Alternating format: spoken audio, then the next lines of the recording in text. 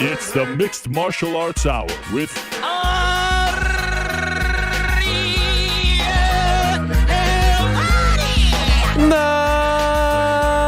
Mixed Martial Arts Hour is back in your life on this Wednesday, May 15th, 2024. Hello again, everyone. I sure hope you're doing well. I am doing great, my friends. I am on cloud nine. Right now, I am a little bit overtired, but the good kind of overtired where you sort of feel like you're like buzzing, you're flying. Perhaps this is what it feels like to be under the influence in a great way. That's what I feel like right now. That's how I feel right now, because last night I got to go to Knicks-Pacers Game 5 with my boys in a raucous, electric Madison Square Garden, where we got to experience a tremendous night of basketball action and one of the most memorable nights, honestly, of my life as a sports fan and as a father. And so I'm in such a great mood. I feel like my voice is holding on. For a minute there, I was losing it. And then, of course, we pulled away.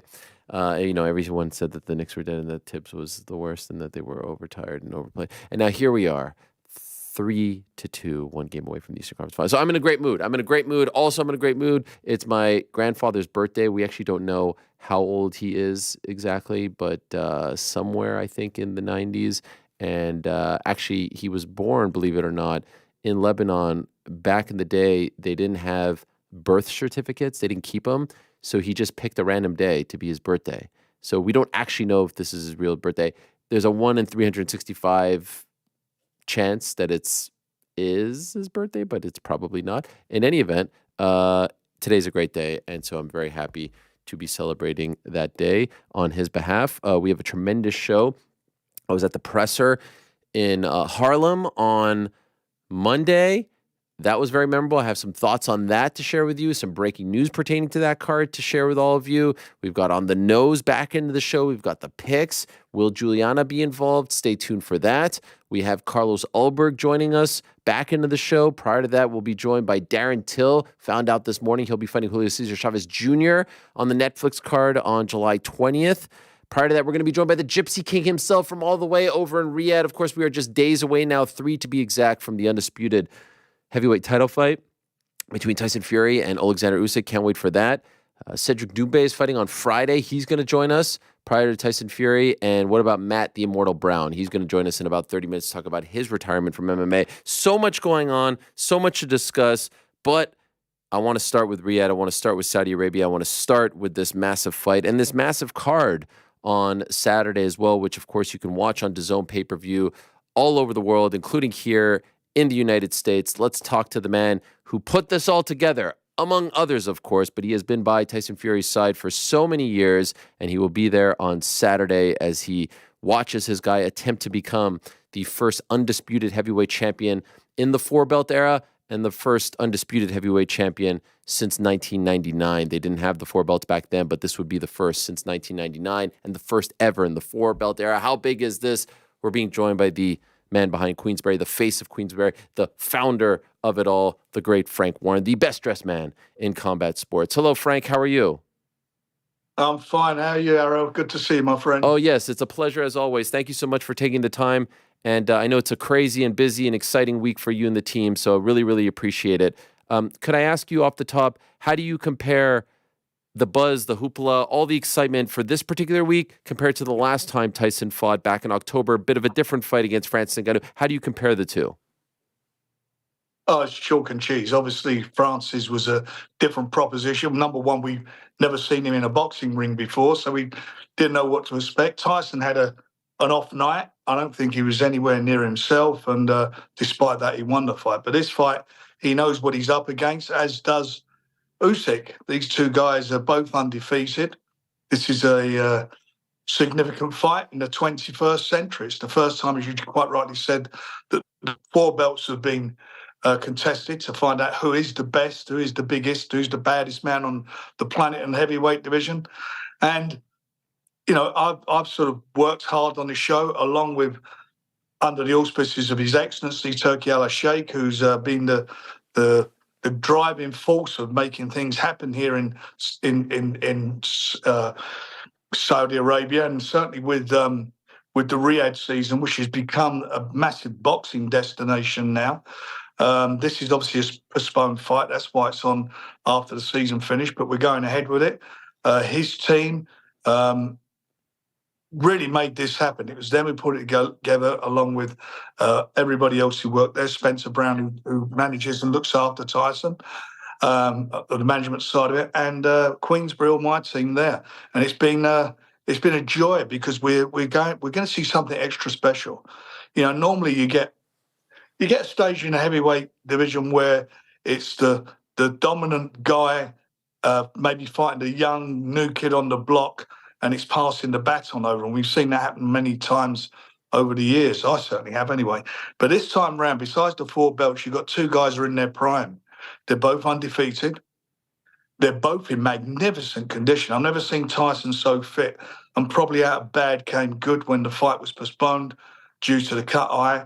He's had back-to-back training camps, and certainly the fact he never had a fight between, and he more or less finished his camp with the cut, that has made, he went into the second camp with looking, we're having to lose weight or anything. He was in magnificent condition back then. So he's in really, really the best shape I've seen him in. And he's going to need to be as well, because it's the same with Usyk, he is. But for Tyson, I don't think he's going to come in heavy. Sorry about that. No problem. There's somebody knocking on the door. Could you come back later, please? What is it, housekeeping? I don't know what it is, but they're sod's law, isn't it? Always. Yeah.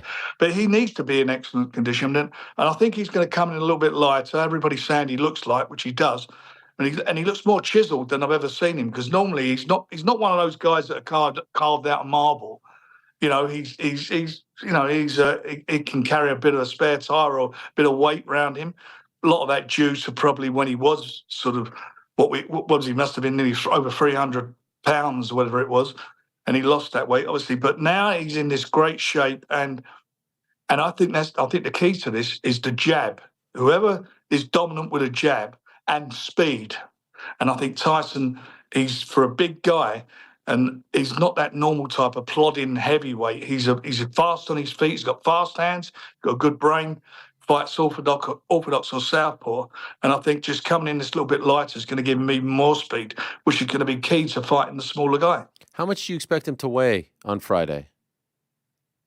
In English is I think he'll come in. I'll be very surprised if he weighs more than 18.5 stone. 18 and I have to go on Google. Times that by 14. Is it times by 14? Is that what it is? That's 259. Yeah. 259. Yes, so it's quite heavy. Yeah, I mean, sorry, I should have said he was over 350 pounds. Yes, he had to lose. He was. That's what he was. But look, Usyk's no slouch. I mean, he's got the perfect record. I mean, he was the best in the Olympics. He won the gold medal. He was the best of his generation of cruiserweights. He unified the 4 belts at cruiserweight. He's undefeated for 4.5 years as a heavyweight, which is he's grown into it. As a heavyweight. He's used to fighting big guys. He beat Joshua twice, and Joshua's a big guy who had a much longer reach than he did, and he still managed to out-jab him from the outside, not in fighting, on the outside. So he's used to that. But I think with Tyson, he's obviously a very, very different type of fighter, very cuter, very smarter, and, this is going to be the battle of the jabs for the first couple of rounds. If Tyson does what I expect him to do, which is to be dominant, take the centre of the ring, keep him on his back foot, I can genuinely see him stopping him in the latter rounds. I remember wondering about this back in October when he fought Ngannou. There was so much to do. There was so much on his plate. There were these dinners and whatnot, and it felt like almost he was a participant in this big extravaganza as opposed to someone who was getting ready to go to battle. And so I'm wondering if this time around, did you say we need to do less? We need to be switched on here. We can't be doing all this other stuff because this is extremely important, obviously. Well, that is the case. I mean, this is the most important fight of his career. This is legacy. This is what it's all about. The first time this century, we're going to see a unified heavyweight champion, whoever it's going to be. But there's no excuses for the last one. There were things going on behind the scenes, but you know what? It's no good talking about it. It's what you do on the night that counts. And with a bad performance, good fighters with bad performances still win. Mm-hmm. And that's what he did that night. And yeah, and I'm going to take my hat to Ngannou because I didn't expect him to shape up the way he did. You know, he did actually come in and he actually shaped up like a boxer. And he did very well until Tyson, I think until about the fifth, sixth round, and Tyson started, you know, getting on top of him and working him out. And that's it. A lot of people, a lot of British journalists think that he may be shot. They think he may be gone. They think maybe the fights that he had with Deontay, which were tough fights. A couple of those fights were extremely tough. Certainly the last one. They say they may have taken a lot out of him, and that's an opinion I heard from a couple of respected journalists. I don't go along with that at all because I think he's in great shape. But you're never going to know, do you? When they get to a certain age, fighters. He's 35 years young. If you look at his record, he's not like he's not got a lot of miles on the clock. He's not had a lot of fights each year. And he's only had one, I think, in the last 18 months now, if you look at that. So you know, I do genuinely expect him to come out and I expect to see a vintage performance from him. I really do expect that. I've been watching and listening to a lot of his interviews leading up to this fight and looking forward to having him on in about 90 minutes' time. And I noticed that every time he talks about fighting in Riyadh in Saudi Arabia, he always says how much he loves it, how he feels comfortable and welcome there. And he always mentions, as opposed to back home, where I don't get the same love and respect, they just take my taxes and people don't, you know, show me. And so could I ask you, how would you describe the relationship Tyson has with the British public and media? Do you feel like they don't give him the love and respect that he deserves as one of the top sportsmen in the entire world representing the UK? I think there's a couple of people in the media who show no respect for him. And I think that, and I take issue with that. And I have taken issue. The majority of the media don't know what he is. They know he's a great fighter. The British public love him. I don't know about the tax man. The tax man should love him because he's paying lots of taxes. But the British public, how can I put it? I'll put it in the most simplistic terms. He's had 3 books out, 3 books he's had written.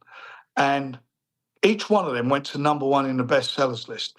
Now, you're only going to buy them if you like him. And I don't think the haters are going to worry about too much buying that.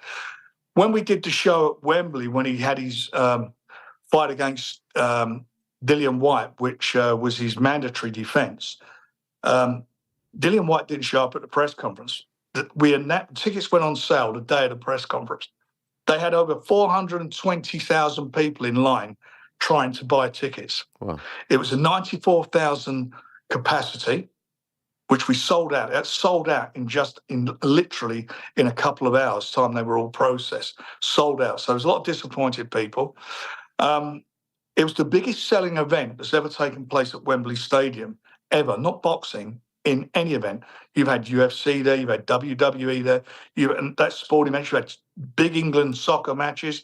You've had concerts with every act you can think of in the world. Bruce Springsteen, you know, well, I'm not going to name them all, but they've all appeared there. And he broke all records. We did a crazy open air show at Tottenham Hotspur Stadium. 60,000 capacity, sold all the tickets on December the 8th. Open air show. I mean, the worst time. I mean, I don't know why we even did it. We did it because we had to get him a fight. But we did it, and we were lucky with the weather. If we'd done it the following week, everybody had been sitting under 2 foot of snow, and people bought the tickets. Tickets went straight away. So that in itself tells you that the public like him. Add to that the Netflix series that he has over here at home with the Furies, all over around the world. But certainly in the UK, it's I think it was the most watched program, or the second most watched program in the UK. That's how much the British public love him, because there are certain people in the media, and they're not boxing writers, by the way. They're feature writers, and a couple of them don't even like boxing. They're always got a downer on boxing, you know, about doping scandals and so forth. Like there's no doping scandals in other sports. Like in the UK, we've had footballers go to prison for it. We've had jockeys and horses being doped and jockeys going to prison, all sorts of things over the years. I mean, even in ice skating, you had another ice skater breaking an ice skater's leg. Mm-hmm. So we do have problems in different sports, but they think boxing's an easy target. And because of some of the things that Tyson was alleged to have said, and some things that he shouldn't have said over the years, or were misconstrued, some were misconstrued, they've got a downer on him. Now, the fact of the matter is he's bipolar. That's what he is. He'll say what's there, and that is a medical condition. And he does well to do what he does, considering where he came from. Suicidal thoughts, over 350. Well, what is it? He was like about 100, I think it was 120 pounds overweight.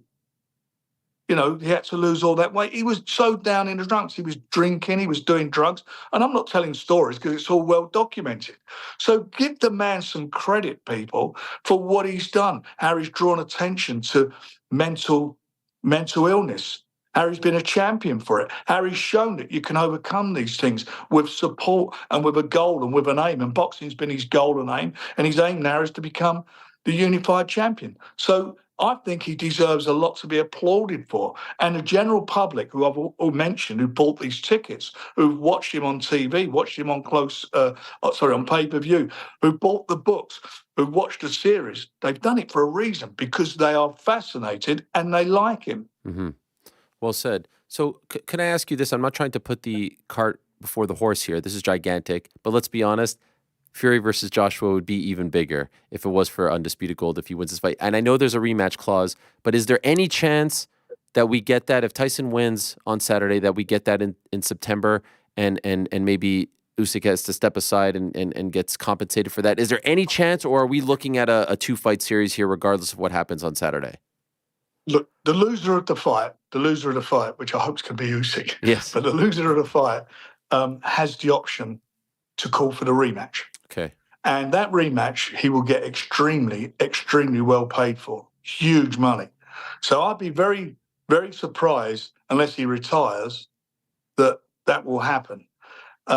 He won't fight in September anyway, Tyson. He's down to fight, for the rematch, if it happens, in October.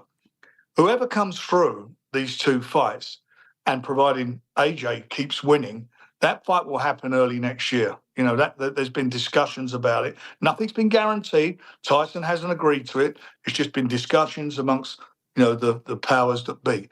So that's the best case situation. If anything else was to happen, that depends on the loser of the fight. That depends entirely on the loser. And, I generally, what you're saying is absolutely right. But this fight has captured everybody's imagination.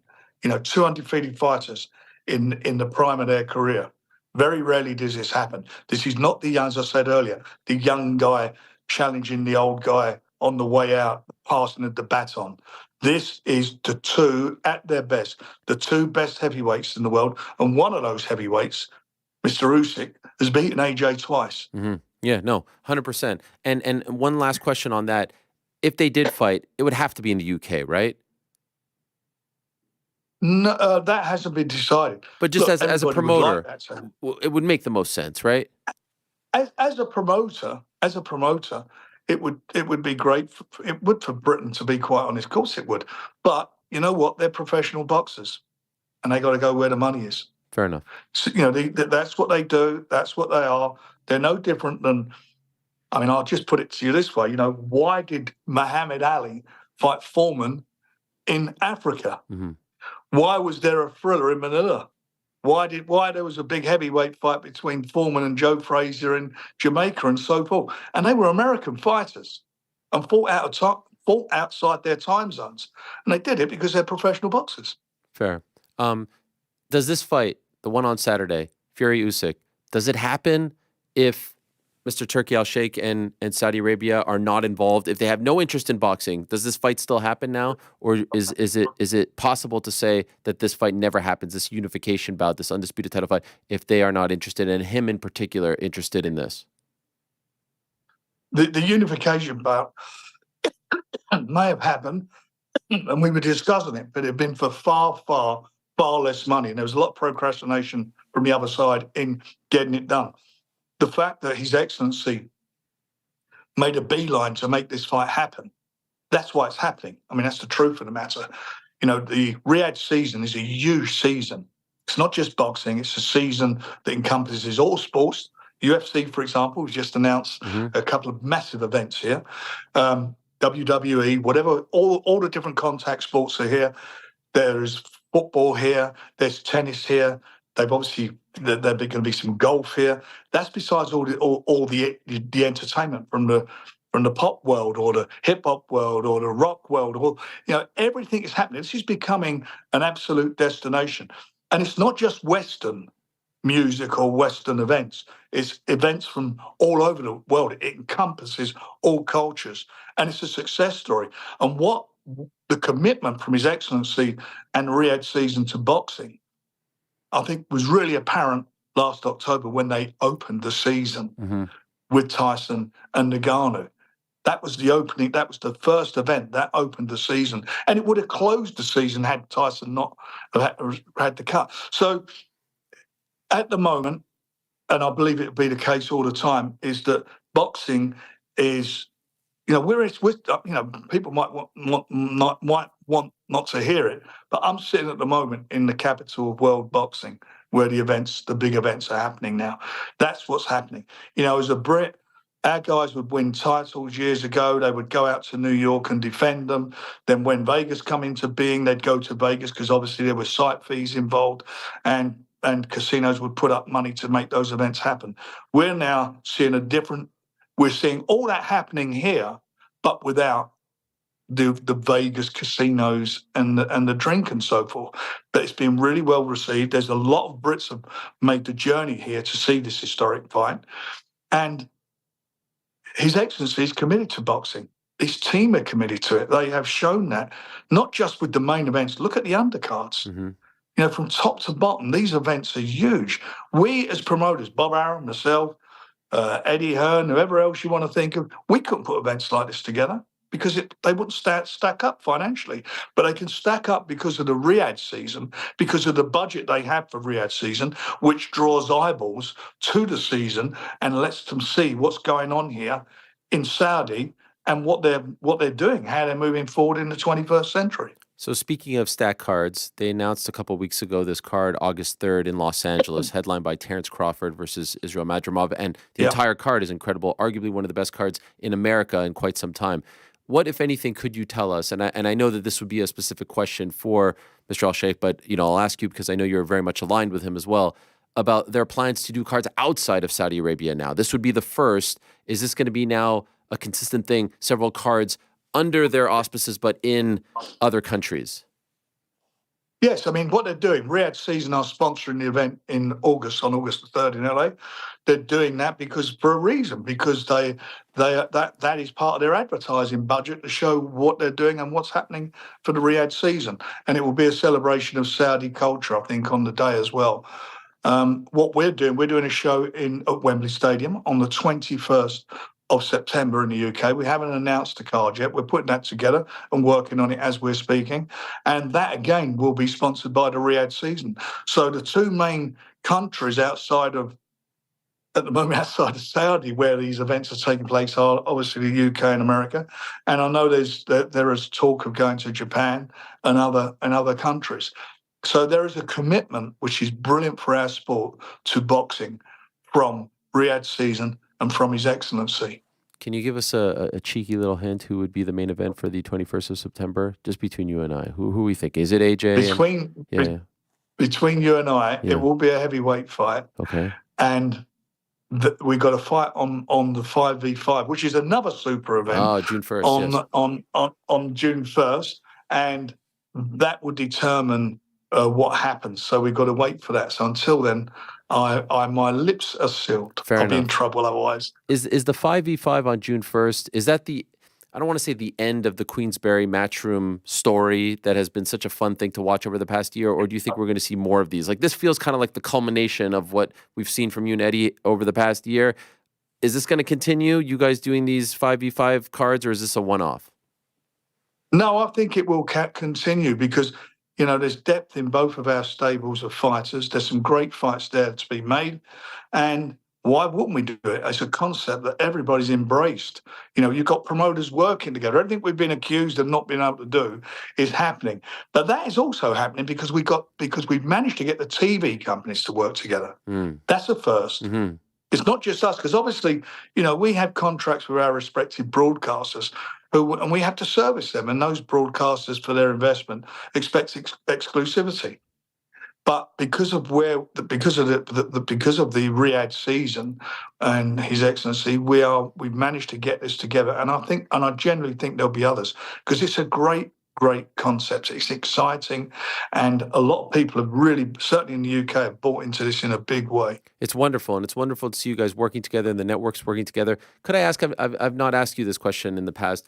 What is your take on Boxer and Ben Shalom? How do you feel about them? You guys don't really work with them. Neither you or Matchroom do a lot of stuff with them. They're not a part of these Saudi events. How do you feel about the sort of new kid on the block in the UK scene?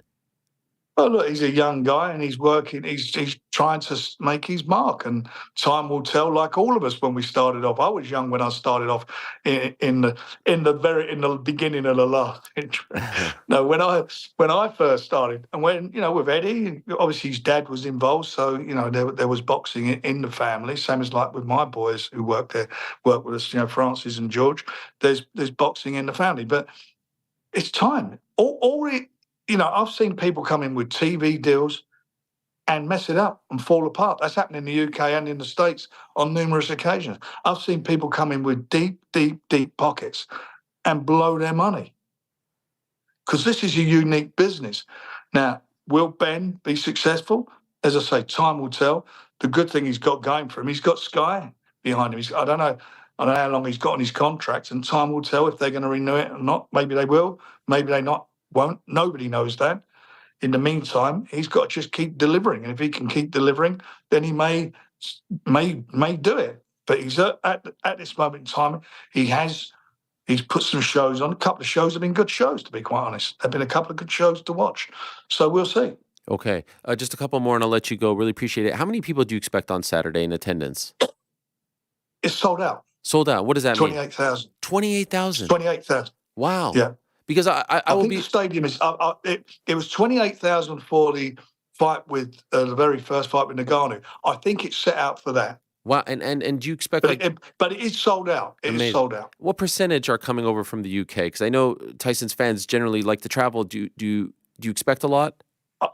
I would expect. I mean, you know what the Brits are like when they're abroad. Yeah. They want to go out. They want to party and so forth.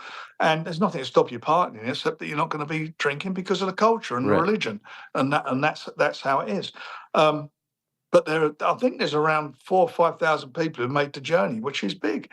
That's amazing. And remember, it's very hot here this time of year. Yeah. I mean, it's 100. I think it's about 105 degrees at the moment. Is there a difference? Although it's air conditioned. Don't get me wrong, everything's air conditioned. Yes, of course. But No, it is a hot time of the year. I noticed. And the stadium, by the way, the stadium is state of the art. Mm-hmm. It's a phenomenal stadium. It's the same one that AJ and Ngannou fought in March, right? Yes. The Kingdom Stadium. Yes. Right. That's correct. How would you describe his demeanor this week? Because I noticed in a lot of the interviews, the answers are short. He's a little surly. I like this. I like that he's like a little bit, we're not here to just have a fun time. We're here to do a job. Compared to in October, how would you describe how Tyson is this week? I think Tyson was a bit of a step into the unknown because you've got no video, you've got nothing to prepare for. No one's seen him box, have they? No one had seen him. And he actually came out, as I said earlier, and shaped up a bit like a fighter, and he had a decent jab. And obviously, AJ, when he fought him, had the benefit of seeing him with Tyson and, working out a game plan, which he'd done very, very successfully. This time round, I mean, he's on the money. I mean, there was no excuses last time, and there certainly won't be any this time. He is on the money. He's, I have never seen him in my time working with him, being with him, in such good condition, and more importantly, so good mentally. Amazing. Love to hear that. Two last quick ones, if I can. Number one, do you have an official prediction? What are you going with? I believe Tyson will dominate the fight, and I believe he will stop him just after midway. Wow. Okay. Love that. And number two, congratulations on recently signing Chantel Cameron, the former super lightweight champion. Can I ask how that came about? And there seemed to be some talk that she was unhappy towards the end of her run with Matchroom. Did she express any of that to you, and what are you looking to do with her next? I'll be very honest here. The deal was done by my son George, who's got a great relationship with her. I don't know what the relationship with Matchroom was at the end of the day. I think the contract expired, and she spoke with us, and she's with us. One thing's for sure now: she's going to get she's going to get tip-top treatment, certainly from us, because she deserves it. She's a star, an absolute star. And you know, I've never been, you know, early days, I wasn't an advocate of women's boxing. I have changed my mind on that. And I've done that because the standard has improved drastically. And what I mean by the standard, I think quite a few years ago, there were some outstanding women, but the rest of them were pretty average. Now it's, you can see, because of they're taking up when they're younger and they're training hard and they're absolutely, you know, giving it all they got. You've got some really good women fighters there, and there's some excellent and exciting fights to be made. Does she have her next fight booked yet? Yeah, she's going to fight probably for the interim title. We're announcing that next week when we get back to the UK. You can announce it here. Why wait? I'll get told off. Who's telling you off? You're the boss. Your son's telling you off. I'll tell you what I'll do. Let's speak next week. Okay. Who tells me off? My wife tells me off regularly. Every day. That's fair. Let's. Why don't we do it next week, and we'll announce it to you the day before. I love that. We'll talk about the big win next week on the program by one Tyson Fury. That would be fantastic. It's a pleasure and a delight to always speak to you. You know that. We think the world of you. Thank you so much, and good luck to you and the team on Saturday. Really appreciate it, Frank. Thank you. God bless you all. There he is, the great Frank Warren of Queensberry. Tremendous stuff, and such buzz. We were talking before the show started. Like this feels big. Wish I could be there as well. Can't be at them all, but this feels big. It feels important. It feels historic. I hope you all be watching. It will be happening here midday on Saturday, and no real competition. UFC later in the night. The Bellator card is on Friday, undisputed for the first time in the 4-belt era. I mean, it's just great stuff. And what about this promo that they put out? I mean, the promos have been top of the line. But this particular promo that we're about to show you right here, you know, the other ones are like movies and they're 4 minutes long and they could be a little bit over the top and cumbersome. They're great. It's amazing. We've never seen anything like it. It's unbelievable. But this one spoke to the history, spoke to how important it is, spoke to what it once meant and what it means today. Lennox Lewis, all that stuff. And the vibe was great. I loved everything about this one. To me, is the best one. Take a look at this. Rolling ring of fire. 25 years later, it's all happening again. Now, last time I saw a match-up like that was Vegas, November 1999. Lewis versus Menifield. Part 2.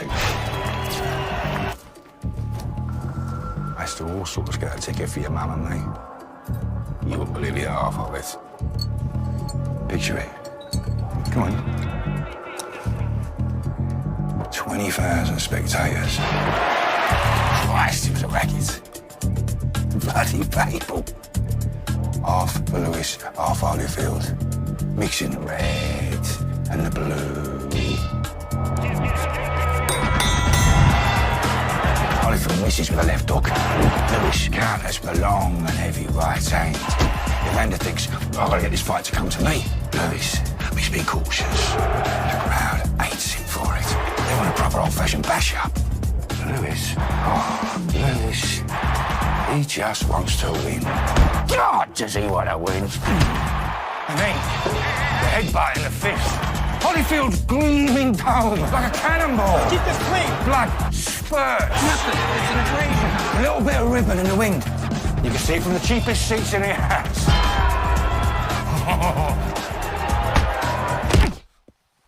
Lewis is weary. How you feeling? Burdened. Gotta take you around. Evander is alert, sober, imperishable.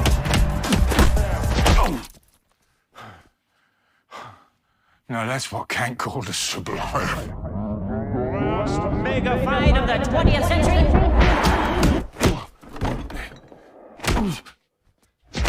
And the story of this fight has been simple. Lennox Lewis, the big lad from London. His jab's been better. His footwork's been better. Lewis again! Uppercut. Give me the uppercut! I'm gonna call it now. Oh, stats! Full-bladed batter! It's been a sublime fight here in Las Vegas. Sublime boxing here tonight. The greatest fight of my life. But I reckon that might just change soon. Fury versus Usyk. for me. I mean, how good is that, right? That's great. I love that. I love the passion. That's what it all means. That's what makes it so special. And hopefully in about an hour's time, we'll be joined by the great Tyson Fury, the Gypsy King. Now, on May 4th, we got news, and I was walking outside, and I was in Las Vegas for the Canelo Alvarez fight, and all of a sudden I see a tweet from Matt Brown, and it was the most nonchalant retirement announcement of all time. In case you missed it, the great Matt the Immortal Brown, who made his MMA debut back in 2005, puts out this tweet, and it just pretty much says, all right, this is it. I'm done. Just like that, out of nowhere. And I said, this felt very Matt Brown-like, and that's the best compliment that I give, because he's a no-nonsense guy, no frills, no pomp and circumstance, just gets the job done, and that's been a theme throughout his career. Wanted to talk to him about the announcement and what's next for him. He's kind enough to join us right now. There he is. Hello, Matt. How are you? Good, man. First, I'm honored to be leading into Tyson Fury. That's pretty badass, I got to tell you. That's when I seen the tweet you put out about today's show. I was like, damn, me and Tyson Fury, can I just stay on for a little bit and chat with him, you know? I appreciate that. And I know you're a big combat sports boxing fan as well. So, yeah, I feel the same way, and it's great to have you on. And congratulations on the run and the career. As I said to you as well, an honor to cover your career and to watch you over the years. And so could I ask, what were you doing? Where were you when you sent out that tweet on that Saturday morning? I was at my daughter's doubleheader soccer game, and it was in between the two games, and I was bored. I didn't really feel like talking with all the soccer moms and dads. Like you said, it was pretty nonchalant. I didn't really think much of it. I was like, man, maybe I should do an Instagram post today. Oh, this picture looks like it'd be good for a retirement post. And that was it. Yeah. Some people stress over this, mull it over. They have people that they talk to. You just did it on a whim. Like, you didn't wake up that morning thinking, I'm going to announce my retirement today? To be fair, I had already told the UFC, like, I was essentially already retired. At least I thought I was retired. It was funny because I was like, I asked Sean about the removal from the testing. You know, I said, I'm going to retire, but, maybe I'll stay in testing, maybe not, or whatever. And then when I put it on Instagram, 2 hours later, I got social media. 2 hours later, I got an email saying I'm officially removed. I was wow. like, wait, so that's what makes it official? Is the social media? It's not the phone call to the person that does it. When did you tell the UFC? It was probably a month or two before that. I don't remember exactly, but honestly, it took some. I think the fact that I did it so nonchalantly was because I had to like get up the balls and the courage to do it. I don't like really, things revolving around me unless I'm like in a main event fight, right? That's pretty cool. But I didn't really want to make it a big thing. I'm just not that guy, When you say the balls and the courage, also, like, by putting it out there, does it make it more real? Were you sort of dreading that, avoiding that? Hell yeah, dude. Yeah, 100%. Yeah, because when I got that email that I was officially dropped from the testing pool, even before I got that, I thought, man, I should make this a psych out post. I should call Sean and be like, hey, book a fight in 6 weeks. Let's go. And then thanks for the attention, guys. And so when you told him, did they try to convince you to stick around? Or is it just like, okay, thank you for your services and that's it? No, I had a long conversation with Sean actually, and it was funny because I'm 43 years old. I've been fighting for a long time, and I'm not like going on a title run or anything. I'm not trying to, I don't even have it in me to do a title run or anything. And when I called Sean, his first question was like something like, "What's going on? What's wrong?" And I'm like, "Bro, like, I'm 43. That's what's wrong." And so why did you wait 2 months? Like, were there moments where you wrote it and then deleted it and didn't want to post it? Is it just like, it just was the feeling on that day? Yeah, it was just a feeling on that day. It's just a courage thing. Okay. I just didn't have the balls to do it. I didn't want to, make it official to everyone. You know, like I knew in my mind, but you know, like I've said a few times before, like I shed a little tear, man. Like it's sad, you know, like a little piece of you dies, and I didn't want to officially break that little piece off of me. But I'm in a new place in my life now. I got a new purpose, new direction in my life, so I don't need that piece anymore. And I want to ask you about that, but I'm just curious, when you made the call to Sean, what, like, ultimately, what was the deciding factor to say, okay, this is it? Not the social media post, like to notify the UFC and say, I'm done. Why did you and how did you ultimately come to that decision? Well, haven't fought for about a year now, and in this year, I was kind of already working my way towards that. Been focused a lot on business and building other financial incomes, and I've done a good job of it. So now that I don't need the money to go fight, I was questioning, okay, do I really want to fight? And yes, I do still want to fight. Actually, maybe that's where there was a little bit of conflict, because in my head, I'm like, yes, I do want to fight, but I'm ready to give back, man. I got, you know, my kids are old enough. I missed enough of their stuff. I have a whole staff at my gym that's kind of been waiting for me to retire so that they can make more money, you know, because if I'm not giving the gym energy, then I'm not building it the way that it should be done. Things like that, but, you know, helping out with kids' classes, things like that, man. You know, where that's where my mindset is now, is more on giving back versus doing something for myself. So, like, they sent me an email, they offered me a fight, and the first thing that came to my mind was I could use the money. I wasn't excited, I wasn't stoked, I didn't go run sprints like I usually would. I didn't get a chill down my spine, none of that stuff. I just thought about the money. I'm like, dude, I'm pretty good at making money other ways. When was that? How long ago was that when they offered you that? I don't even remember, honestly. Okay. Can I ask who it was against? Max Griffin. And did that interest you at all, or again, it was just literally the monetary game? Be an awesome. Yeah. I think it would certainly be an amazing fight. Like, he's an awesome competitor, you know, explosive guy, has knockout power. But honestly, the opponent didn't even matter. It had no bearing on the decision whatsoever. Like I said, whether it was, you know, Fedor Emelianenko or, you know, some brand new guy or something, it was just that I just didn't get that chill down my spine, man. And I said, you know, if that's where my mind's at, then I got to go where my mind's at. Amazingly, your last fight was 368 days ago, May 13th of last year in Charlotte against Court McGee. What a great fight, and what a great fight. If that is, in fact, your last one, what a great way to end. And I'm just wondering, when you left the cage that night, was there any part of you that thought maybe this could be the last time? Was that on your mind at all? No, because so that was the other piece of the puzzle. Was my mind was set on UFC 300.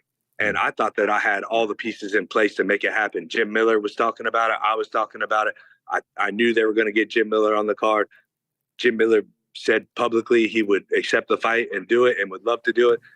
So I was literally training for that fight, and then it didn't happen. So, you know, that would be probably the little final nail in the coffin, where I was like, all right, nothing else really gets me that excited. Like, I wanted to go out on 300.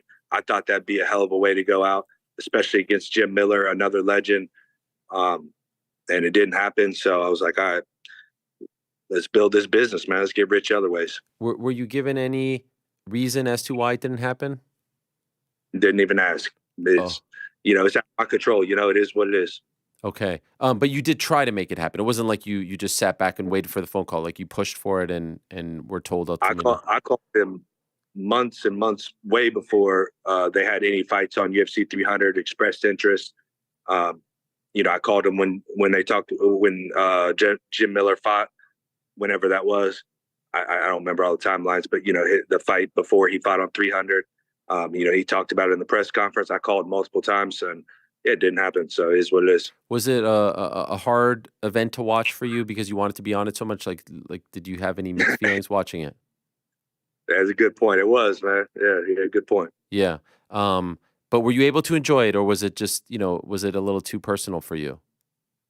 No, it was cool. It is what, you it is what it is. I'm not that guy. I don't hang on to things like that. I mean, there's no way no person on this earth didn't enjoy Max Holloway, Justin Gaethje. Right. No, it was incredible. But I can understand why you wanted to be a part of that.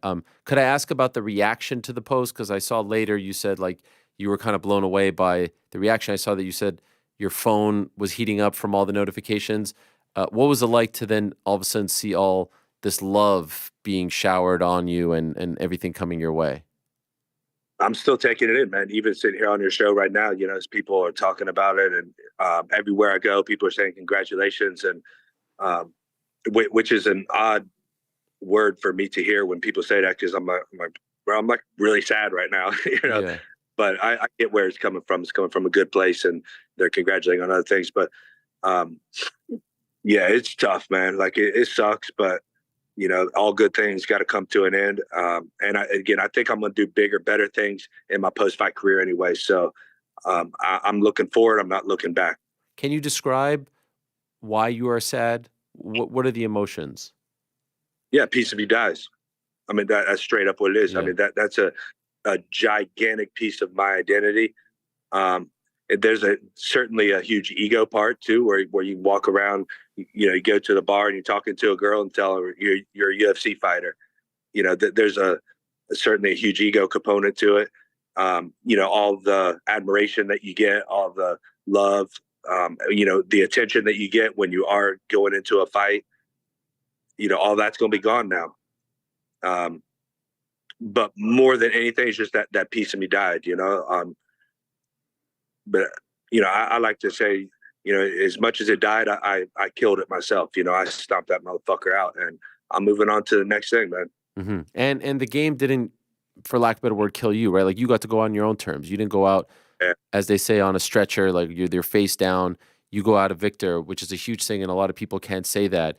And I'm wondering, is this something you dreaded as you were getting older? Were you someone who thought about the end and worried about the end and dreaded the end, or did you never think about it? I never even thought about it. I never thought there would be an end. I thought I was going to fight until 50 years old or whatever. Just life just didn't work out that way for me. I got so many other things on my mind. I'm really in that mindset of giving back at this point. Especially after running a martial arts gym as long as I have, the rewards of that surpass the selfish reward of stepping into a cage and getting all that attention and all that love. The tiny rewards, not even tiny, the small rewards that I get every day when kids come up to me and say, "You changed my life." When a adult comes up to me and says, I dropped 30 pounds and I feel better than I ever have. Or just recently, a little girl come up to me, little 7-year-old, just the sweetest little Indian girl I ever met. And her little sister was getting bullied and she protected her against the bully. And, things like that bring tears to my eyes, man. It just warms your heart more than anything. And I'm like, this is way more powerful than me getting all of that admiration for going out there and beating up another man. Mm-hmm. Was there a phone call, a text, a DM, someone who reached out in the aftermath of this that hit you particularly hard, that really meant the world to you? Good question, man. There were so many of them. A lot of fighters reaching out, man. Guys that I'd never even spoken to before. That was pretty intense. Even like some of the older guys. God, I couldn't even pick out one because there were so many. Like I said, my notifications were blowing up to the point that my phone overheated, which tells me I need to update my phone too. Yeah. But it's not like it happens every day either. So every single one of them means something to me. One doesn't mean more than the other, but every single one. Also, coincidentally, 10 years ago, just a few days ago, your fight against Eric Silva. What a freaking fight. I said that's my favorite fight of yours. The atmosphere in Cincinnati, which I know is close to where you are, where you call home, main event, the finish, everything about it was just magic. It was like peak Matt Brown, in my opinion. Is that your favorite fight of all time, or is there a different one? So there's aspects of that were my favorite, and then the Robbie Lawler fight was actually my favorite. So I'll run through it real quick. So the Eric Silva fight, the reason that one has to be my favorite is because there was more family there than at my family reunion. My kids came into the on after. Obviously, that was the main event. I won. Obviously, it was a great fight. Everything worked out. But on a more personal level, the Robbie Lawler one was a favorite because I probably learned more as a martial artist in that fight than any fight in my career. Robbie's just, an absolute savage, and I just never faced someone like him before or after. And I thought I won the fight. Of course, the judges gave it to him. It was close enough that it wasn't a robbery or anything, but I felt like I performed very well in that fight, considering the circumstances. I had some injuries and stuff going in. But more than anything, like the lessons that I took walking out of that cage have kind of hit me a little deeper than any other fight. Whereas the Eric Silva fight, there wasn't a lot of lessons. It was like I just gutted that shit out. You know what I mean? It wasn't like a huge martial arts lesson. And so what were those lessons, if I can ask? The biggest one was that I wasn't as strong and powerful as I thought it was. Like when I hit Robbie, he was the first guy. Like I rocked him hard, which would have knocked out most people. And I seen him wobble a couple of times. And the way that he reacted to that, like a real professional, like a real savage, that was probably the biggest thing. Like you can't rely on that power. You can't rest on your laurels just because you hit somebody hard. Whereas so many times in the past and even since then, I land that big shot and the fight changes right there. Mm-hmm. So it's so interesting because that kind of stopped this magical run that you were on, but yet still, because of those lessons and because of who he was and what you learned, that's your favorite fight. That kind of blows me away. Yeah. But I'm a martial artist, I mean? That's what I'm all about. And win or lose, it's all about the lessons in there. So, so again, it's, the favorite fight for two different reasons, right? They're both my favorite fights. Do you have any regrets? No. Anyone? I wouldn't call it regrets. Like I would certainly change things if I could go back to change things.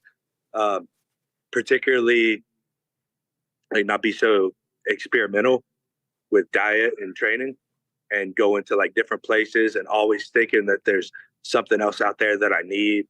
I think that hindered my performance many times. Or also just my constant mentality of, I'm a fucking warrior and I'm gonna, like the Robbie Lawler fight, for instance, zero excuses, not put out there but I had a torn ligament in my hand, right? And I could have just pulled out of the fight, but I'm like, dude, I'm a warrior, like, what are you talking about? I just go fight. I don't care about all that stuff. And it certainly affected me to fight. That's just an example. I did that so many times where I could have just been, a little bit more particular with my training and my career. But again, it's not a regret. Mm-hmm. But if I would say, like, if it happened again, I would do it the same. Along those lines, is there someone, and maybe the answer is Jim Miller, that you wish you could have fought? You fought so many guys, but was there someone that you never got to tangle with that you wish you would have had that chance? Only a champion, right? Yeah. That's all for the longest time, that was the only thing in my mind. And most of my career was GSP, so that would be the guy. Mm-hmm. Did you like? I probably would have won, but I would have loved to fight him. Sure, and you were on that path back in 2014. Sure. No, like sure, like it would have been a great fight. No, I don't mean sure, like he would have been. I mean, like I was referring to the sure of the previous statement of like that's the guy. Obviously, when you were a welterweight. Sorry, I said that a little bit delayed. Everyone who was a welterweight in the early 2000s wanted to fight him, or 2010s. My apology, Matt. I'm sorry. It would have been great. But when you started, you had the ups and downs, and I don't need you to. I'm not going to ask you to retell your story because you've told it so many times. But many people would have thought you would never even have made it this far and for this long. Would that be fair to say that this career that spanned, was it almost 18 years, right? From when you debuted. When you started, did you ever think in a million years you would have this kind of longevity? I don't know. When I started, I said, I'm going to give my life to this, and I'm going to succeed, or I'm going to die trying. What that looked like, I had no idea. So I'm blessed that it worked out the way that it did. but again, like, I mean, who would have guessed that the UFC would be what they are today either? You know what I mean? So, you know, the actual vision in my head, you know, I couldn't have envisioned what everything is today. So, you know, I just knew that I was going to be a martial artist and a warrior until the day that I die. And I feel like I've lived up to that, at least. As you know, we see retirements, and then a couple of years later, people come back. Are you fully closing the door on fighting, or if a big bare knuckle or another promotion comes, can you do that, or are you done? Period. It's over. I'd say like 90% done. I mean, obviously, I'm not going to turn down like an insane opportunity. Have to be an insane opportunity that honestly, like, my name probably doesn't carry the weight of that opportunity. I disagree with that. Maybe it does, but you know, I'm talking like $1 million opportunity or something, and which is, yeah, like you said, maybe I'm wrong on that. Maybe I'm holding myself down a little bit there. Maybe it's possible. I don't feel like that opportunity is out there. If it is, then of course, you know, I'm not opposed to it, but it's not something I'm actively searching for. Are you free to do whatever you want, or do you still have fights with the UFC where you would have to get their blessing? How does that work? I don't know. Okay. I don't care. You know, like I said, I retired to retire. I didn't retire with any intentions of doing anything else. Again, if something was to come up, you know, someone was to offer me a certain amount of money, I think I have good enough rapport with Dana and Sean that I could probably get their blessing if, like, they would understand, like, okay, you're getting a big payday, go do it. But maybe not. I mean, you know, they're kind of the masters in this whole game that we're playing. Did you have a chance to talk to Dana after the announcement? I haven't spoke to Dana. I plan on it, but I just haven't. Okay. What's that? Sorry. I'd like to, at least, you know, just thank him for giving me the opportunities and everything, but I haven't yet. And he didn't reach out. He has not reached out. Okay. Could I ask about the next step? You said, like, you're going to do, you have a lot of big plans. So obviously your gym you talked about. What does Matt Brown do now? Yeah, the gym is going to be the big thing, man. That's actually where I'm at right now. I'm on a business trip right now, having meetings all day, learning about the gym process, how to build the business properly and do it better. And I would suggest, you know, I'd like to add this in too, that, you know, fighters, they should be opening gyms. Like, I don't understand why every why every fighter that's not a champion, or like a Conor McGregor, hell, he even has some of his own stuff, you know, why they don't have their own brands out there with gyms. It's not a difficult business. The systems are all out there. There's places like where I'm at right now that can help them, give them the blueprint to do it. It's not a complicated thing. So I would like to promote that to other fighters if anybody's listening. And, you know, they could reach out to me and I can give them all the info that they need on that. But that's going to be my big thing. And secondly, I'm building a real estate business. Like, we're flipping houses, and we're killing it with that, man. We're just having a lot of fun with it. It's a great business to be in. And I have amazing people around me that make it very simple. So it's easy money there. And I see you mowing lawns and stuff. Yeah, because I was flipping a house and I forgot to, like I said, my guys make it very easy, but they won't mow the lawn for me. Oh, jeez. So I could be driving around the neighborhood and Matt Brown is mowing someone's lawn of a property that he's about to flip. Absolutely. I did it just the other day. That grass was probably 2-3 feet high. So it was a grind. What about coaching? Do you plan on doing that in terms of, like, having a stable of fighters that you want to see get to the top? I don't have a ton of interest in having a stable of fighters. It's just not a good business model, I think, in terms of scalability and growth. But I have my friends that are fighters, and I help them a lot. And that's what I tell all the fighters. You know, obviously, like, when you make a certain amount of money, I expect a little cut or something. But I don't help guys that are just fighters because they're fighters, and I'm going to try to build them up and get some money off of them or something. There's simply not enough money in the sport for that to be a great business model. But if I like someone, they're my friend, and they're providing value to my gym, they're providing value to others, I see them as a good person, then they could get all the knowledge that I have. I know you do a podcast with Damon Martin called The Fighter and the Writer, The Fighter versus the Writer, excuse me. And you guys talk about a whole bunch of news and notes from Combat Sports World. I urge everyone to check it out. Would it be fair to say that despite the fact that you are no longer fighting, you'll still follow MMA? You're still a fan. You don't want to close that that kind of door in your life? Oh, absolutely. Yeah. I mean, I'm still a gigantic fan of the martial arts, and I love watching the sport evolve and watch all the new techniques come in. I think that's the most fascinating thing about it is, like, especially kind of when I was coming up, we used to think there was like a right way to do things. Like you have to keep your hands up. And then Lyoto Machida comes along with his hands at his waist and fucks everybody up. So I find it really fascinating. I love the martial arts. So we talk about it a lot, me and Damon. And then I plan on doing my own podcast at some point. Been saying it for a couple of years, but where I can talk about other things, business and real estate and the martial arts business, maybe some heavy metal, different things like that, outside of fighting, because fighting isn't the only thing in the world. And it's not the only interesting thing in the world. Can I ask you before I let you go about this this date that you were on Saturday, and they play the montage, and all of a sudden, this is an incredible story. I got the performance of the night bonus. So way up. Well done. No, it was hilarious, man. I was sitting there. So it wasn't a first date. It was actually a second date. But we went to this restaurant, and I had no idea that this restaurant would even be playing the UFC. I didn't even know there was a UFC going on. God, like, weekend was focused around, getting on this date and everything. And they were playing it, and we sat down. It wasn't even 2 minutes later, they started playing the montage. And like, she knew nothing about UFC. She didn't know. Like, I think when I first told her I was a UFC fighter, she's like, are you even boxer or like WWE?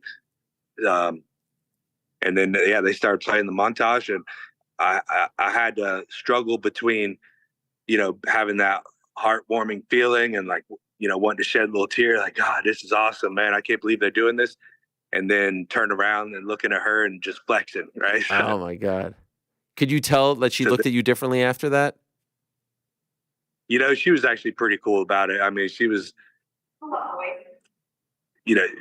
she's a mature enough lady that she was very nice about it, and certainly, had a respect for it and everything, but also wasn't, she wasn't crawling under the table right then like some girls would.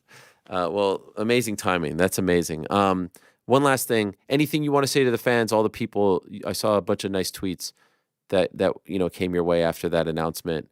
To all the people who supported you, who had your back, who sent you nice tweets, who watched your fights, who bought the pay-per-views, who bought the tickets. Anything come to mind? Man, I mean, I feel like saying I'm grateful and thankful just isn't strong enough words, but that's all I can feel, man. And, it really means a lot to me, more than I can describe with words, how much it means to me. It's easy for us in the grind of things to forget how much of an impact we can have on others. And when I hear those stories about how I inspired people or how I changed someone's life, that ultimately makes it all worth it, all the blood and the sweat and the tears. And it seriously means a lot to me. I wish that I had stronger words. I wish I was more articulate or something to be able to express that better. But just a huge thanks and a lot of gratefulness is all I got. And a thank you to you as well for all the great fights, the entertainment, and for being so cool to cover. You were a straight shooter and always very good to the media. So thank you so much for everything, and congrats on an incredible career, Matt. Sincerely, what a run you had. So well done. Hope you can enjoy it, and good luck in this next chapter. Good luck with the podcast and the other podcasts that you'll be doing and all the businesses that you're doing. Wish you nothing but the best. Awesome. Thank you so much, Errol. All right, there he is, Matt Brown, kind enough to join us, the immortal one. If you are a newer fan and didn't watch some of his fights, do yourself a favor. Go watch some of those fights. Go watch the Eric Silva fight. The Eric Silva fight, to me, is the pinnacle. It's my favorite fight of his. The crowd, the finish. He was on fire back then. That was his 1, 2, 3, 4, 5, 6, 7th win in a row. And then he met Robbie Lawler. just a couple of months later, actually 2 months later in San Jose. That one didn't go his way, but it was an incredible fight in its own right. This is a guy who's been through a lot, who's overcome a lot, and does a great job now talking about the sport with our colleague Damon Martin, the Fighter versus Writer podcast, which you could get on the MMA Fighting podcast feed. A real good sense for the business, take on the business, and just, in my opinion, a one of one. And I love the way he made that announcement. Very, very Matt Brown-like, like I said at the top. All right.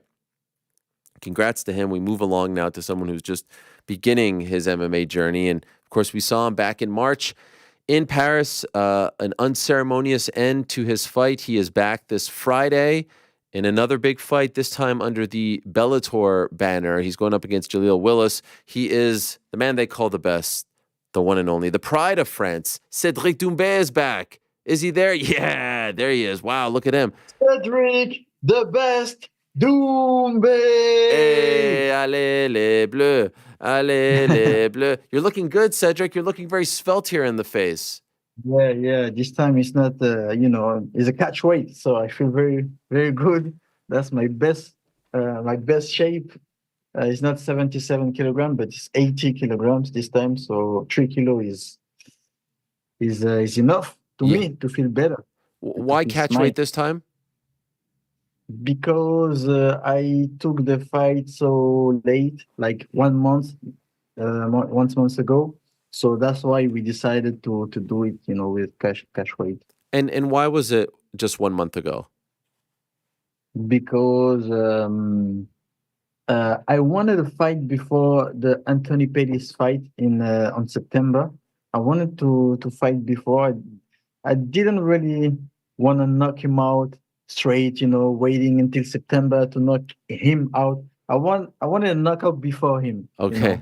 I wanted to give the French crowd what they deserve to, what they paid for the last time. Unfortunately, it didn't happen because of Marc Godard. But this time, Marc is not here anymore.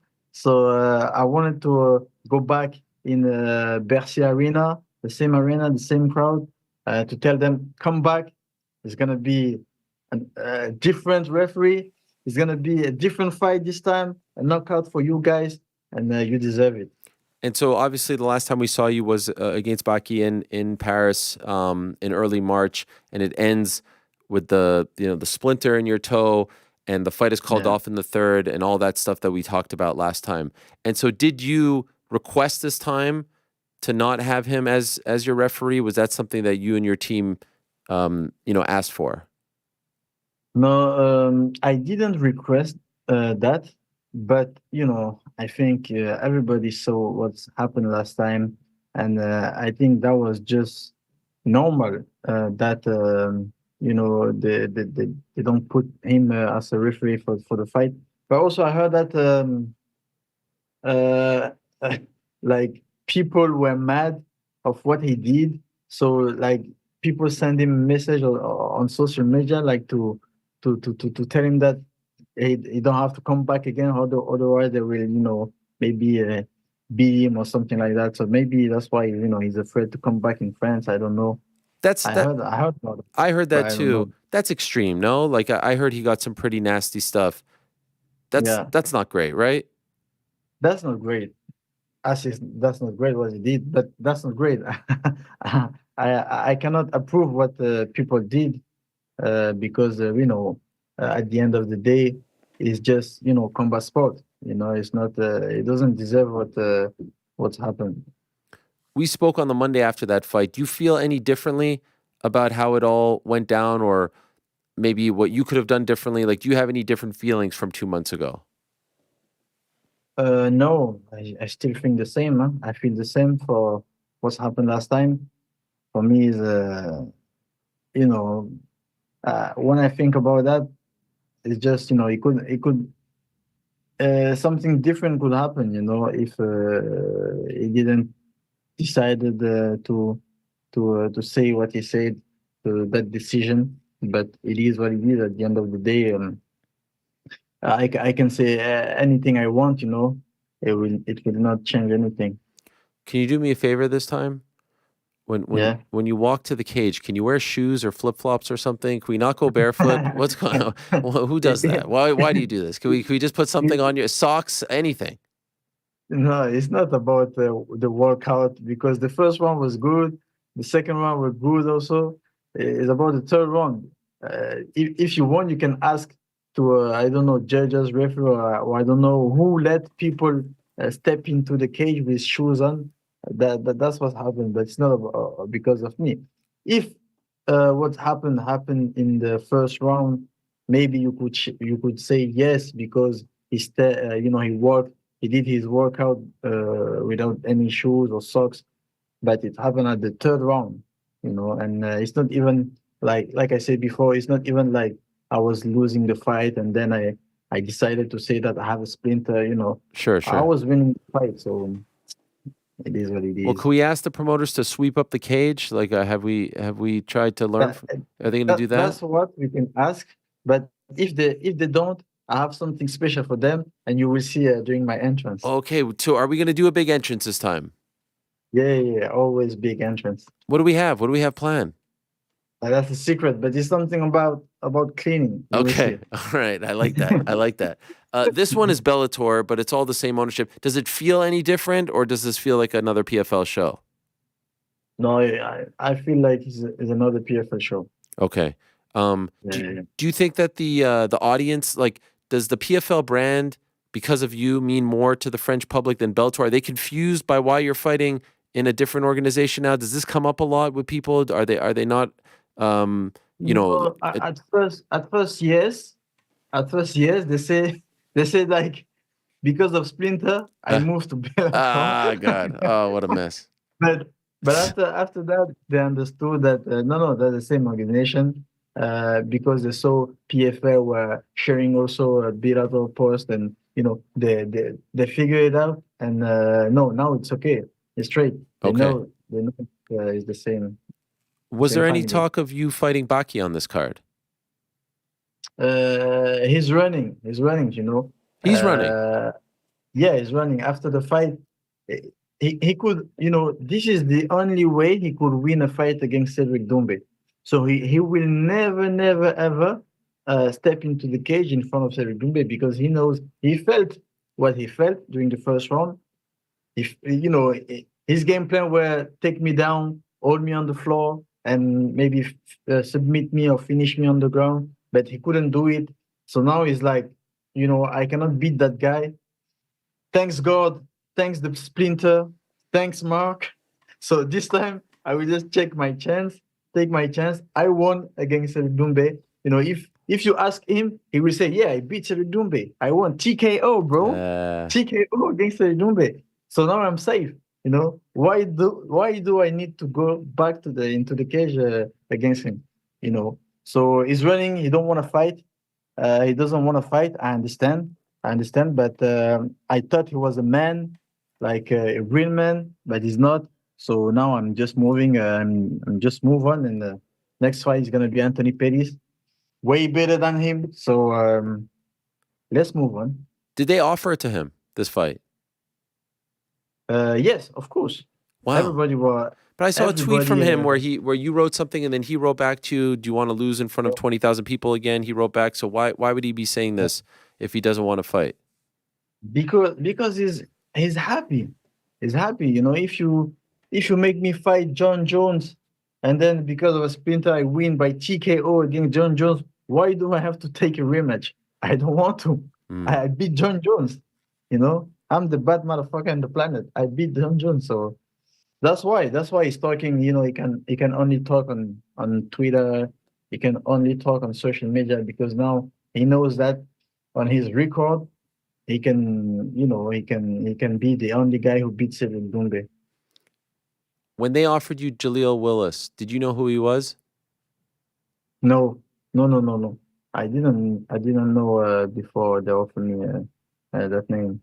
It wasn't even him at the beginning. Who was it? I don't remember. Oh, was it Derek Anderson, right? Yeah, exactly. That's right. Derek Anderson. And then he had to withdraw, and then it became Jaleel Willis. And since then, he has talked a lot about you, about coming into your town and all the stuff, the back and forth stuff. We had Chael on the show last week talking about. How do you feel about this talk from him? That's funny. That's funny. It remembered me Myrtle Gronart from Glory. Okay, yeah. He was funny too. A good, very good fighter, a good striker, and he was talking a lot of shit too. But I went to the church to confess my sins.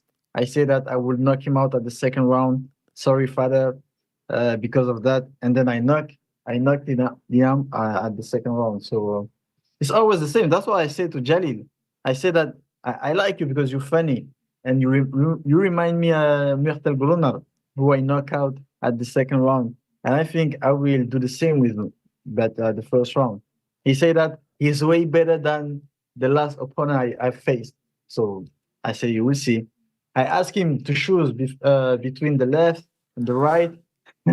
He couldn't choose. I saw your face-off.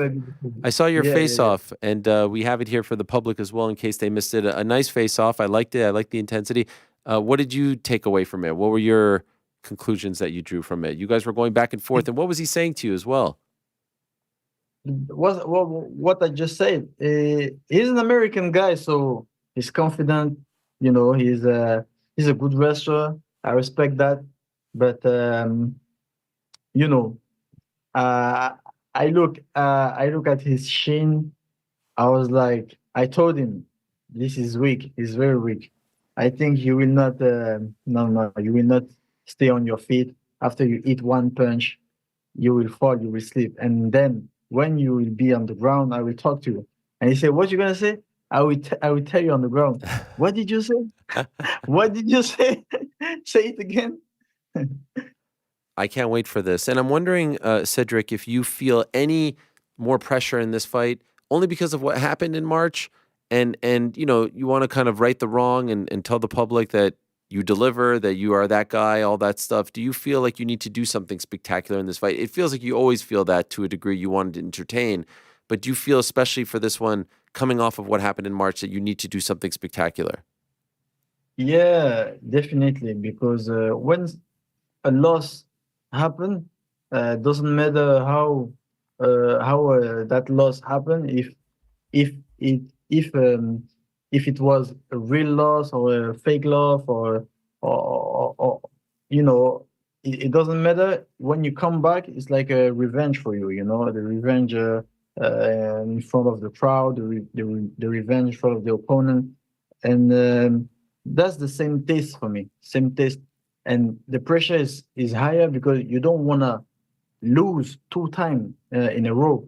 So it's very strange because you're afraid to lose, and then people will say that he's done.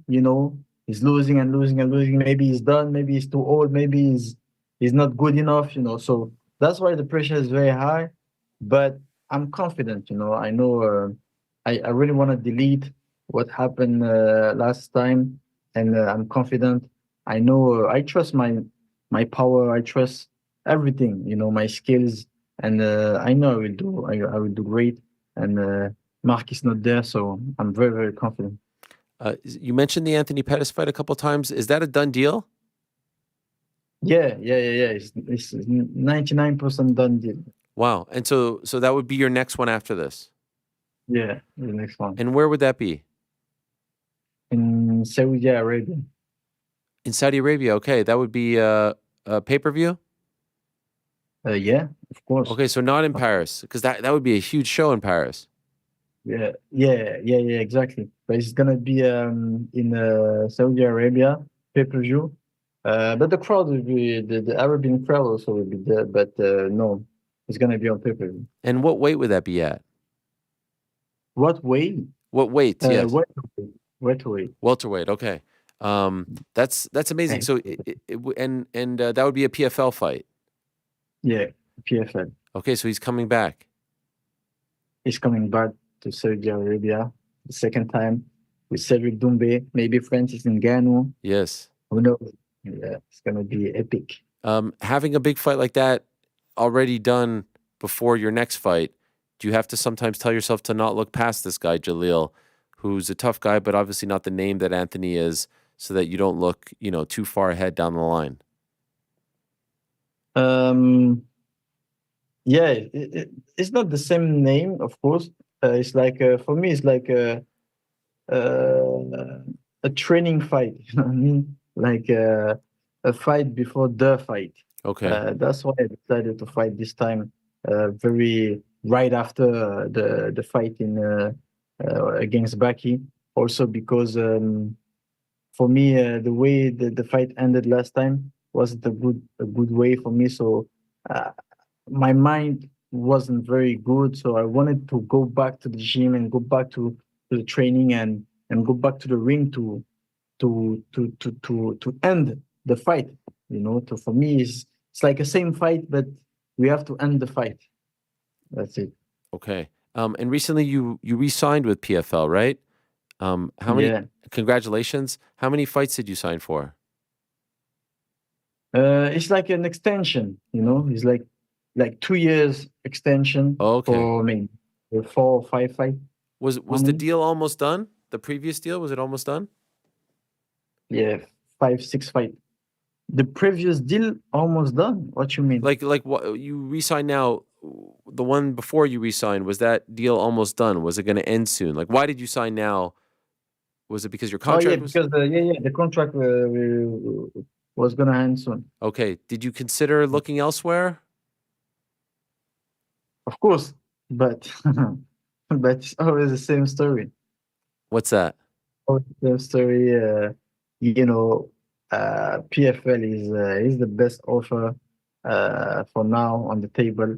So that's why. Okay. All right. So you're happy? You feel like you're getting what you deserve? Yeah, exactly. I mean, you're the guy there. They keep coming back to Paris for you. Is this going to be another sellout? I think so. Still 2 days. I'm not done with the promo. Okay. So these 2 days, I will burn. I will burn Instagram, Twitter, and social media, and it will be sold out. Still few more seats, but it will be sold out. How do you feel not being the main event? The main event is a title fight, Patchy Mix against Magomedov. How do you feel about that? I know, but in the heart of people, I am the main event. And everybody knows who is the real main event. But I respect that. They are good fighters, and even after my fight, I will tell to the crowd to stay, to not leave, and to watch the last fight because it's gonna be a good fight. Yes, we refer to you as the people's main event. Yeah, exactly. I'm the people champ, the people main event. That's right. And any celebrities? Maybe Victor Wembanyama, is he going to be there? The season is over. Any French celebrities, sportsmen, anyone going to be there? Well, maybe I have few names, but not all the names because a lot of celebrity will be there. I have few names like Pogba, the football player. Of course, Paul. Pogba will be there. Like Vincent Cassel, the very, very famous actor. Mm-hmm. And other names, they will be there. Is Mbappe not invited because he's leaving Paris? We don't care about him anymore? He's always invited. Oh, he's leaving. He's leaving. I think this time is like, he's trying to, he don't want to go out these days, He's just laying low. Yeah, exactly. I understand. Well, I wish you the best, Cédric. Always a pleasure to talk to you. Looking forward to the fight very much. Good luck to you. And hopefully no drama, no issues this time, just a clean fight. Thank you very much. Plaisir. Good luck to you. There he is. Bon courage, Cédric Doumbé. Great stuff, as always, from him. And looking forward to that fight very much. And in fact, you can watch it on Max here in America. First time you can watch one of his fights live, and well, I say free. You need a subscription to watch Max, but it is on the free portion of Max, if you will. Like there's no paywall, there's no pay-per-view, and that is the app formerly known as HBO Max. They had one show there, and it went off pretty well. It was a great streaming experience. This is this Friday, by the way. So Friday afternoon, and the main event is Patchy Mix against Magomedov for the Bellator 135-pound title. I'm looking forward to that very much. Now, still to come, Tyson Fury, hopefully in about 10 minutes' time. Let's see if I got any messages here, because there's a lot going on over there in Saudi Arabia. There's the open workouts. There's they had the big grand arrivals and all that stuff. After that, we're going to be joined by Darren Till and Carlos Ulberg on the nose.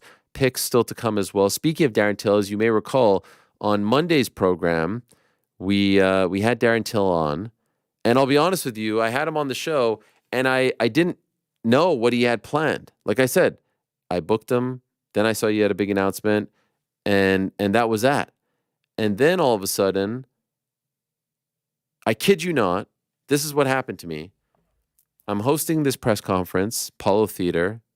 Great to see so many fans there, and it was a great vibe. It was unbelievable with Mike Tyson, Jake Paul, Katie Taylor, Amanda Serrano, and others.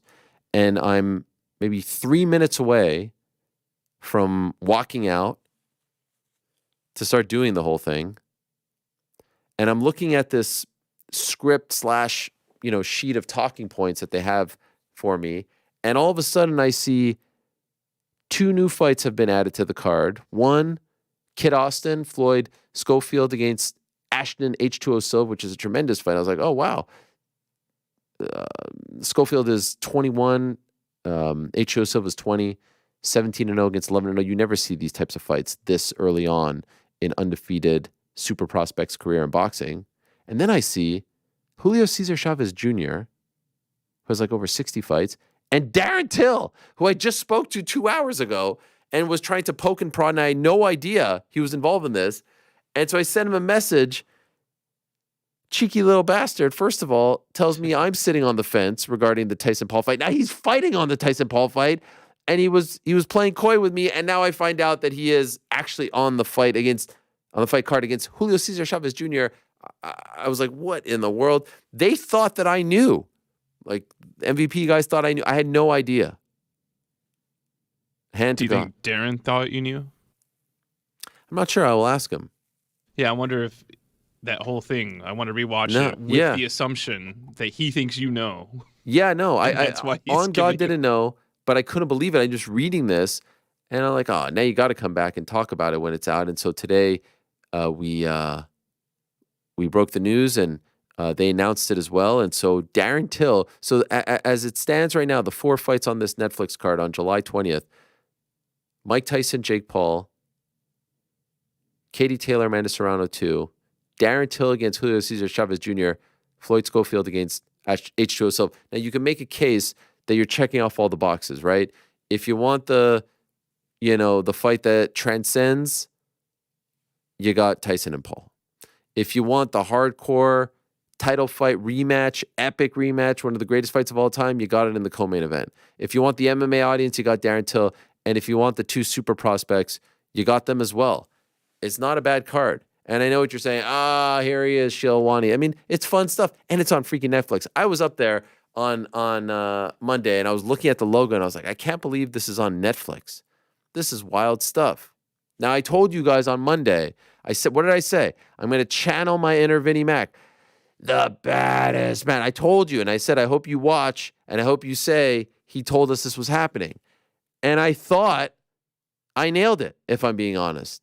I thought that I nailed it. I felt good about myself. And then Jedi posted and all this stuff. And then all of a sudden, I see the reaction to my version of it all, and I'm getting roasted. People said the opposite of nailing it. I botched it, they said. They said I actually botched it. And then I fell into a deep depression. And then I asked my family, and then they piled on me as well. And so in case you missed it, here's the original baddest man on the planet from 1998. And here's my version of it. I still think I nailed it. I don't know what any of you are saying, but alas, baddest man on the planet, Iron Mike Tyson. I mean, I think that's a 10 out of 10. Now, I didn't say ladies and gentlemen, and I don't have the same type of... So when that rolled off the tongue as Mike Tyson, you're in your head, you're like, fucking killed it. 10 out of 10. I mean, I may have done it better than him. No. I'm not thinking that. And if if I'm being honest, I'm not having an internal dialogue as I'm doing all of this, but I'm like, all right, check it off. I did to me the main thing was the baddest man, that part. And I'll give you credit there. I think what people are getting caught up on is the Yeah, no kidding. Yeah. No kidding. Oh, this is sweet. I like what you guys are doing. No, it's not iron. No. Okay. I'm Canadian. It sounded like it again there. And no, listen, I say against. You guys say iron. No, I say against. You guys say against. Yes, I say you just said against though. No, you just said against, and then you switched into your Canadian. Yeah, because I've pre-programmed. I say garage. You guys say you do not say garage, dude. Get out of here. You know what you do say? You say Juan. I say Juan. You say Juan. I can't. My girlfriend says Juan as well. It drives me up a wall. Juan. As opposed to? One. Yeah, you see? We have different pronunciations. I say organization. You say? Iron! Yeah, that's right. Organization. Yeah. Do you, are you egg or egg? I'm catsup. I know that's not true. Shilwani, by the way? Is that a Shilwani's debut? Shilwani. Wait. We're going to have to print the t-shirts for that. Print them up. I've said that before, no? I feel like that was the first time I heard it. Me and Frank both looked at each other and started. You popped? You said it. Oh yeah, big pop back here. So then someone posts this. I'm feeling good about myself. But then someone posts this on Twitter. As I'm feeling great about myself, like over the moon. Someone posts this interaction between Norm Macdonald and Larry King from back in the day, and then I felt a little bit better. Iron horse of broadcasting. It's iron. You don't pronounce it iron. That's what everybody tells me. It's the iron horse. Like Lou Gehrig was the iron horse of baseball. Yes. The word I-R-O-N is iron. No. Okay, iron. so you see, Norm is Canadian. Maybe it's a Canadian thing. But if I could do it all over again, I would do it the same way. The baddest man on the planet. Iron. Iron. Yeah. I think I nailed it. Just now, it sounded like you said iron. You just got caught up in the moment. It makes sense. I feel like we're saying the same thing. No, I didn't get. See, now you're implying, Frank, that I buckled under the pressure. No. That's what you're implying. Now, I know what you're thinking. Oh, you'll get a chance to do it tomorrow. Well, guess what? I'm not going to be there tomorrow, all right? They have Brian Custer doing it. So let's see if he does it any better, all right? But I feel I left there with my head held high, all right? There was a lot going on, a lot of people in my ear, a lot of traffic, a lot of moving parts, video, this, that, and that. I thought it was a 10 out of 10, if I do say so myself. And then I go online, everyone's shitting on me, trying to ruin my moment. I was bummed. I fell into a deep depression. You shouldn't be bummed. It was good. It was good stuff. Can I tell you my favorite part of the presser? Please tell me. This interaction between Katie Taylor and Mike Tyson. This was incredible. I mean, this was as wholesome as it gets. Those two, Katie and Amanda, brought like gravitas and levity and sportsmanship to this proceeding. I know for some people it's like, oh, it's a little too crazy. It doesn't make sense. Those two, how do you not respect them with all the belts, the history, the fight? We have the picture right over there, over my shoulder.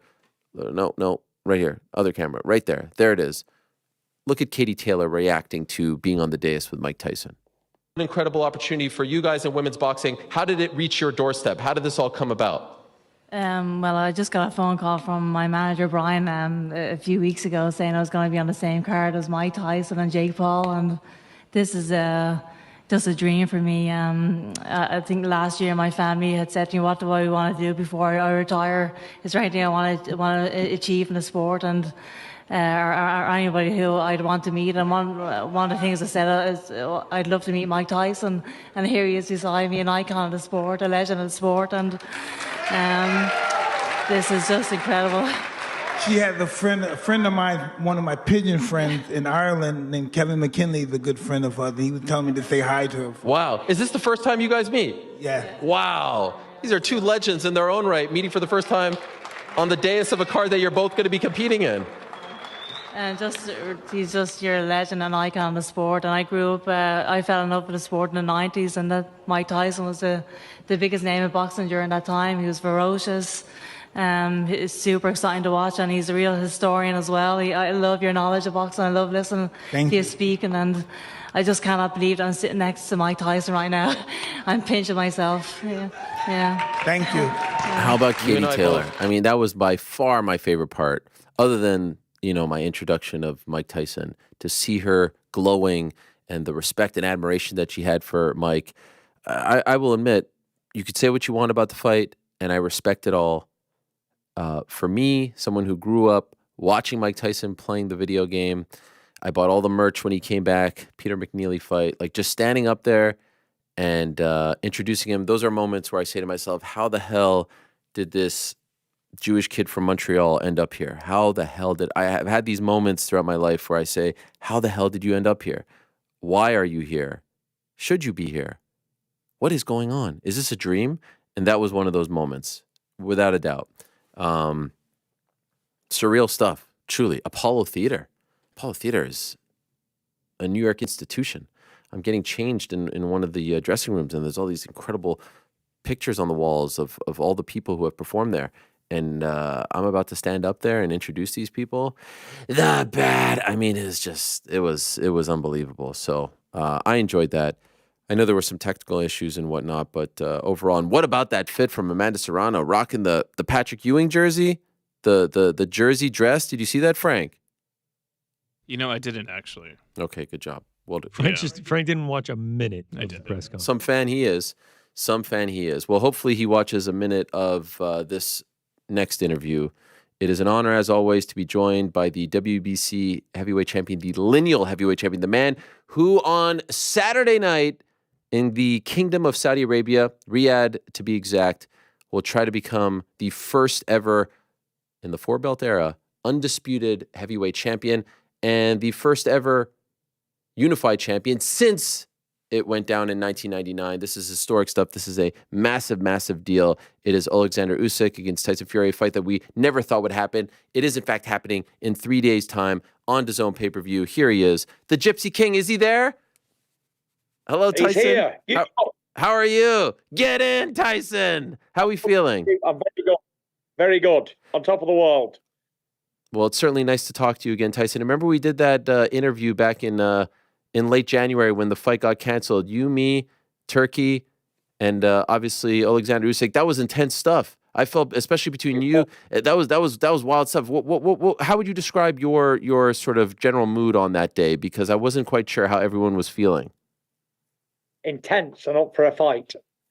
On that day, and now here we are 3 or 4 months later, and you're 3 days away. Tyson, I've been watching a lot of your interviews and all the content that you've been doing leading up to this fight. And one thing that keeps coming up and it kind of struck a chord with me was this. Everyone's asking you a million questions about Undisputed and the belts, and are you nervous? And I noticed that like you're getting kind of tired of all this stuff. You've told us a million times you don't get nervous, you don't care about the belts, all this stuff. And you always go back to Monday morning. You'll be walking your dog on the beach. You'll be with your family. You always go back to that. I've heard you say this now 10 times, and it's a beautiful sight, and it's a beautiful image of a guy who's on top of the world. The world will be watching you on Saturday, and then there you are over on the bay walking your dog with your kids picking up the poop. Why do you keep going back to that image? Because it's grassroots, always.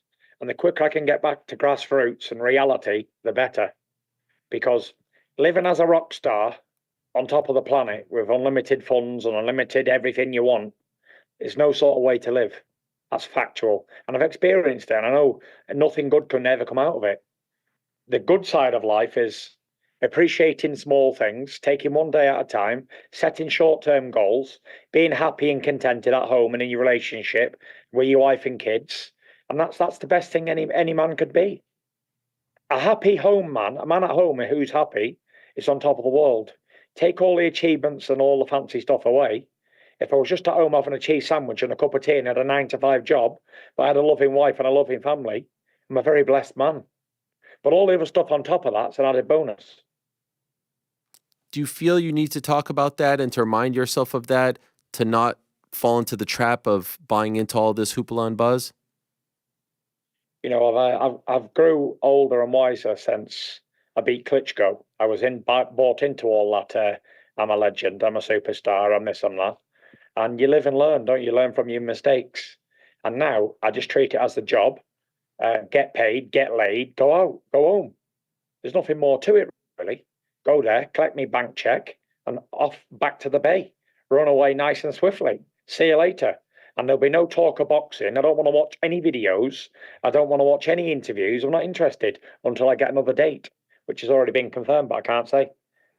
Do you want to confirm it for us now? Do you want to announce it for us now? Just us mates. Oh, I can't announce. I'll leave His Excellency announce that one. Okay, fair enough. Just curious, are you happier walking your dog with your family than you are walking out to the ring or even on fight week and doing all this stuff? Are you in a happier state when you are doing that? And I'm happy because I'm in a good place. I've had a good training camp and I've prepared well, and I'm going to do the fight whether or not on Saturday night. And then I'll be back to what I do, and I'll be happy both ways. This is all fun and games for a little minute while it lasts, 5 minutes of fame, and then when it's gone, I'm back to reality, back to doing the normal stuff, and I'm back to the cheap stores and all that sort of stuff, discount bargain stores and whatever else we have in the Bay Area. Can I ask, what was the turning point for you from the guy who did buy into all that stuff, Klitschko fight, etc., to now the man who just wants to be with his family and left alone, essentially? Yeah, I think I asked God, before I was world champion, I asked God to don't let me fall into the trap of every heavyweight champion in history before me. Alcohol, drugs, women, clubbing, whatever else you can think of. All heavyweight champions get trapped in that rubbish.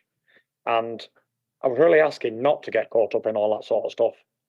And I believe that I had to go through it to be shown the reality of it all. And I used to take everything for granted, no matter what I'd won, championships, whatever I've achieved, whatever I got in my life, I was never happy. I was always hunting for more, and I was always never appreciative. So I think I had to have it all taken away from me, even my sanity, so I could go back to brass tacks and then appreciate fresh air, appreciate having a nice cold Diet Coke, appreciate sitting in a room and just being normal and having a normal life. And now everything's come back to me tenfold, just like good old Job. And here I am, the other side. I've learned, I'm wiser, and I'm older, and I've learned from my mistakes. And you know, we're all humans. We make mistakes, and we're natural born sinners. However, it's a learning curve. A man who keeps making the same mistakes is a mug, and sometimes I fall into that trap of being that mug. But I like to say I learn from it and move on. What is the difference, Tyson, between this man that we're speaking to right now and the one back in October who was 3 days away from fighting Francis Ngannou? Spiritually, mentally, obviously physically, you look quite different. You look to be in tremendous, maybe the best shape that we've ever seen you in. But internally, what is the difference between you today and back then? Nothing. Obviously, I'm in better physical shape, body-wise. Greg Marriott's done a fantastic job. I'm in fantastic shape. You know, I've winded the clock back 10 years or more. But mentally, physically, emotionally, nothing's different. You did say after the fact that there were all these dinners, there were all these events leading up to Francis. This time, it seems like there's a lot less on your plate. Did you ask for that? Did you try to not recreate that same type of schedule so that you don't get distracted and pulled in a million different directions? I am doing a lot of media, a lot of stuff going on. Listen, I had a lot of issues going into the Ngannou fight, which I don't talk about because I don't make excuses at all, because I'm not interested, because after the event, it's not worth talking about. So I'm not one of these people who blames an elbow or a trainer or a piano lesson. I'm not interested. It's in the past. So we just look forward to this fight and going in there and doing what I got to do and then going home, getting out of here. But are there lessons that you learned? It matters. Are there lessons that you learned from that experience that you've applied this time around? You learn from every experience, and if you don't, then it's not worth having the experience. And why do you consider it an excuse? You won the fight. So I guess we're just trying to like paint the picture of the difference between you now and the you from, October. Because I feel like you're in a different kind of mood as well. I don't know if I'm just relaxed, I'm relaxed and I'm ready to rock and roll. I mean, I'm in good spirits mentally and emotionally and physically. And I can only do what I can do. I'll go in there and do the fight, get paid, go home. There's nothing more to say, is there? I could glitz it up and make it a big fantasy scene for you, but I'm never not about that. I'm about going in there, getting paid, getting laid, and going home. That's it. Bosh. Out of here. I'm on that big red-eye jet, straight out of here, straight away, back to my wife and kids and my dog. I love it. Will your away for a couple of weeks, and that's it. Will your family be at the fight? I've got my brothers and my dad here and one of my kids here, yeah. Okay. And speaking of your father, the clip of you seeing your father cut has gone viral just because it's a very funny interaction where you say, "What if you touch your forehead?" Do you ever in a quiet moment behind the scenes say, "Hey, you don't need to do this. You don't need to get fired up. We're all good." Like, do you ever try to to calm him down, or is that just who he is? No, my dad is my Angelo Dundee. Yeah. You know, he's my salesman. He just had so much hype and so many views to anything we do. So fantastic. That little ruckus he did probably had 500,000 pay-per-view buys. Crazy. The world was talking about it, even more so than the actual event. Just brings eyes from all over the planet to this event and to Saudi Arabia. So it was fantastic. He's the promoter's dream. Is he okay? Did he need stitches? Yeah. No, he's okay. Little cut's not going to stop me, Dad. That's for sure. I love it. And what have you? You know, I've seen clips of Usyk talking about you and your physique and saying all this stuff about the weight that you're losing. What kind of vibe, if any, have you gotten from him? I know you guys haven't faced off yet, but what are you sensing from him? Oh, you know, the man's a boxer with a pair of boxing gloves on. He's going to come and try and punch me in the face, I suppose. And I'm going to try and do exactly the same to him. So there's no nothing more to it. You know, a lot of people make a lot of stuff up in their minds about like mind games and whatever else. But I don't know. If you're going to let something someone says to you affect your performance, then you're a shit house anyway. You shouldn't be boxing. That's a fact. Mm-hmm.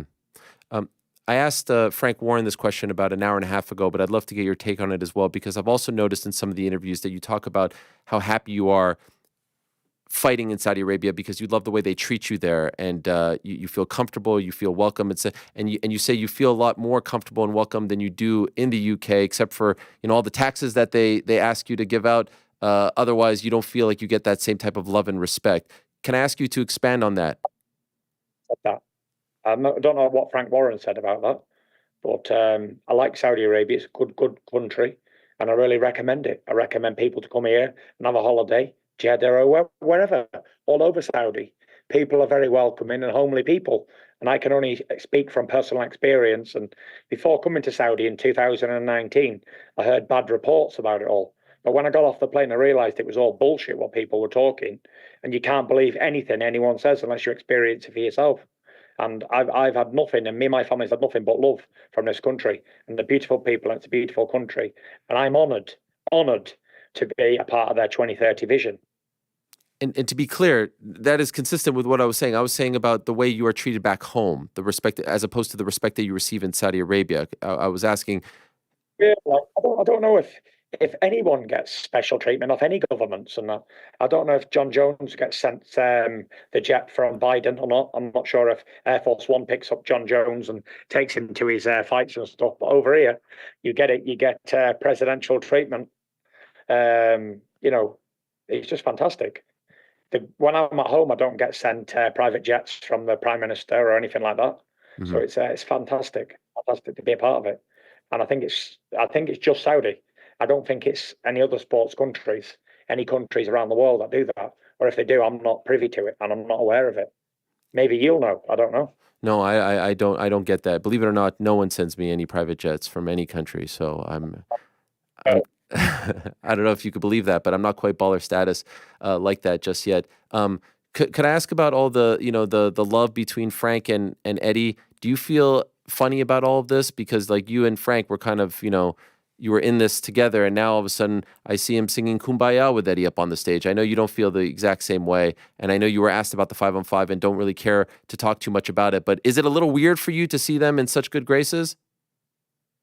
Let me tell you, money speaks every single language in the world. The dollar speaks every language, and it can make two worst enemies best friends, as you've seen with Frank and Eddie, and that's it. But see me, if I don't like somebody, you give me 20 million, I still don't like the fuckers. Not interested. So that's the difference. Mm-hmm. Apologies if you've been asked this already, but your namesake, Mike Tyson, is returning to the ring on July 20th. Some fighters feel a little bit weird about this. How do you feel about it? Only fighters. What's that? Only fighters who are not paid and not getting laid. Mm-hmm.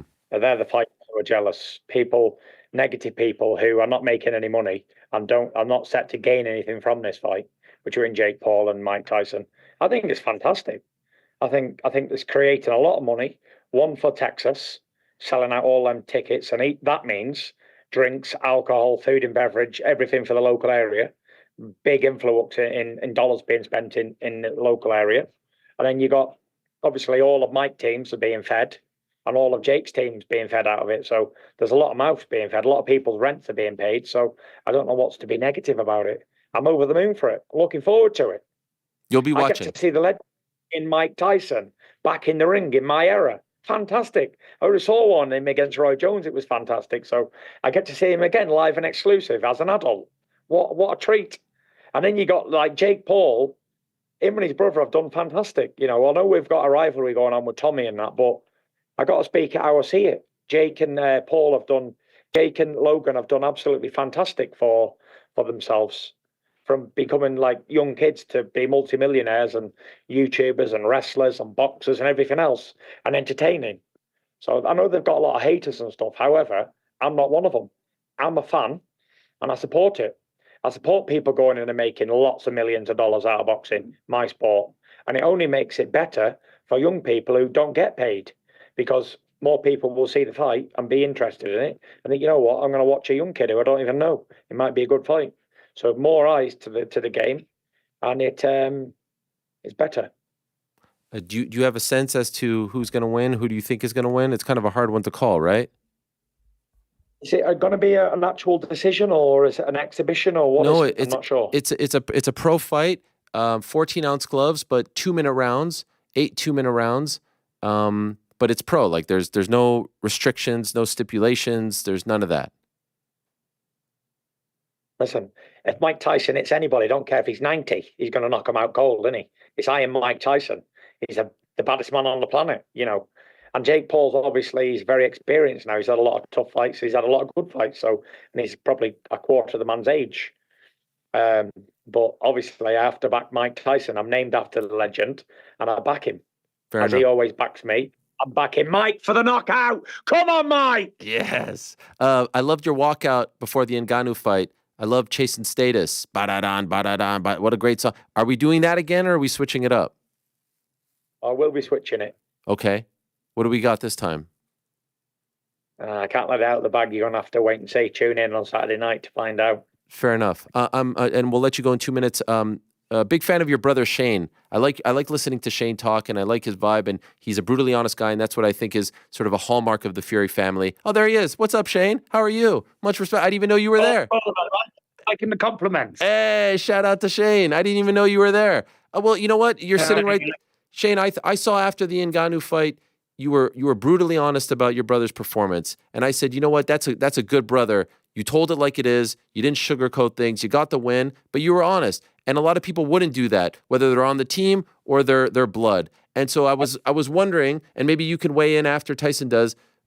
The question to you would be, you know, why you did that, why you felt the need to be that brutally honest, and Tyson, how it felt when you did hear your brother's brutally honest assessment of your performance against Francis. I didn't need a brutally honest performance. You know, I'm a realist myself. So I don't need anybody to tell me good or bad. I'm not someone who needs a pats on the back or blowjobs or anything like that.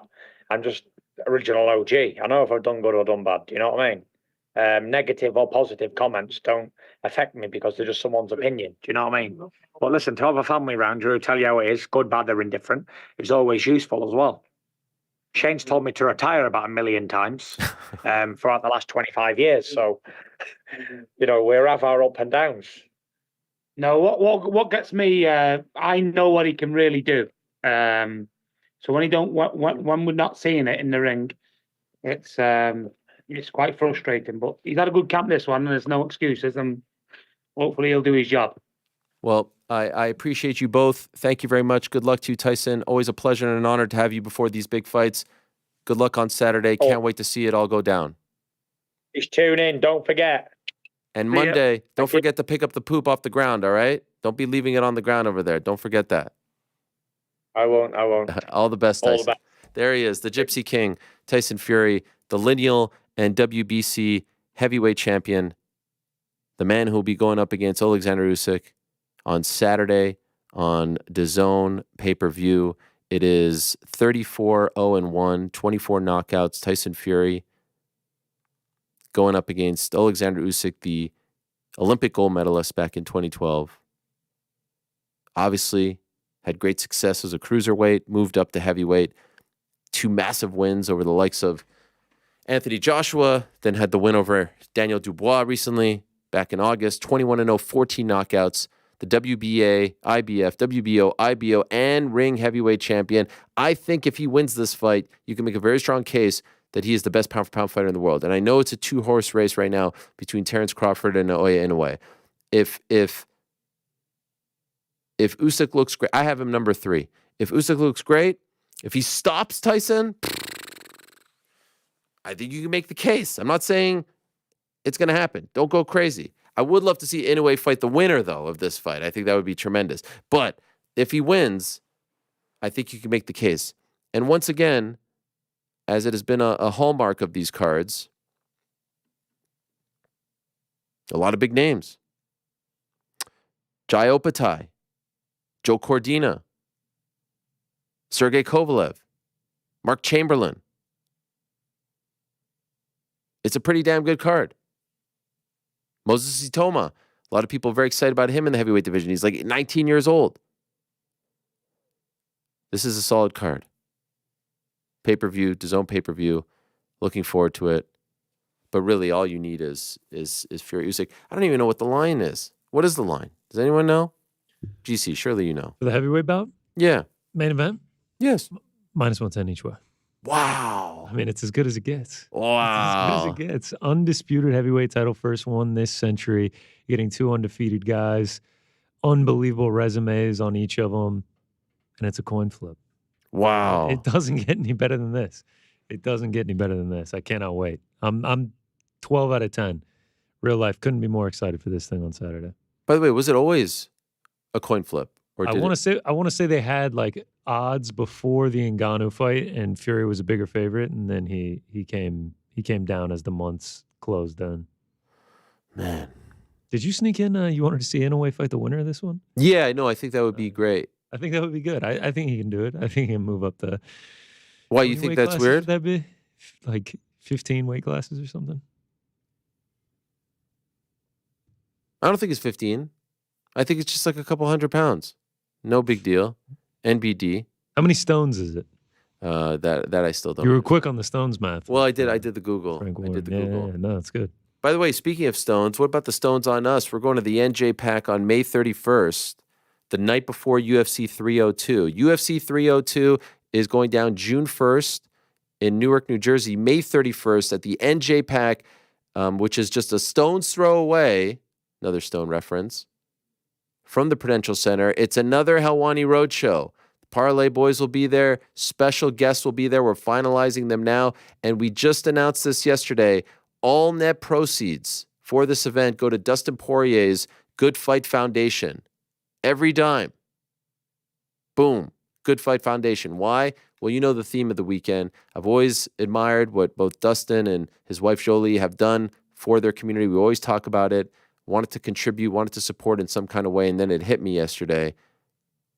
Proceeds. All of them go to the Good Fight Foundation. It's going to be a great vibe. So it's Friday, May 31st. You can get the tickets right now over at njpac.org. That's njpac.org. You type in my name at the top, it will come up. And if you want to go on my Twitter page, it's the pinned tweet. Also, the link is in my Instagram bio. It's all right there for you. And it's our way to give back. And it's our way to have a great time.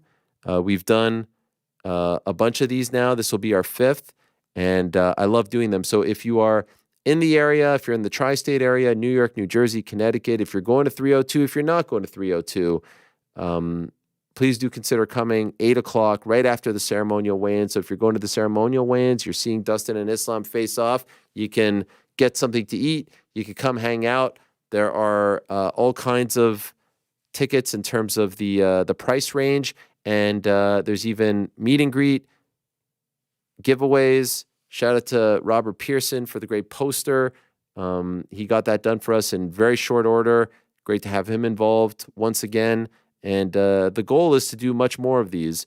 The goal is to do more of these in 2025, maybe even more in 2024. I'd like to go to Ireland. I'd like to go to the UK. I'd like to go to Australia. Those are the 3 big ones for me.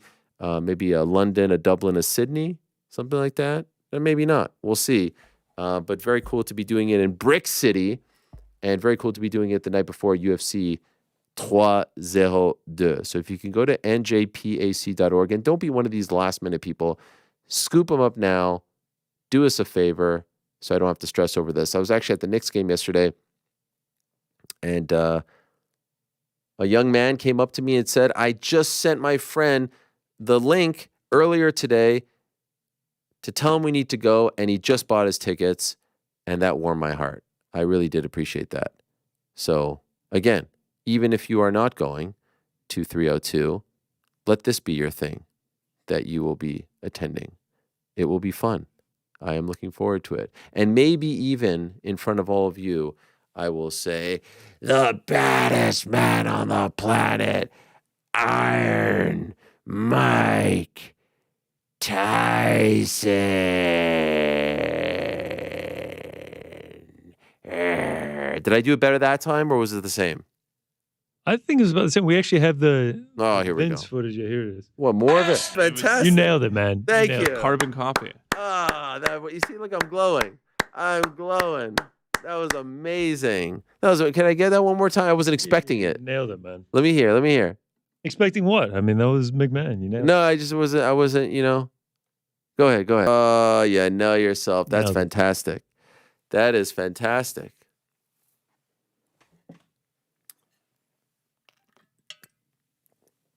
I don't know if you guys are laughing with me or at me, but I'm going to just pretend that we're all celebrating this together. I mean, here I am. We're laughing, man. No, here I am on the stage. Killing it.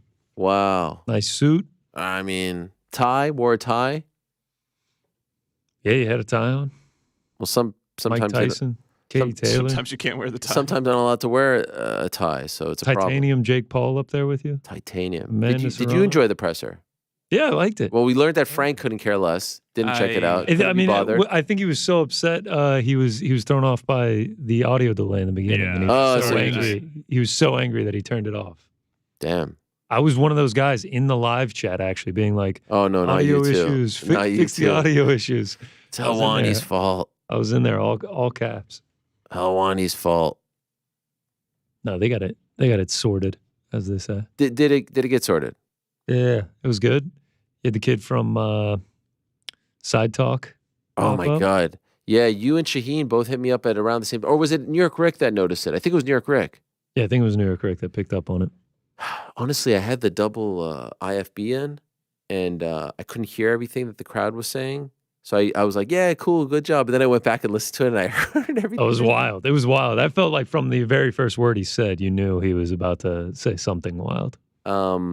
But yeah, I didn't know that kid was like a little internet celebrity. What was your reaction, by the way, to just like the vibe, Tyson being up there, Jake, like just everything? I mean, it kind of felt like they were just chilling, having a good time. Did you want to see more, I don't know if we're going to get any like vitriol or like hate between them. We talk about how I feel like there's respect. There's a lot of money going around. Yeah, but I think everyone wants to see the old like, fire Mike coming Tyson go crazy. Right. Yeah. I think we'll get it. Maybe if we're gonna get it, it's gonna come like the week of. He's just in a different place in his life. Also, I don't think he really wants to be that guy necessarily. Yeah, I mean he's older now. Now what about? Yes, he is more mature. Now what about some? I saw some people say like when he said that he's sore, and people are like, yeah, no shit, he's sore. Yeah, he wakes up. And I said he was playing possum, but what I all fighters are sore. They all train. I wasn't, because I saw an article in the Washington Post where they were like, and Ariel Helwani, who recognized that a fighter saying he is sore is not good for business, tried to get Tyson to get a lot of heat from this thing. I don't fucking care. Trying to get Tyson to take his words back and said he was playing possum. I'm like, first of all, you guys think that I'm like, you think I'm in on this? I wish I was in on it. You think you think I'm getting money from Netflix? You think I'm getting money from ticket sales? Which, by the way, on sale tomorrow over at SeatGeek.com. You think I'm making anything off of this? I ain't. All right. Sorry to break the news to you. I mean, obviously I'm getting paid to work the card, but doesn't matter if Tyson says he's old. Doesn't matter if he says he's sore. Doesn't matter if he says he's tired or if he's going to rip his head off. He's going to eat his children. It was another good line. I said, do you think his defense is pregnable or impregnable? Did you catch that one? Yeah. That was the Mike was just like, I don't know about that. Well, because he said, my defense is impregnable. No, I know the quote. Yes. I liked it. I'm the most ferocious. Praise be to Allah. Yeah, I was going to say. His children. What were you going to say, Frank? You were about to say something. See the face-off, or the, if you want to call it that. And wow, Jake looks huge. He's huge. He is. Yeah, huge. he's big. And he's big. Man. He's love like to see it. he's like 230. Well, that's what he says. But he definitely looks thick. I dare say he kind of dwarfed Iron. THICC. Yeah. Yeah. You know. What about the Darren Till announcement? What's your reaction to that? Oh, I thought Frank was going to give us his. No, I was asking his you. input. Yeah, I mean, I like that he's going to be on the card. I mean, people can say whatever they want about it, but I am intrigued to watch Darren Till get into a boxing ring. The opponent doesn't really matter. Yeah, I mean, Chavez Jr. doesn't really. Doesn't not getting a big pop from me, but I want to see Darren Till. I mean, he is the son of a legend. He's had quite the career. Correct. Playing hypothetical here. Son of a legend, though. Yes. Wouldn't it have been funny if Darren was at the press conference? If he just showed up? The announcement. Oh, my God. He just waves at you like... I mean, Cesar Chavez is only 61. He could have hopped in there. Oh. No. Oh, yes. He's only a couple years older than Mike. Cheeky. Could have hopped in there. Yeah, I mean, the press conference with Darren Till and Jake Paul and Mike Tyson and all the characters is probably going to be pretty entertaining. On the day of, or like whenever they have the full one. Right. Yeah. The fight week. Oh my gosh. So yeah, the second stop is tomorrow, and in a matter of moments, he's not here, is he? No. Negative. Not yet. Okay. Let me just look. He's probably trying to be late because last time we got late to him. Remember that? Darren Till is going to join us to talk about the fight against Julio Cesar Chavez, his pro boxing debut. 190 pounds, 6 3-minute rounds. The difference, how many fights is, let me see here. Julio Cesar Chavez has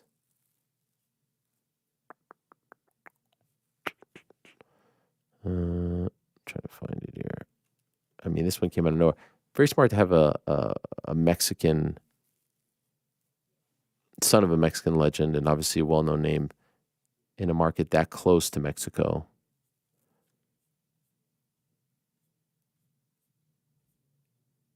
(53-6-1 and 1 no contest). So what is that? 9, 6, 61 fights? Something like that? That's kind of wild.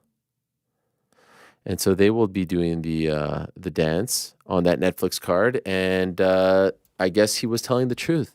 He was telling the truth when he told us that he had something big. He was telling the truth when he told us he would box this year. It would not be against Mike Perry or anyone like that. And I don't think anyone on this planet thought it would be A, on this card, and B, against Julio Cesar Chavez Jr. And you'll recall 2 fights ago, JCC Jr., as I like to call him, fought Anderson Silva, and Anderson beat him via split decision. He beat him via split decision in June of 2021, which was an eye-opening win, considering the amount of pro boxing bouts that Anderson Silva has had, and considering the amount of pro boxing bouts that JCC has had. And so can Darren Till recreate that kind of magic? We will find out July 20th on Netflix. Again, that fight announced this morning, and also announced this morning Floyd Schofield, a.k.a. Kid Austin, going up against one H2O Silva, who has been a mainstay on these MVP cards, whether it's the Jake Paul cards or the most valuable prospects cards. So on Monday, we spoke to Darren. Did I think it would happen this soon? No. And to be honest, like I said, I had no idea. I wasn't playing possum. I had no idea. And there I am, about to go out on the stage. I'm reading the script, and his name is on the sheet. And I say, what? Is this true? Well, yes, it was true. And he's here to talk about it all. There he is. Hello, Darren. How are you? Hello. Nice to see you again. I've got another T-shirt on a different color now. Oh, I like this T-shirt. Is it the same company? Same company, Zephyr in the house. Nice. Different hat as well. Different baseball team. Are you a big baseball guy? Yankees. Nice. No, it's like the way the cap. Darren, you're about very much. You're I'm just eating food if you don't mind. Darren, you're embarking on one of the biggest moments of your life, and you're joining us from what appears to be like a restaurant. Where are you with shitty Wi-Fi? What's happening here? What are you having sushi right now? What's going on? This is shite. I'm just eating some salmon, if that's okay with yourself. Ah, for fuck's sake, eating some salmon. Okay, so let's get right into it. A couple of months ago, you say to me, this is a mockery of a fight. Ariel Helwani, don't sit on the fence. Now you're fighting on the card. Explain yourself, Darren. Explain yourself. No, after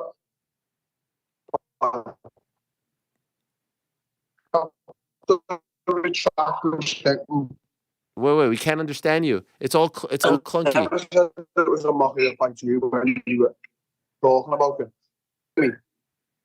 Wi-Fi is terrible. Come back. They have Wi-Fi there or something? 1 minute, I'll just come back. Yeah. Sorry. I have to walk outside. Sorry, I don't mean to disrupt your dinner. I'm sorry. No, don't be stupid. Right, I'm going to have to retract my statement earlier. I didn't say that it was a mockery of a fight. I said that you were being a fence sitter. The fight's not a mockery. The fight's one of the biggest fights of our generation now. It's on Netflix. You've got Jake Paul, who's a huge, massive star, and obviously big in the world of boxing now as well.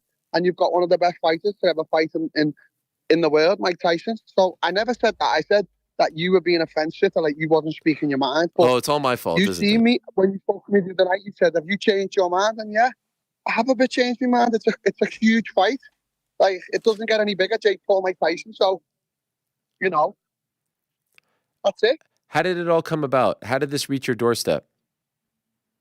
They literally just approached me with the fight, with the name, with obviously the promotion, the venue, and I just, in my eyes, the exposure this event's going to bring to any fighter, I think as a fighter, you can't turn an opportunity like this down. So, as I said to you, Netflix, Dallas, Texas, Jake Paul, Mike Tyson, Katie Taylor, in my opinion, is the best female boxer ever. Amanda Serrano, wowza. Now Darren Till, Julio Cesar Chavez. It's madness. How long ago did this reach you? It's madness. It is madness. When did this reach you? Not long ago. Like how long? A week ago? A month ago? 2 weeks ago? Like a month ago. Okay. Are you there? Or my wife? Yes, yeah. No, I'm here. Like a month ago. Okay. And was it always Julio Cesar Chavez Jr. or were other opponents discussed? They offered him to me. It was always Julio Cesar Chavez, yeah. Is there any part of you that thinks he has too much experience in boxing? He has over 60 fights. No. I'm going to knock him flat out in 2 rounds. Wow. Why are you so confident? I'm just going to knock him out in flat rounds. You don't have to ask me why I'm confident, and you don't have to ask me if I'm worried what he's doing or what he's doing. I'm going to knock that man out in fucking 2 rounds, let me tell you. Let's just get it straight right now. Amazing. And did you? And then I'm gonna fight Jake Paul after it. And if Jake Paul's not available, I'll fight Perry. I'll fight anyone. Okay, this is the plan. Dylan Dennis wants to fight me, so let's go, Dylan. So you have the roadmap now. Now we begin. Now the journey starts. Now we begin. Now the journey starts. I'm gonna bring influencer boxing to an end. As soon as I knock Julio Cesar Chavez out, I'm gonna bring it all to an end. I'm gonna knock every single one of them out. Days. When's the last time you felt this fire, Darren? When's the last time you felt this motivation? Mate, I've been 18 months doing football with me life, mate.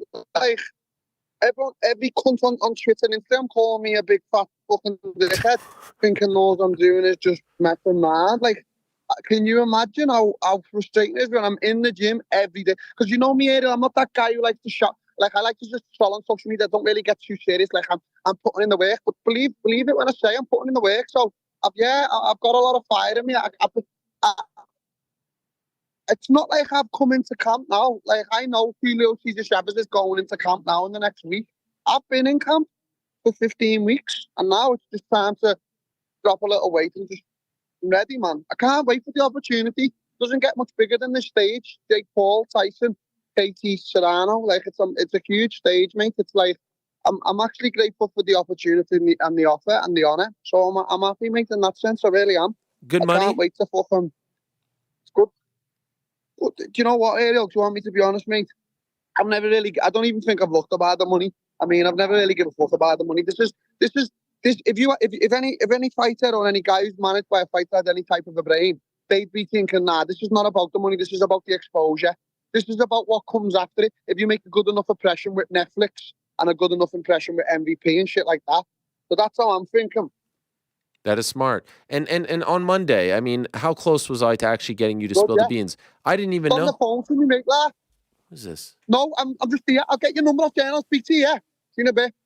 Sorry, Ariel. No problem. And we won't keep you much longer. But Darren, I had no idea when I had you on there. I was going to the press conference. I had no idea. I'm standing there with the script and I see your name on the script and I send you the picture of it. I had no idea. Did you know? Did you think I knew? And how close were you to actually telling me on Monday? How close was I to actually cracking the code? You do like to probe, don't you, mate? I was close. I was real close. Did they call you up and say, don't say shit, Darren? Don't ruin this? Yeah, they were like, if you say shit, it's coming on your doorstep, mate, you're going to be in trouble. Incredible. This is amazing. No, it's always, when you want to announce the fight there, it's always, you want to keep it under wraps and shit like that, don't you? So, I have to respect what's obviously gets said to me. So I wanted to tell you earlier, but then once it was announced, shit gets back on the show. So it's only like that I come back on. Of course. And I appreciate that. What's been the reaction? What have you been hearing from people since this has come out a few hours ago? I don't think my WhatsApp's ever been so full. People who didn't exist. So, yeah. So you're buzzing. It's always the way, though. I'm buzzing. I'm very happy, Ariel. I love it. Okay. And in terms of the preparation, you'll be preparing in England for this and then come over to the States in July? Yeah. Okay. That's exactly what I'm going to be doing. All right. Any final words to Julio Cesar Chavez Jr.? Anything you want to say to the man? I'm not going to disrespect the man. He's a fucking formidable opponent. He's the next world champion. His dad's a living legend. So I wouldn't. It'd be very wrong of me to disrespect him in that light. But, as I said, I'm not coming to fucking make the numbers up 20th of July. I'm coming to put on a show for everyone involved. Is it do or die for you, Darren? If it doesn't look good, if it doesn't go your way, does that throw out all the plans about going to the UFC, the belt there, the boxing plans? Does it all hinge on this? No, I don't care. All right, fair enough. I'm just going to put on my best performance. Okay. And is it true that if people watch this fight, they too could potentially own a picture of a gorilla eating a cupcake? Is that true? You're a cunt, yeah. You are a cunt. Listen, I always deserve credit, though. I made you into the banter king. I give you that. You're fucking good. Thank you, Darren. Enjoy the salmon. Don't eat too much of it, okay? I appreciate that. Thank you very much. Much love. Good luck to you. Congrats. There he is. Darren Till joining us. Yes, the word is that if you watch the show on July 20th, Frank, you can own a picture of a parrot eating a popsicle. Well, consider it done. Yeah, no, it's a big deal. It's a real big deal. Yeah, this came out of nowhere. But I love everything about it. Hey, by the way,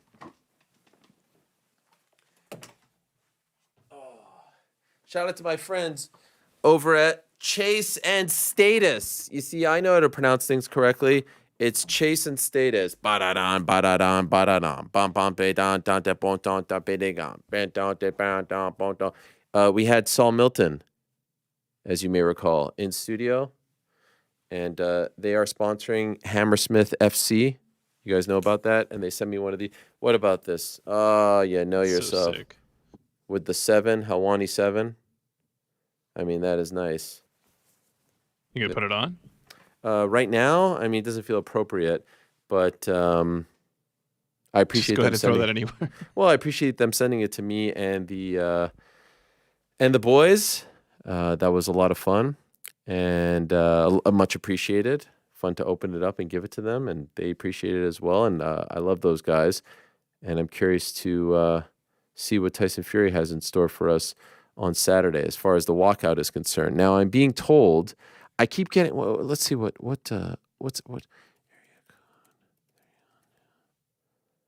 This is weird. Do you want some info from back here? Sure. What do you got? Well, they had like hopped on for a second and Oh. came off. So Okay. if we're trying to triangulate on, if we're ready now, Oh, what? Like no, we're ready for them to join. Okay. If they want to. Yeah. So in about 10 minutes' time, it does appear as though we are going to be joined by the chairman of the General Entertainment Authority, Mr. Turki Alalshikh, who, of course, has been instrumental in bringing these big boxing events to the Kingdom of Saudi Arabia. He was supposed to join us on Monday's program, but he was under the weather, and so I'm told he is going to join us in about 9 minutes' time or so. So stay tuned for that. A gigantic boxing fan. I am looking forward to that conversation. I'm also looking forward to being joined by Carlos Ulberg in about 30 minutes' time.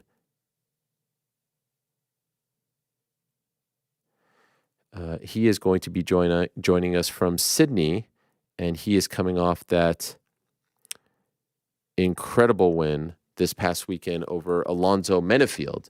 A 12-second win, the third fastest knockout in light heavyweight history as far as the UFC is concerned. I have to do this. Did you hear that? Yeah, you were saving that one for a while. Yeah, it was building up. That feels good.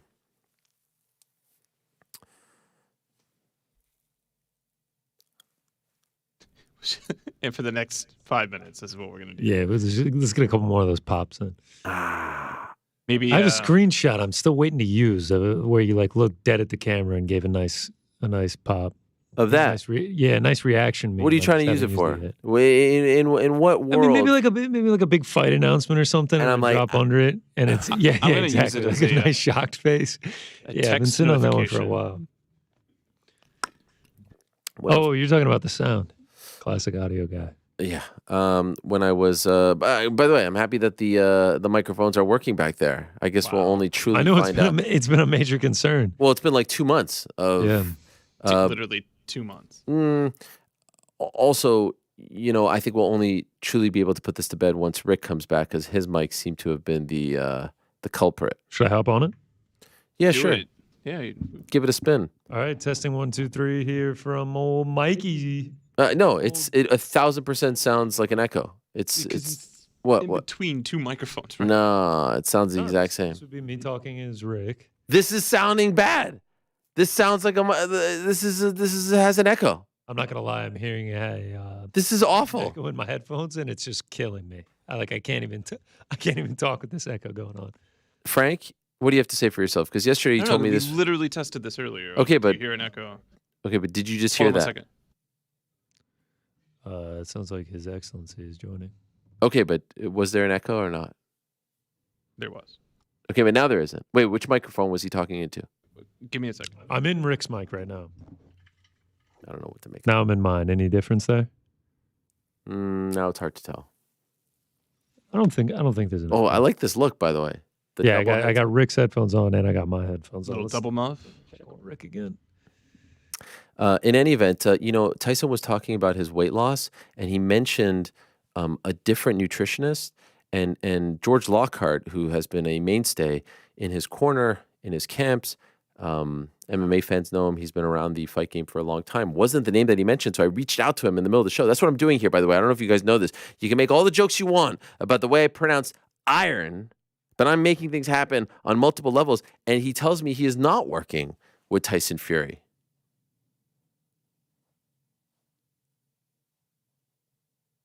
He tells me that he's working with Joseph Parker. Obviously, we knew that. He was in his corner for the Zhile Zhang fight.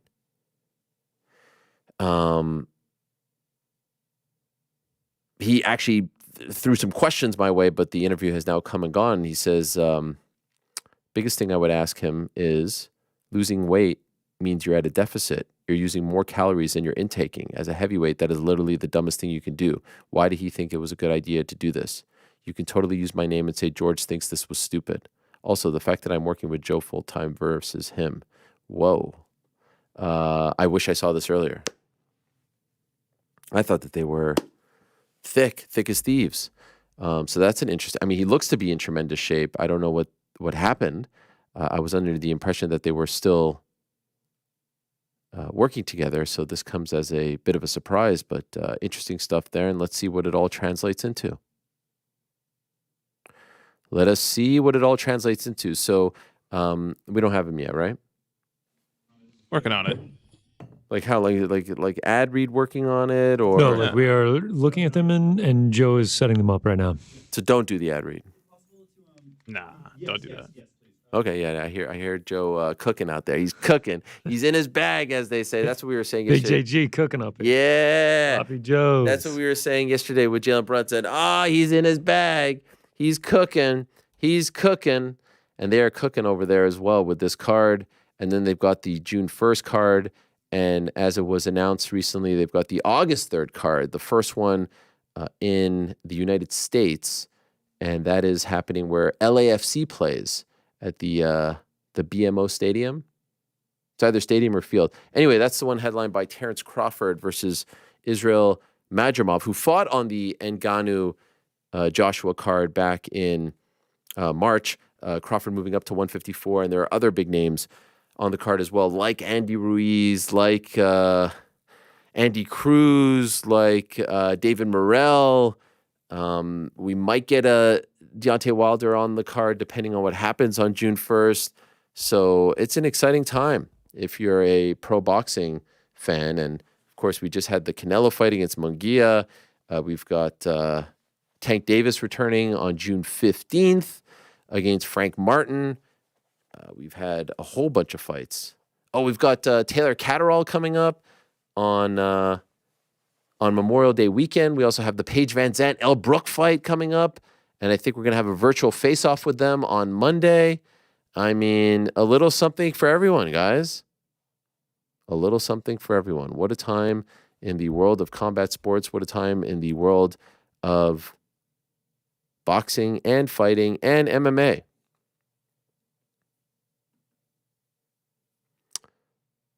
Oh, okay. So he's not there. What are you guys telling me? What's going on? Did you guys get confused? Who, me? Yeah, I think you did get confused. Anyways, over at DraftKings, by the way, that's the place where you can get all the action for the NBA playoffs and the fights coming up. As you know, NBA action heating up. Knicks up 3-2. What a time. They are the official sports betting partner of the NBA. And shout out to the Denver Nuggets. Big win over the Minnesota Timberwolves. Can the Cleveland Cavaliers hold on? Can they, in fact, push this to a 6th game? I think so. Yeah, today's game 5, right? Is it game 4 or 5? No, it's 5. Is it 5? I think it's 5. Anyway, yeah, it's 5. I think Celtics up 3-1. Yeah. Donovan's not playing. It's kind of a mess. Anyway, the place to be, DraftKings. Go check it out right now. New customers bet $5 to get 115 bonus bets instantly. UFC this weekend, Bellator this weekend, and then, of course, the big one, Fury versus Usyk. If it was up to me, this ad read would be about Fury versus Usyk because there's certainly a lot to like on that card. But nevertheless, I don't make those decisions. Download the DraftKings Sportsbook app now. Use the code TheMMAHour. That's code TheMMAHour for new customers to get 150 in bonus bets when you bet just $5 only on DraftKings. The crown is yours. Gambling problem, call 1-800-GAMBLER, or in West Virginia, visit www.1800gambler.net. In New York, call 877-8-HOPE-NY or text HOPE-NY. That's 467-369. In Connecticut, help is available for problem gambling. Call 888-789-7777 or visit ccpg.org. Please play responsibly. On behalf of Boot Hill Casino Resorts in Kansas, 21 plus age varies by jurisdiction. Void in Ontario. Bonus bets expire 168 hours after issuance. See dkng.co/bball for eligibility and deposit restrictions, terms, and responsible gaming resources. I like that music. It was very, it had like a vibe to it. We be vibing. Yeah. I do want to let you guys know that yesterday, in the middle of the day, I received a text, speaking of DraftKings, from our good friend Juliana Pena, the Venezuelan vixen. Wait, what? Yes. And she sent me right here a sheet with a bunch of stuff on it. First, I was like, I'm not exactly sure what this is. And then I realized what it was. All she said was that she just sent me this. She didn't send me anything else. Vanessa Demopoulos over 2.5 or winner. Piera Rodriguez over 2.5 or winner. Melissa Gatto over 2.5. Luana Pinheiro versus Angela Hill over 2.5. Adrian Yanez over 1.5 or winner. Chaos Williams winner. Edson Barbosa over 3.5 because I don't know who Murphy is. She sent me this. And then she writes, after a bit of a delay,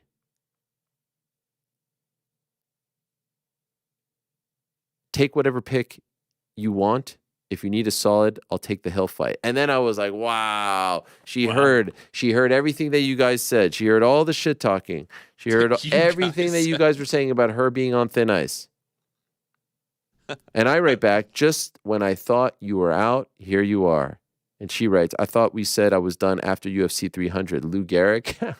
I didn't say that. I said, if you didn't get off the schneid. But here she is. She's back. And then I said, won after 300. And then she said, I said to her, okay, don't send these to Connor. I'm going to announce it. And then she said, too late. And then she said, yeah. And then she said, you knew too. He's giving me the third degree. What is this? He's giving me the third degree. What is that? What does that even mean? I have no idea. She said, I sent it to him first. He said this was incredible stuff. I didn't leave him on red. I was thinking, and clearly I didn't see the card clear enough, because if I did, I would have chosen the love of my life, Carlos Ulberg, to win. Yeah. We should have known that she was going to choose Ulberg, though that was also Rick's pick, so that would have been her second pick that we had already taken off the board. Then I asked for some clarification on what the third degree thing was all about. She said, I'm looking that up GC right now. said I left him on red for days. I didn't. I was thinking. When I sent him the pick, it was too late. Oh, well, I mean, thinking, whatever. I mean, you still left on red, though. I mean, until Friday night. I mean, she was thinking. You know. Hey, be right back. I'm going to be thinking. I mean, that's what she said. Yeah. I mean, that's fine if you're thinking, but like, it doesn't change the fact that left on red. But I mean, it's all been made up for at this point. Because she send you the same sheet? Same sheet, same everything. Ranked which pick she wanted, just in case if something was taken already. I think proof that this is actually her, you can see a thumb in the corner, a well-manicured thumbnail. I think this looks like her handwriting as well. Yeah, so we're back. Actually, we're back really nice handwriting. Yeah, great handwriting. Yeah, I mean, she put in the work, gave us too many options. I mean, at most you would only need 4 options, and she sent 1, 2, 3, 4, 5, 6, 7 options. 7. Overkill at that point. I mean, it's too good. We're back and better than ever, and it proves that she heard us. She heard us. So is she welcome back in? Of course. What? All she had to do was just give us 1 pick prior to Wednesday. She gave us 7.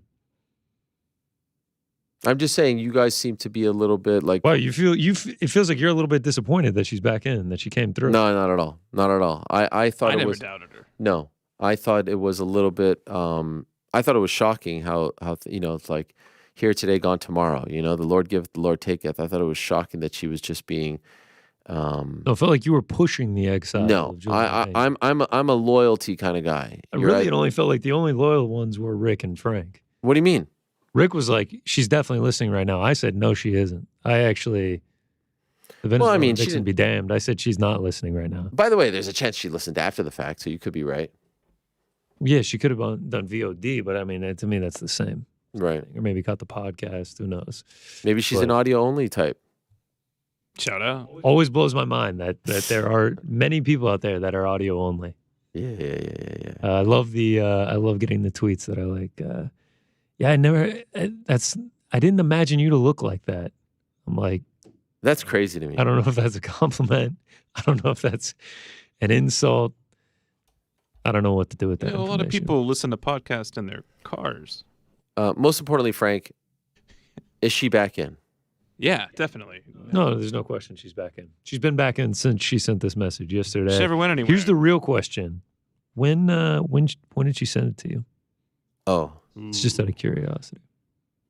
Also, I sent you a text to show something, if possible. Not a Slack. Well, it's huh? like Just a text. you'll understand why. You understand why. What? You don't have your phone out?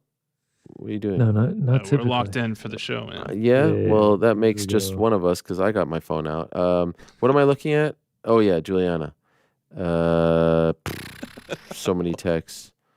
So many. Oh, here we go. What time did she send it? She sent it at 5:32 p.m. Eastern time. What happened? Same thing? I love that shot. 3:08 p.m. Oh, interesting. Did you leave her on red? No. I immediately responded back as soon as I saw it. 3:31. I wonder what prompted her to then send it to me 2 hours later. Yeah, I don't know. I'm just going to go on a limb here and say that she's a pretty busy person. And the fact that she is watching, listening, No, talking to I'm us, floored. I just am wanted to prove that grateful. she went to a fellow Parlay Pal member before Ariel. Makes me feel better about the bond that we Well, I'm not a very part of the strong Parlay bond. Pals. No, that's what I'm You saying. are. I'm not You're a part of like the overseer. Maybe. She's deep in the trenches. Maybe. I What never if you wanted. one day decided, I don't want you guys to do your stupid picks on my show? You could do that. I've felt that way since day You're one. giving them a lot of power Wait, here, Frankie. This is our thing, man. Come on. I mean, we would break off and have our own Parlay Pals. Sure. episode. No, I enjoy the fact that you guys do it because it means I don't have to do it. So it's perfect for me. So okay, so she's back in. We can put this to bed. Of course, yeah. I feel like Lock. for the eighth time. I just want to make sure. We've confirmed she Never is doubted. back in. Well, congratulations, Juliana. I hope you're happy.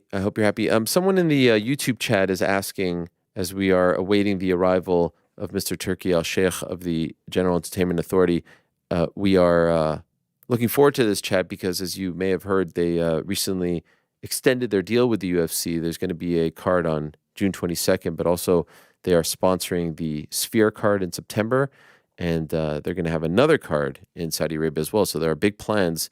In fact, he was with Dana White recently. Took a picture with him, among many others. So I'm looking forward to that as well. Carlos Ulberg coming up, and we still have to answer your questions. We still haven't gone to On the Nose. We may be here till like 8 o'clock tonight. Hope you guys don't have any plans. What did the person say on YouTube? The person on YouTube said they wanted to know why you choose to not be on camera. They must be new. I mean, didn't you say you could be on the show but not on camera? And I said, Ariel, why? This is And he said, crazy. don't look at me when you talk to me. And then Now we're just making things up left and right.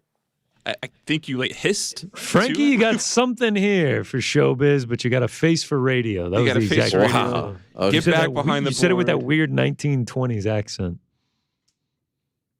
I never said any of that. No. I would love if To you be were on Frankie, honest. you're gonna be a star, Shit. baby.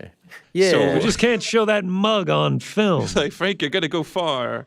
We said, off "What are you camera." doing, Ariel? What is this?" But to answer their question, it's not usual that even a audio engineer would have a microphone in front of them.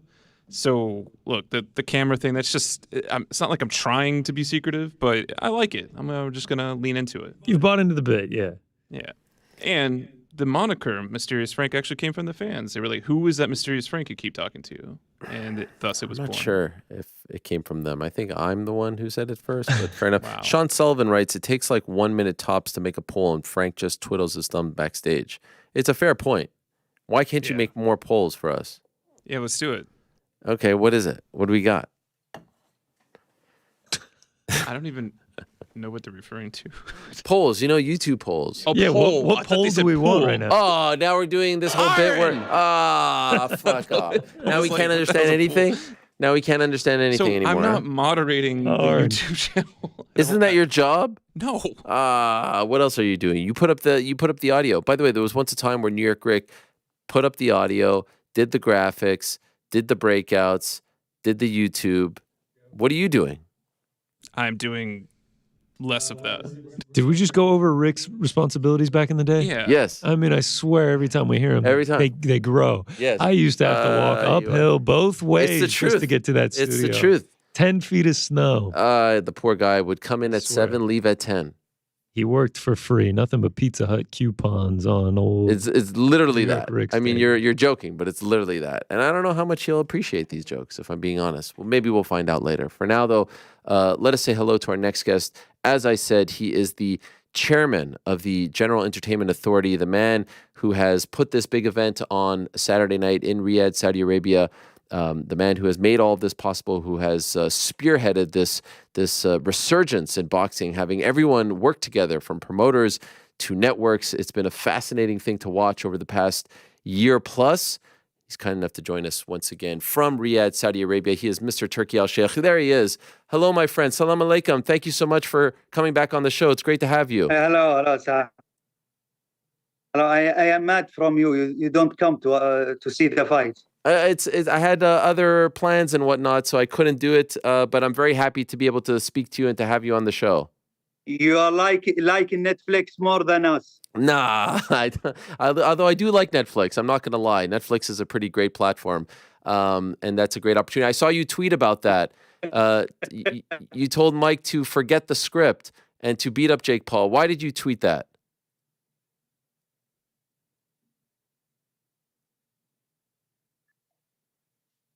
See, Mike I look for him. I have long relationship with him, and I look for him as a brother. I hope Netflix pay for him good money to do this thing. This is my answer. But you are rooting for him. You want him to beat Jake Paul.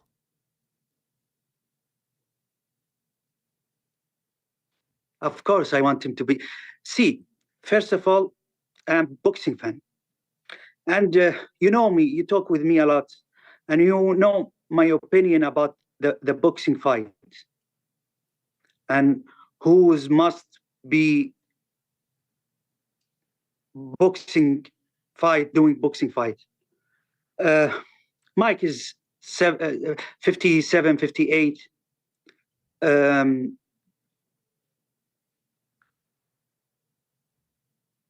If he fight, I prefer to be exhibition fight, not real fights, because the health issue is concerning me. And what is the useful of fight like this for the boxing fans? Netflix have the money. If they have the money, do big fight with real fighters for now. For that, as from the beginning, I said to you, Mike is my brother, and I hope Netflix pay for him good money. Mm-hmm. Can I just say in reply, the rest of the card, not bad, right? Katie Taylor, Amanda Serrano, Schofield against H2O Silv, Julio Cesar Chavez Jr. against Darren Till.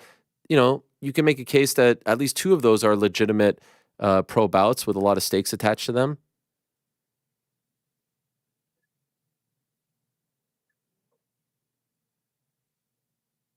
Oh, but they have money. Netflix have money. They can do everything they want.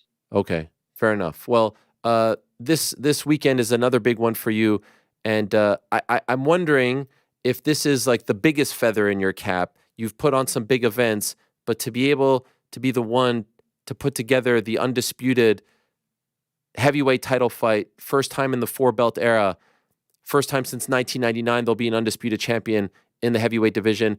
As far as what you've done in boxing, is this what you are most proud of? Is this fight, making this fight, is it what you are most proud of? First, there is important thing I want to explain for you, brother. Not me doing for the boxing. It is my country and Gia. And Gia and my country cannot do these things without the support from the Crown Prince. God bless him. We are serving our country. If it is me or another person with the same support, he will do the same job. It is not about Turki Alalshikh, but Turki Alalshikh is a fan of boxing. Maybe I understand little more in the boxing. Yeah, this is the toughest fight. You know, the people until now, they talk about Ali and Foreman and Zaire. they talk about Lewis and Holyfield in America. This is the toughest fight, yeah. And two icon fighters, never defeated before. Big character, good card. The undercard is perfect. The night will be perfect, but nothing bigger than this fight. And usually, you know, the heavyweight is the top in any MMA sport. The heavyweight is the important things. The people like the heavyweight. That's me.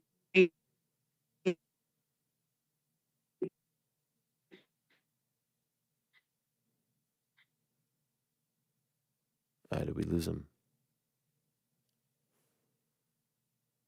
Looks like we lost him. Oh, did we lose him? Still connected. Still connected, but is he? Clearly, it's not. We'll get it Final of the World Cup in football. Okay, sorry, it froze on us. The connection isn't great, so I didn't hear what you had to say there. The connection is very choppy. Maybe we should try to reconnect with him, because guys, let's try to reconnect with him. All right. On top of it. Okay, thank you. We'll reconnect with him. Obviously, want to be able to hear everything that he has to say regarding this event and the other plans that they have. Like I said, he was just with Dana White. They have an event on June 22nd, which will be headlined by Robert Whittaker versus Khamzat Chimaev. They will be sponsoring the Sphere card in September, which Dana White obviously has massive plans for. And another event has also been signed. Also, they have agreed to bring a power slap event to Saudi Arabia, among other things. So if you are a fan of that form of combat sports, stay tuned for that. If you are in the area, of course, you could probably watch it anywhere around the world, regardless of the platform. Now, speaking of platforms, this one is going to be on DAZN pay-per-view here in America. You can also watch it on a bunch of other different platforms. It's kind of wild to see 3 or 4 major broadcasters coming together, and that's something that Frank Warren spoke of as well. Like, this is all just kind of happening, and it's rare. There have been times in the sport of boxing that multiple broadcasters are broadcasting the same event. We don't really get it in MMA, to be honest. You'll have situations where, for example, this Bellator card is on Max in America, but it's on, let's say, DAZN in the UK, but it's still the same broadcast. It's still the PFL putting on the broadcast. Well, here you have Sky with their own team, you have TNT with their own team, you have DAZN with their own team. That is very different and very unique. Let's see if he is back. Okay, maybe this is better. Do you hear me now? Yeah, I hear you now. Okay. Do you mind just repeating the back end of that answer, because we didn't hear you? It was a little bit choppy. It is the toughest fight ever. The heavyweight is all the people liking the heavyweight in the MMA. And this is the first undisputed fight in the 21st century. The people until now remember Zaire, Muhammad Ali and Foreman, remember Lewis and Holyfield, and now it is the biggest fight in the 21st century between Tyson and Usyk. And very big card also, undercard country.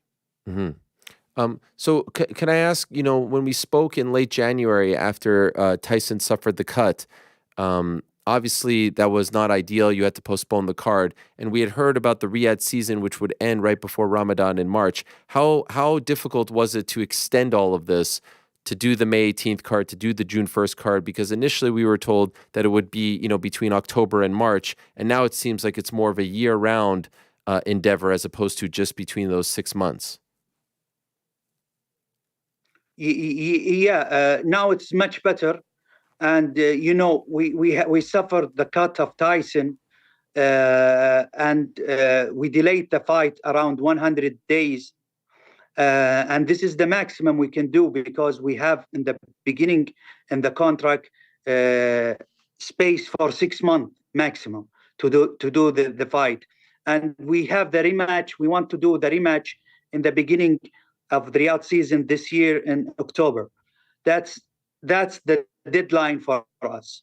Okay. Is there any chance if, let's say, Tyson wins, that you would maybe offer Usyk an opportunity to sit on the sidelines and you would try to do the Tyson Fury, Anthony Joshua fight right away, give the people that fight that we've been talking about for so many years? Is that at all a possibility, or will we be seeing these two fights back to back no matter what?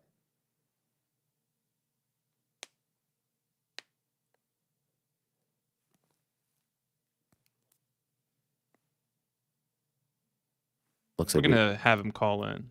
Call in via phone? We have a link for him to call on. What do you mean? We're going to get him back on, but it's going to be audio only. Okay, for via phone? Yeah. All right. Yeah, that would be better. At this point, I'd rather just be able to have the chat. It's been a while since we had one of these stops and starts as far as the technical difficulties are concerned, but nevertheless, okay, we're going to try one more time. I don't want to keep having to stop it. So do we? No, sorry. I think it is now. It is fine. Sorry, because I am outside Riyadh. No problem. So I don't know if you heard my question. I was asking, if Tyson wins, is there any chance that Usyk stays on the sidelines and we do the AJ fight next? No, it has to be. It has to be the October, the rematch, and after that, in my plan in the first quarter, to have Joshua fight between the winner. Which winner? The winner of which fight? The undisputed. Okay, but what about the Joshua fight in September? We have Joshua's fight in September. It is depend about the result of the 1st of June. Okay, of the Hrgovic fight? Hrgovic fight, yeah. Okay. Because now we locked Wilder to Gerald Anderson in the card of Los Angeles. If, of course, he looks good and wins, right? If he look good and not especially win. If he look good and doesn't have any injury. Right. And so the fight in September in England and then August 3rd in LA, these are going to be outside of Riyadh. Are we going to see more of these outside of Riyadh cards from you? Yeah, that's mean we are not doing in Gia as a commercial for our season, and in Saudi Arabia, only card in Saudi Arabia. We are supporting the boxing around the world.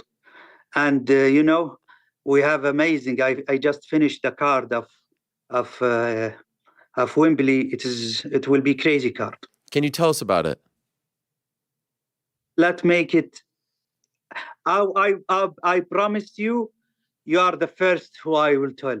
I appreciate that. Thank you. And so could I ask why, like, you could be spending your time on a million different things, a million different sports. Why boxing? Boxing is such a political sport. There's so much drama. There's so many egos. Why have you decided, to devote so much time and energy to this sport, which has been fractured for so long? I want to tell you, first of all, I am fan in boxing, and the people in our country like the boxing. The boxing was the sport number 1 in the world in the 70 and the 80. Now in our studies is the 14. The boxing suffered a lot of problem in the last, especially 20 years. One of the major company like UFC and another MMA sport, they grow on up and taking some from the market share of boxing. Who's handling boxing in the last 20, 30 years? People with, in our opinion, old school, doing the business as is the 70 and the 60. And we are new generation, youngest people. We want different way of thinking. And we think we have a chance to have different format for the boxing and make the people happy about it, and make our country and especially Riyadh a hub, one of the biggest hub in MMA sports. Mm-hmm. And so speaking of mixed martial arts, without canceling or fighting with London or Vegas. Vegas is still big, London is still big, but I think we can have also Riyadh being big and Tokyo being big, Sydney being big, like this. Mm-hmm. And you will be having your first UFC card on June 22nd. The original plan was in March. I had heard that perhaps the card wasn't good enough, so you wanted to wait a little bit longer for a better card. Are you happy with the card that is being presented on June 22nd? This is the first card in our country, and it is good, but we want more. For that, in the last travel, in the last time I see Dana in New York, we discuss and finish deal with big card in the end of this year or the beginning of 25 in Riyadh, more bigger 2 or 3 times than this card. And also, this is an important thing to explain to the people. There will be huge UFC card in September in Vegas in the Sphere. It's by present by Riyadh Season and support by Riyadh Season, and it will be amazing card. That second one that you're talking about, will that be a pay-per-view or a fight night? I think it will be pay-per-view. Yeah, something big. What usually UFC do it big. Right, because as far as boxing is concerned, your cards are the biggest, and so I think people were thinking that for UFC it would be the biggest kind of card, and there's no one bigger than Conor McGregor. Was there any request or discussions as far as having Conor fight in Saudi Arabia? Why not? Why not? But you know, the card in June, it was the beginning of the relationship, and after that we reached some point, and in the future it will be long relationship, similar what we have with WWE. Now we are around 7 years with WWE, and we have more years. And UFC now and Dana, we will have a lot of business together. Yes, you have the King and Queen of the Ring coming up in Saudi Arabia as well later on this month. That's WWE. So, and we are talking in the future about WrestleMania and Royal Rumble. Wow. Could that be possible for next year's Royal Rumble? I know WrestleMania will be in Vegas, but could it be next January in Saudi Arabia? We are talking around 26, 27. Okay. Is there any sort of, for those that may not understand, is there any sort of end in sight to all of this? Like, are you doing it for X amount of years and then you will move on to something else, or are you in the world of combat sports? No, in the boxing, and in the boxing especially, we are now planning to have a big project. It will see the light maybe in the end of 25 or the second half of 25. But until this, we will still support very big card. See, brother, I want to tell you something. Now, in the last 8 months, I have a relationship with around 98% of the fighters. Direct relationship, okay? And my idea to do big card, make the world see it soon. If I success, okay, I will try, but I want to explain more and be honest with you. I am working in Canelo and Crawford card, and I want this fight. And we are thinking to do it in America because we want it huge and big stadium and big pay-per-view. We want to do it in the end of the year or the beginning of the second year. I hope no one stand in our way to doing something like this from the promoters or the belt, because in the end, if we want it, we will do it. And we will success to do it. I am very angry. Are you listening to me? Everything. Yes, everything. I am very angry, and I don't understand why the IBF put mandatory to Canelo very soon. And they do it like this for the third time with us. They do it before with Obitaya, and they do it with Hergovich, and we don't understand it, especially from IBF. I hope they understand this message, because in the end, we don't want the fighters to step down from his belt if this is necessary. In our radar now, and our target to do Canelo Crawford, but now I don't want to think. I am focusing in Saturday in the biggest fight of the century. Can I ask, Canelo Crawford, where would you want that to be?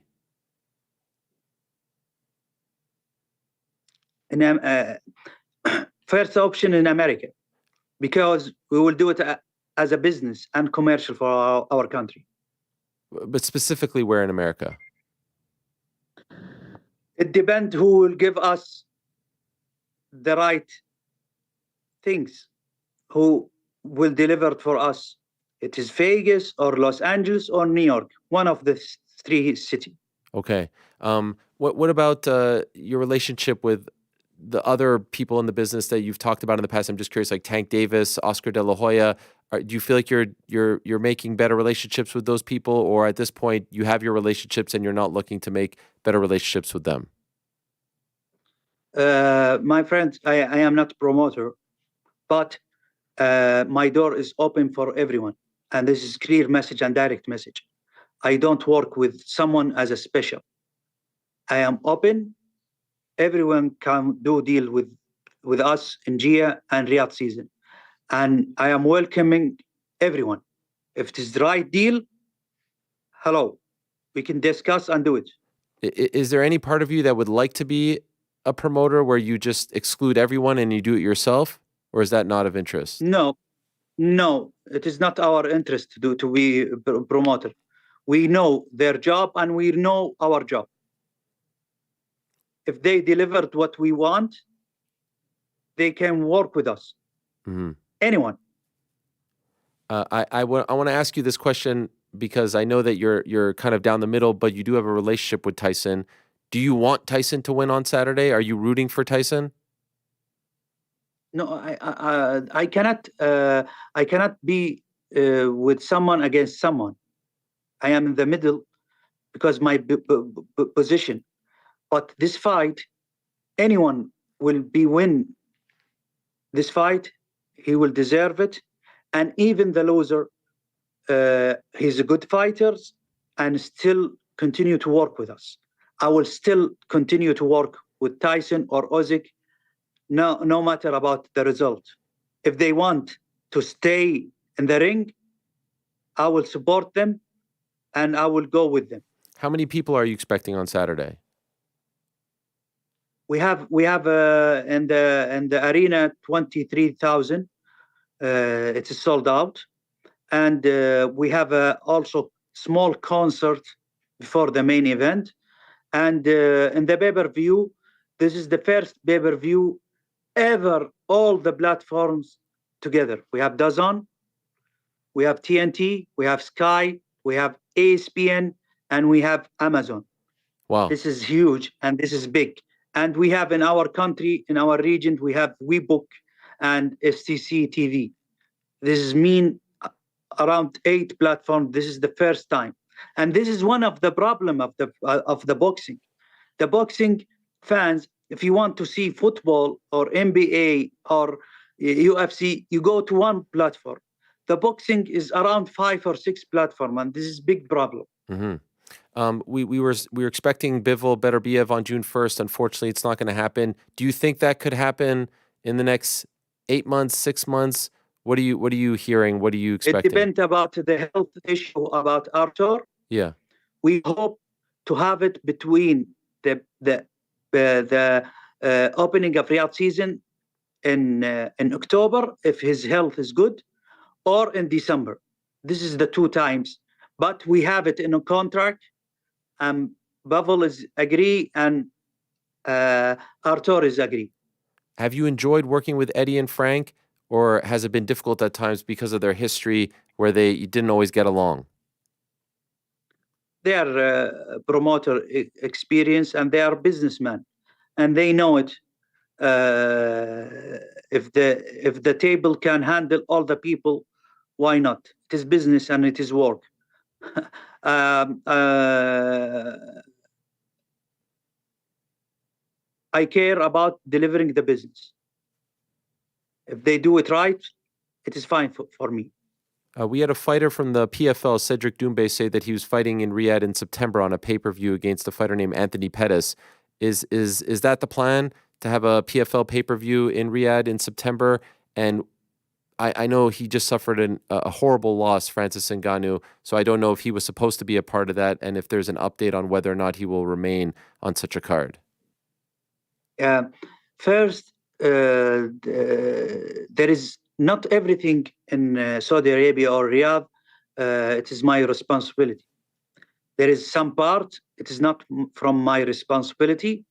I don't know about this situation, but if they announce it, they will deliver it.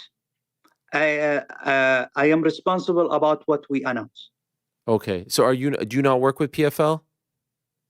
I work with PFL, and we have card with them last season, but the people who is responsible of PFL, it is not GA. Sometimes they can do some business with BIF or the sport ministry or something like this, or Riyadh cities. If I were to ask you a dream fight that before it's all said and done, you would like to be responsible for putting together, what would it be? I will tell you, and I will tell you also message from me. Okay. Dream fight, of course, Tyson Joshua, Canelo Crawford, Benavides with Bivol or Arthur, David's, if he get smart, and Inoue. This is dream fight, what I like, but they must matching the weight together. People got very mad at me when I suggested that fight. People said that I was crazy, that I don't know anything about boxing. You would like to see the internet went crazy on me. They wanted to kill me when I said Davis Inoue would be a dream fight. I don't know what weight, but them two together would be incredible. But you're saying you'd like to see that too. If they reach the right way and give us the right proposal, we can deliver it. And this is a message from me to you. Thank you. To them also. Yes, of course. Okay, so those are the fights. You have the... But there is important things. And this is the message for Honda and Inoue.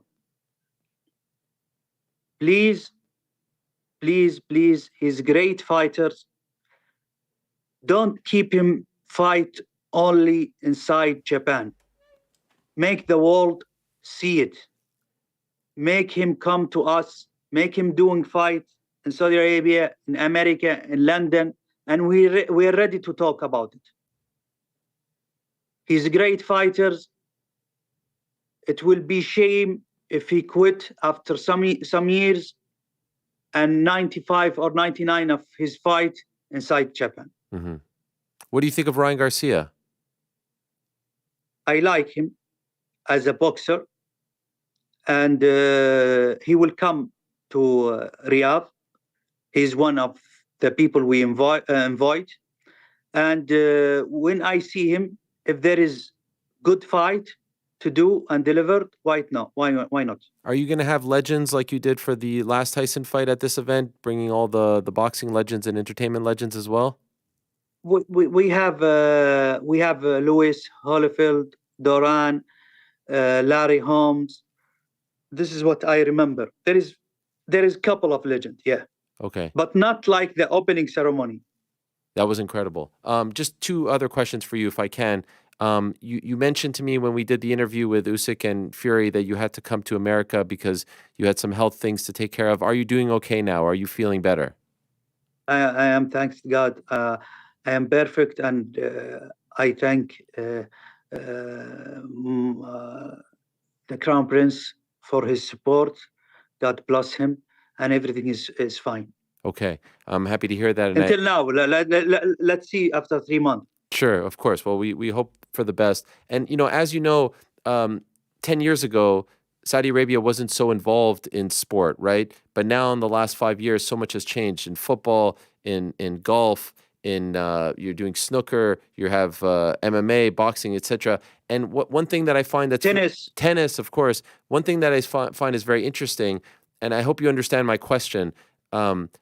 In some of those sports, football, golf in particular, you are viewed as somewhat of a disruptor, right? You have come in and taken stars away from other leagues and whatnot. But in boxing, I look at the comments and you're viewed as a savior. You're the one who's saving boxing. You're bringing boxing together. The fans are showering you with praise, as opposed to in the other sports are like, oh, you're taking, Mo Salah away from Liverpool. Do you find that interesting, that dynamic, that in one sport... Do you understand what I'm saying? Yeah, I understand. And I have studies in it with them numbers. I want to tell you something. First, about all the other sports you talk, they have a big system, and it is fit in their country. Football, anything, golf, it's big for that, and they deliver it in their country. For that, some fans want some players in their country. And at the same time, it is the right of Saudi Arabia to have the legend in their country and the league. Why not? Similar to England, similar to Spain, similar to Italy. We want our league is big. We want our sport is big, and we want the people to visit our country and know about our country, and we want our people to be happy. But in the boxing, and I have it studied, and I will show you. I will send to you after the meeting the numbers, and it is clear the numbers because I have 5 different people to study it. 98% of the people is happy about what we are doing, and this is a huge number because the system and what's happening in the boxing in the last 20 years. I want to tell you something. Tell me who's can do some card like what we are doing. Each the 5 or 6 or 7 fights, it can be the main event. Who's can do it with the commercial and spending the commercial like what we are doing? Sometimes the commercial cost us more than the fight. The hospitality. Yeah, everything.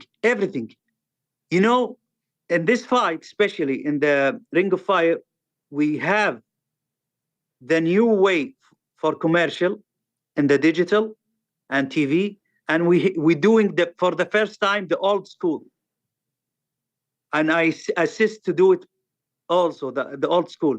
We have brochure, layers, posters in the street and everywhere.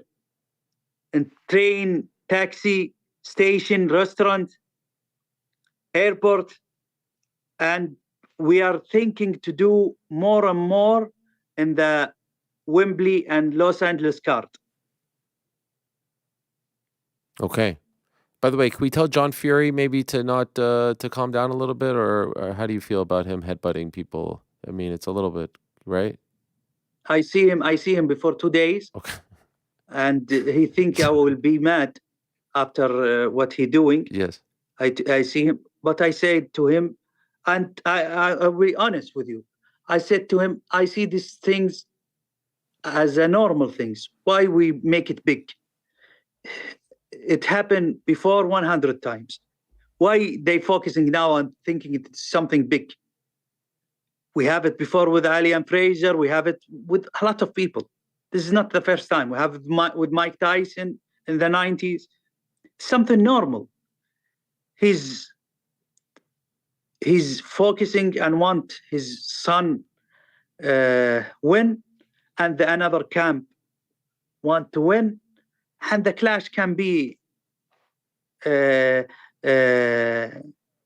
happen. It is normal.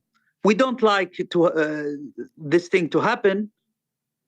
We want it to happen in the ring, but if they happen, we will say to him, I said to him, please be careful, do not have it again. Mm-hmm. That's it. Okay, fair enough. But last one, is Mo Salah coming to play in the Saudi League next year? I don't have an information, but I have information last year. He was accept, but Liverpool changed their mind in the last second. He was accept, and I think this is one of the problem what he have in this year with his team. Mm-hmm. But in the end, I want to have a message for the fan. We work with them. We like them. We want them to be happy.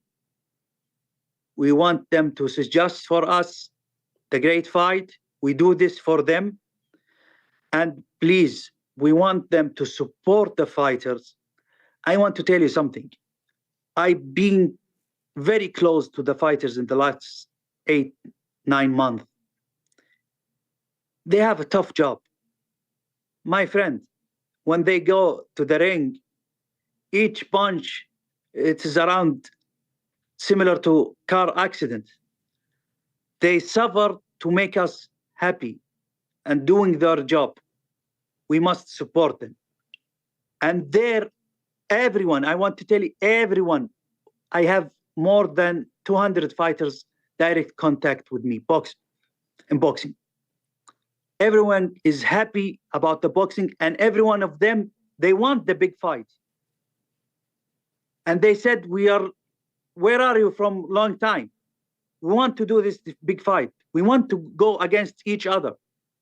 And no one support us before to doing this fight. For that, please enjoy and support us to give more and more to this support. If you support us, you will make our job easier and make us deliver things, make you happy. And a small direct message for you. When you finish your fight with Dana White, we want to see you together. Mm. I have a direct message now to Dana White and to you. It is time to turn the page and beginning new page. And I invite you in the card of the end of June in UFC, or in the card of the boxing in the 1st of June, because I know you are in the 18 is busy, and I invite you to London and Los Angeles. And if you come to the card, the UFC card, any card with us in Riyadh, or the next card in Riyadh, or in the Vegas card in the Sphere, I want to sit me and you and Dana White together. Well, that means a lot to me, more than you know. You think that you can broker peace between Dana White and I? I'm not so sure. I don't know if he wants to make peace. I would be open to it. I'm not sure if he is open to it. I will try my best, but I think he's a smart guy, and I think he's a business guy. I don't think he takes a lot of things as a personal. And let's see. I will try my best because I want you to be together. Well, thank you. That means a lot to me. I really do appreciate that. I think it would be harder to make that partnership than Fury Usyk or Fury Joshua. But if anyone could do it, we have learned over the past couple of years that it might very well be you. So I appreciate that sentiment. Anything can be do. If we are alive, anything we can do it. Alhamdulillah. And I wish. Thank you, my brother. Yes. And I hope everyone see the fight and like it. And I invite everyone to go to the guest website to guess the fight result and try to win the $100,000 from Riyadh season. It will be something huge. And in the future, we will try to make you happy. And take care about yourself, brother. And I hope good time for you and safe time for you and your family. Same to me. From me to you, all the best. Feel better, and I wish you nothing but good health and good luck. I am nervous. And each minute I go more nervous until I see Tyson and Usyk inside the ring. I know, and I think all boxing fans feel the same. But we are just 3 days away now, so good luck getting there. Looking forward to it, and thank you very much for the time. I really appreciate it. Salam alaikum. Deliver the message for Anwa and Honda and Davids. I will. I promise. Thank you. Thank you so much. There he Bye-bye. is, Mr. Turki Alalshikh, known to fans worldwide as His Excellency from the General Entertainment Authority in Saudi Arabia. That was tremendous stuff. He wants to broker peace, guys. He wants to broker peace. What a time that would be. It would be something. It would be something. I'm over here sweating. Let us see. All right. We could talk more about that. Thank you very much, Tim, for the time. He doesn't do a lot of those, so I appreciate it very much. But let's go to our final guest of the day. He's waking up early, and we've kept him waiting, so I feel horrible about that. He is the man who had a 12-second win this past weekend in St. Louis in Missouri, the third fastest knockout in light heavyweight history as far as the UFC is concerned. He is the streaking fighter out of the Oceania region, the Anzac region. He is the one and only Carlos Ulberg, who's kind enough to join us right now. There he is. Good morning, Carlos. How are you? Good morning, brother. This is a lovely... What's that? I've had about negative 5 hours sleep, man. I'm sorry. You get me up at 6 a.m. in the morning. I'm sorry. Yes, I'm sorry. I'm so sorry. But you know, this is the vision that so many people on the planet would dream of. This vision right here. You know that, right? This, you waking up to you. This is a. If there's anybody, Yeah. If there's anybody, it's you that can make it happen, 6 a.m. in the morning, brother. Fucking hell. Who told you to do this? Ash, is this his fault? This is all your fault, brother. No, all I said was, listen, I would love to have him, but you know, I know it's very early over there in Sydney. In New Zealand, they have 2 extra hours on us. But do you call Sydney home? Nah. I'm just here for a bit of work. Okay. Just here for a bit of work. I'm here for a couple of days, so I'll head back home pretty soon. So it's just been a bit of it's just a mixture of jet lag, man. Just been on the planes from St. Louis and nonstop. No, I understand. Which is good, yeah. Well, congratulations. How was St. Louis? Did you enjoy it? I did. I mean, the last couple of days there was nice. The weather was turned it on for us. So, yeah, St. Louis was interesting. Apparently, like one of the more dangerous places on the face of the earth. But it was all good. It was nice, short and sweet. Short and sweet. Just like your fight. What are you thinking in the aftermath? Like what? The game plan was a little bit strange, right? To come at you, such a hard hitting guy, to just rush you like that. Yeah. What are you thinking about all this? Yeah, man. I mean, we knew that he could possibly rush in, and he did that. He did exactly that, and we anticipated it. So we were prepared for anything going into the fight. Obviously, he's a big puncher. He's got his name. He's been knocking everybody out in the division. So anything could have been taken from that fight or the lead up to the fight. So we were prepared for everything.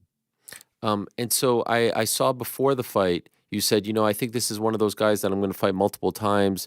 We're going to be around, you know, the division for a long time. After a fight like that, I don't think there's much of a demand to see it again. What do you think? Yeah, I mean, like what I'm saying is, I feel like he'll make his way back up. I said it, and he'll make his way back up, and will eventually fight when he gets back up there. So Yeah, he'll learn from this. He'll definitely learn from this, and I see myself fighting him again for sure. Okay. Is there any part of you when you have a fight that's that quick and you say like, man, I flew all the way here, like I wanted to at least break a sweat? Or are you happy, this is great, 12 seconds, I'm good, I'm healthy, let's go home. I get the bonus, let's go home. Yeah, man, the name of the game is to get in, get out, get the job done. Bob's your uncle. Do you even go for like a run or something afterwards just to break a sweat? Do you do something in the back? Nah, man, nah. I mean, just it's good. I mean, I didn't get any injuries. No concussion. No serious injuries anyway. And yeah, you get to go home and enjoy life as it is, and get back to the drawing board and see what else there is for the end of the year. You're on a run right now, an amazing run, 6 in a row. Do you feel like it's time to take a step up in terms of the competition? Is there something, maybe not a person in particular that you want, but something that you want? Like, oh, I want a top 10 guy, top 15 guy. How do you feel about like what is the appropriate next step? Yeah, I think definitely someone in the top 10 for sure. Could be top 5, who knows? But it is the light heavyweight division, and the UFC know what they're doing. And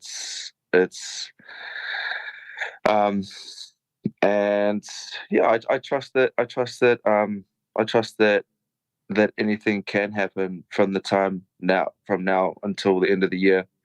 You do have Jamal and help me out here. Khalil Roundtree. On this next, yeah, Roundtree, and on the is it June? June 29, yeah. In Vegas.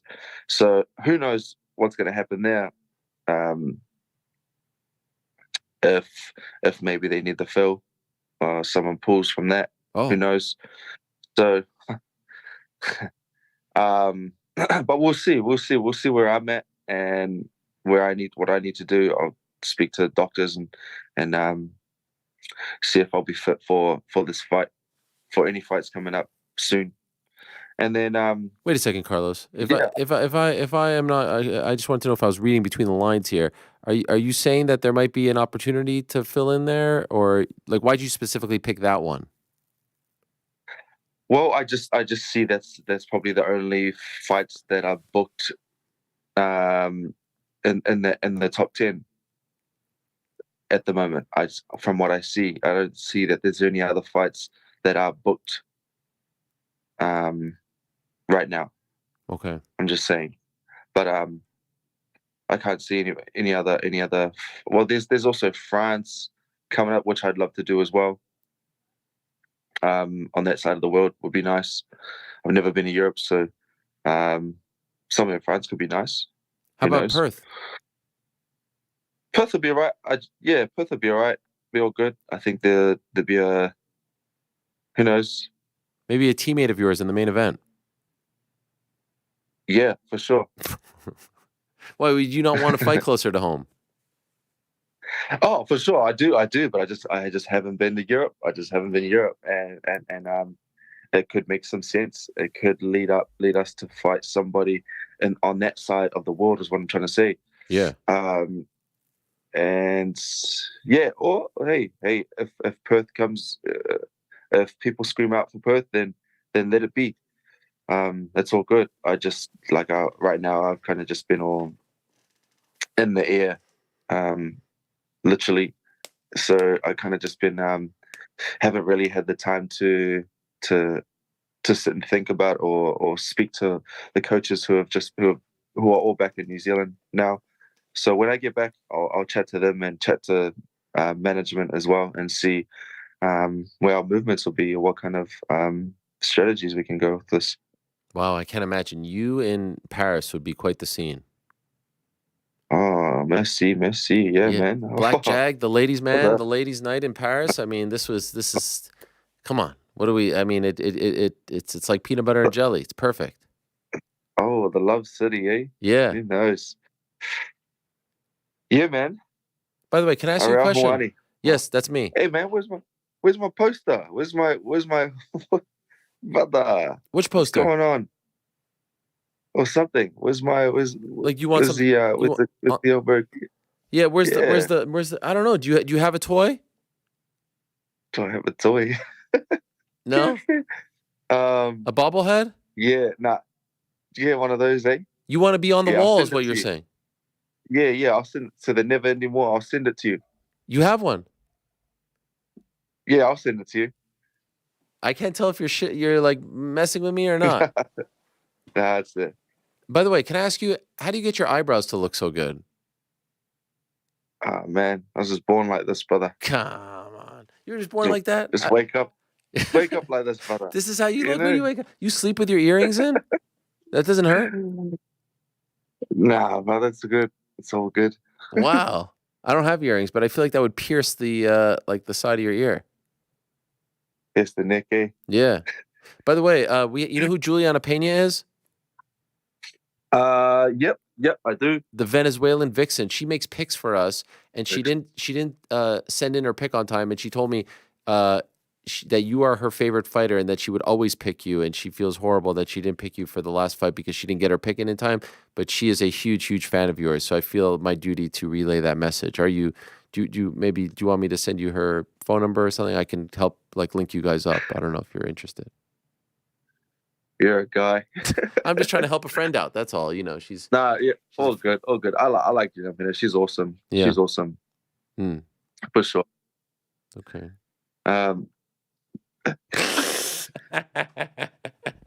Sorry, Julian. I tried. Brother, it's 6 a.m. in the morning here, brother. Yeah. Isn't it? Actually, it's 6:30 now. You're lucky I hadn't been out on a bender. You're lucky I hadn't been on a bender. I didn't believe that you were showing up, to be honest. But we did have Neither did I. We had someone show up on Monday from Queensland, and it was 5 o'clock in the morning. Oh, really? Yeah. Who was that? Sharnika Johnson. You know her, the fighter, the boxer. She just fought a yep. And they announced the scorecards wrong. You saw that? Yeah, I did see that. Yeah. Crazy. Do you like what when you're out in Sydney? Do you like to go out? I do, man. I mean, I haven't spent too much time. I'm closer to the beach right now, and oh, nice. Out in Bondi and Coogee, so I'm trying to stay away from the city area. I just it's quite nice to just be a little closer to the water out here, and but yeah, I went out last night for dinner, and it is nice. Get out and get a steak. Yeah.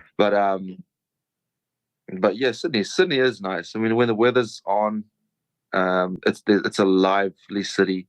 And the last time I was here for my previous fight against Da Unjum,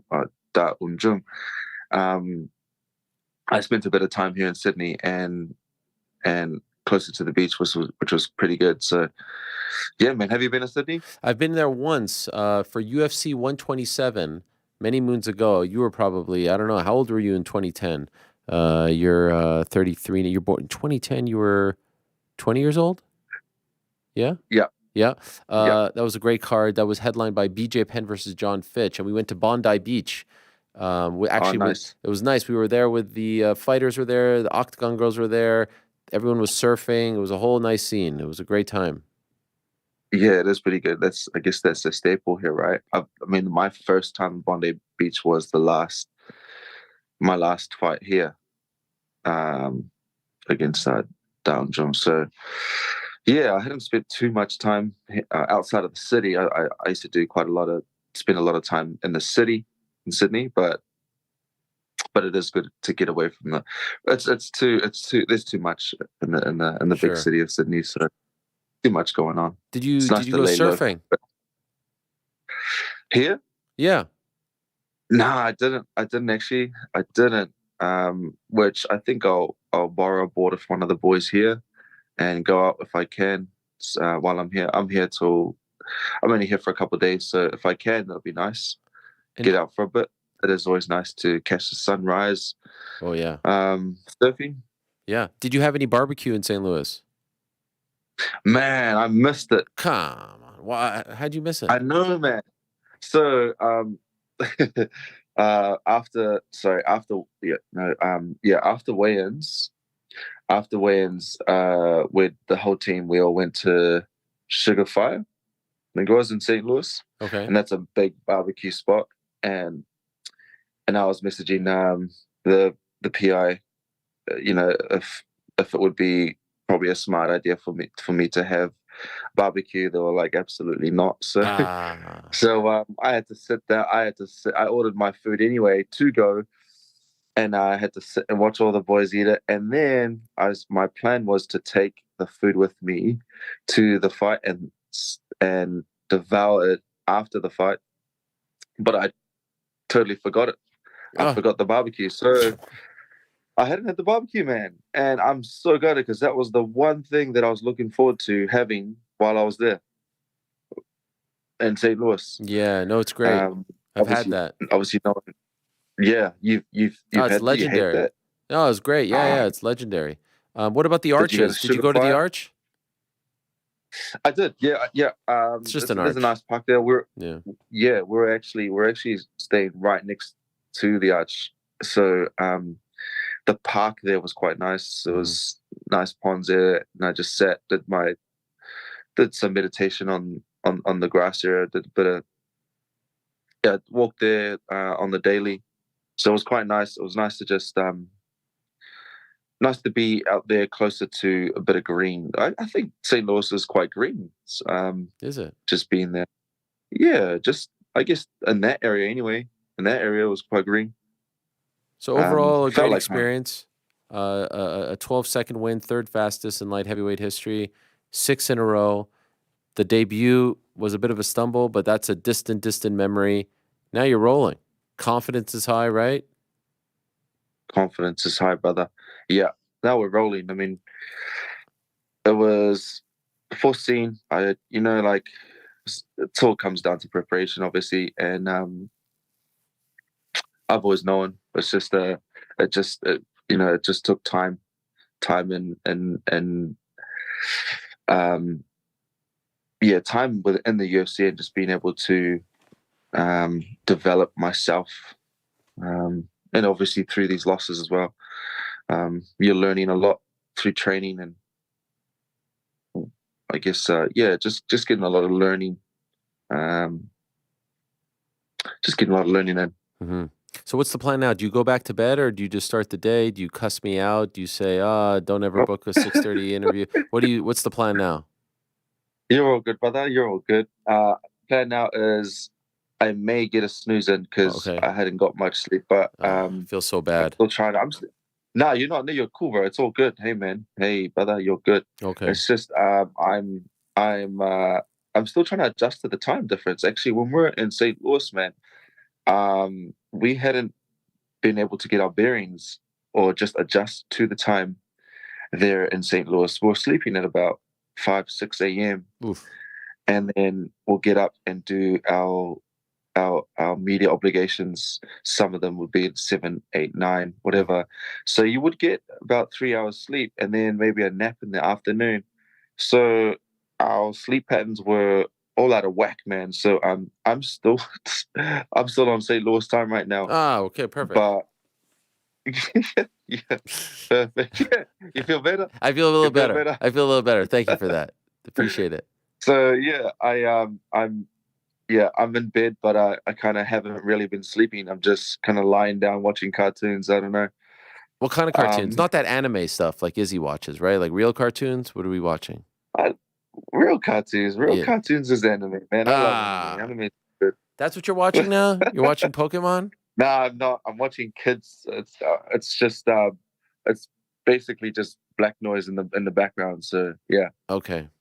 Wow. Cartoons. Interesting. You don't have kids there with you. You're choosing to watch this.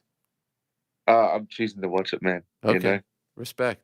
Yeah. Well, there you go. Oh my God. I mean, talk about a sight for sore eyes. Tremendous. I'm trying to get myself to fall asleep. Okay. Yeah. This isn't helping. Certainly not helping. No, not helping. Well, but yeah, bro. I mean, what an experience. It was good. The whole trip there was obviously the good quick win, 12 seconds, and And as I said, yeah, it's good to just go in, complete the mission, get back home, and then get back on the saddle. So, right now I'm just doing all the media stuff, obligations that you need to do, which is good, and obviously having a good chat with you. So, I'll get back home, and then we'll figure out what we're going to be doing. If we can, for the end of the year. Okay. Well, thank you very much for joining us. Congrats on the win. Sweet dreams. Hopefully you're able to catch some sleep and enjoy your time in Sydney. And keep it up, my man. It's great to see you're crushing it out there. It's a beautiful thing, and you've come a long way. And some people were maybe doubting you early on, but there are no doubters left. Everyone is a believer, and it's really great. So well done. Congratulations. I'm very happy for you. Thank you, brother. Appreciate you. Thank you for your time as well. Okay, much love. Thank you so much. There he is, Carlos Ulberg, joining us from his bed in Sydney. It was very sort of like I felt like we were sort of vibing there to the point where like that's like the call that you make to, maybe like a loved one before you go to bed when you're on a trip, right? I thought it was very wholesome. I felt it was. I'm gonna say this word, and people are gonna but I felt like it was very it was very intimate. You know what I mean? I don't mean wholesome. Wholesome, yeah. Like you know what I mean? Like he was just I know what you mean. Like he forgot intimate, not romantic. Intimate. Yeah, he was snuggled up in bed. At one point, he got more comfortable. Got the blankets all the way up to his neck. I mean, he was cozy, man. Like that's like the call you make to the loved one, like right as you're about to go to bed or waking up. That was. I felt like he forgot we were even doing an interview. Right? Yeah, it was amazing. It was amazing. He was almost laughing at how early it was. I'm sure he loved that we got to him a little bit late. He just caught some extra G's in the back. No worries. I mean, was he there the whole time? There was a part. Yeah, pretty much. Where he was ready to go and you were wrapping up. Oh. I'm just going. I need to break the bad news.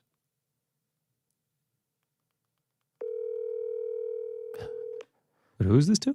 Yellow Schmello. Hi, Juliana. This is Ariel Helwani of the MMA Hour. We're live on the show right now. Juliana Pena, everyone. This is her. I have good news. I have good news and bad news. What's the good news? What's the bad news? Okay, the good news is you've been voted back onto the island. The Parlay boys came together, and they say that they want you back. Do you accept? Dude, I want to talk about this. I'm so concerned. I thought we agreed that after UFC 300, I was going to be out and Lou Gehrig was coming back to fill his rightful position. What? Wait, you texted me that. You know who Lou Gehrig is, right? Totally preluding to the fact that you were Lou Gehrig, that you needed to come back in order for us to win. Okay. First of all, I thought you actually now you made me think that you thought Lou Gehrig was a person living now who's going to come back into the Parlay Pals. No, dude, that guy's been dead forever.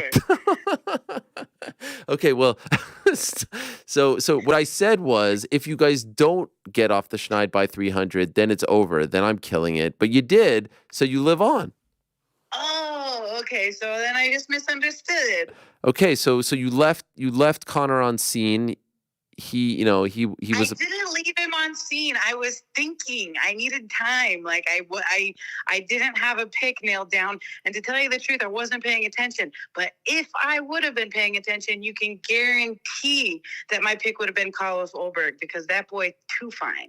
Okay, so that brings us to the other piece of information. Carlos was just on the show, and he joined us. Julian, I have to admit, he joined us from his bed. I don't know if he knew what he was doing but he had just woken up. He had that sort of morning glow to him from his bed. He knew what he was doing. That's a thirst trap. He was cozying up. He had the covers all. It was something. And being the friend that I am, Juliana, I mentioned you. No, you didn't. Oh my gosh. Dude, that guy's banging supermodels. He ain't gonna be dealing with no single moms or any of that garbage. Come on. I don't know. How do you know what he's doing? So I don't know. I just know that he's a supermodel and he's probably come on. That guy's like a 10, 11, 12. That guy's he's up there. Listen, they say the same about me and I'm not doing that. So, you never know. Point is, I mentioned it to him, your affinity for him. And he had glowing praise. He said, "You're awesome."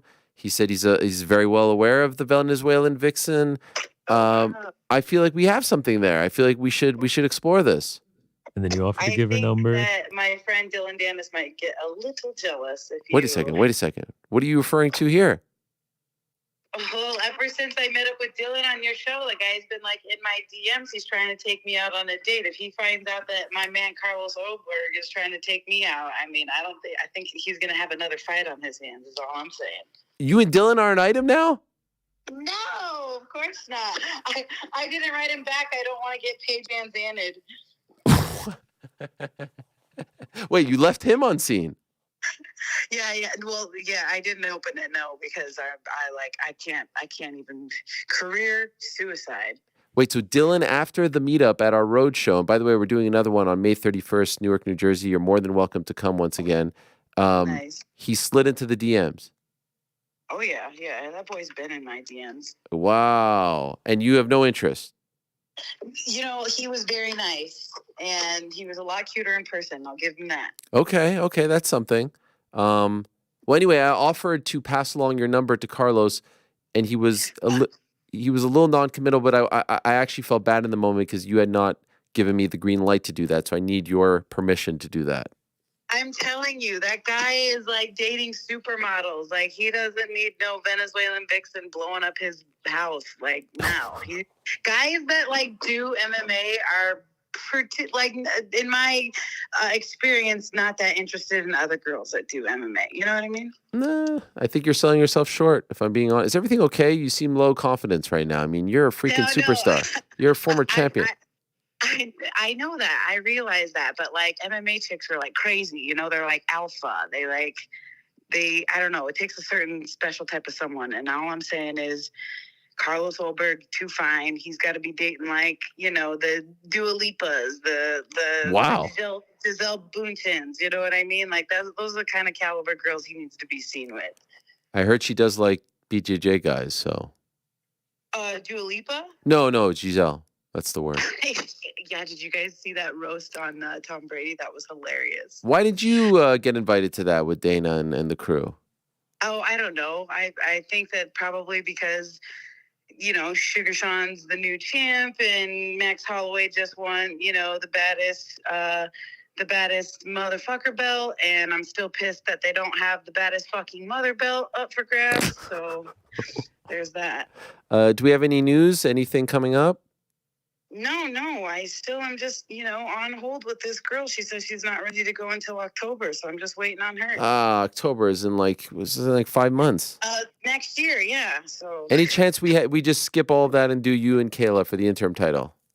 No, unless it was for the baddest fucking mother belt, maybe. But as my experience, it's much better to just wait and fight for the real thing instead of the fake belt.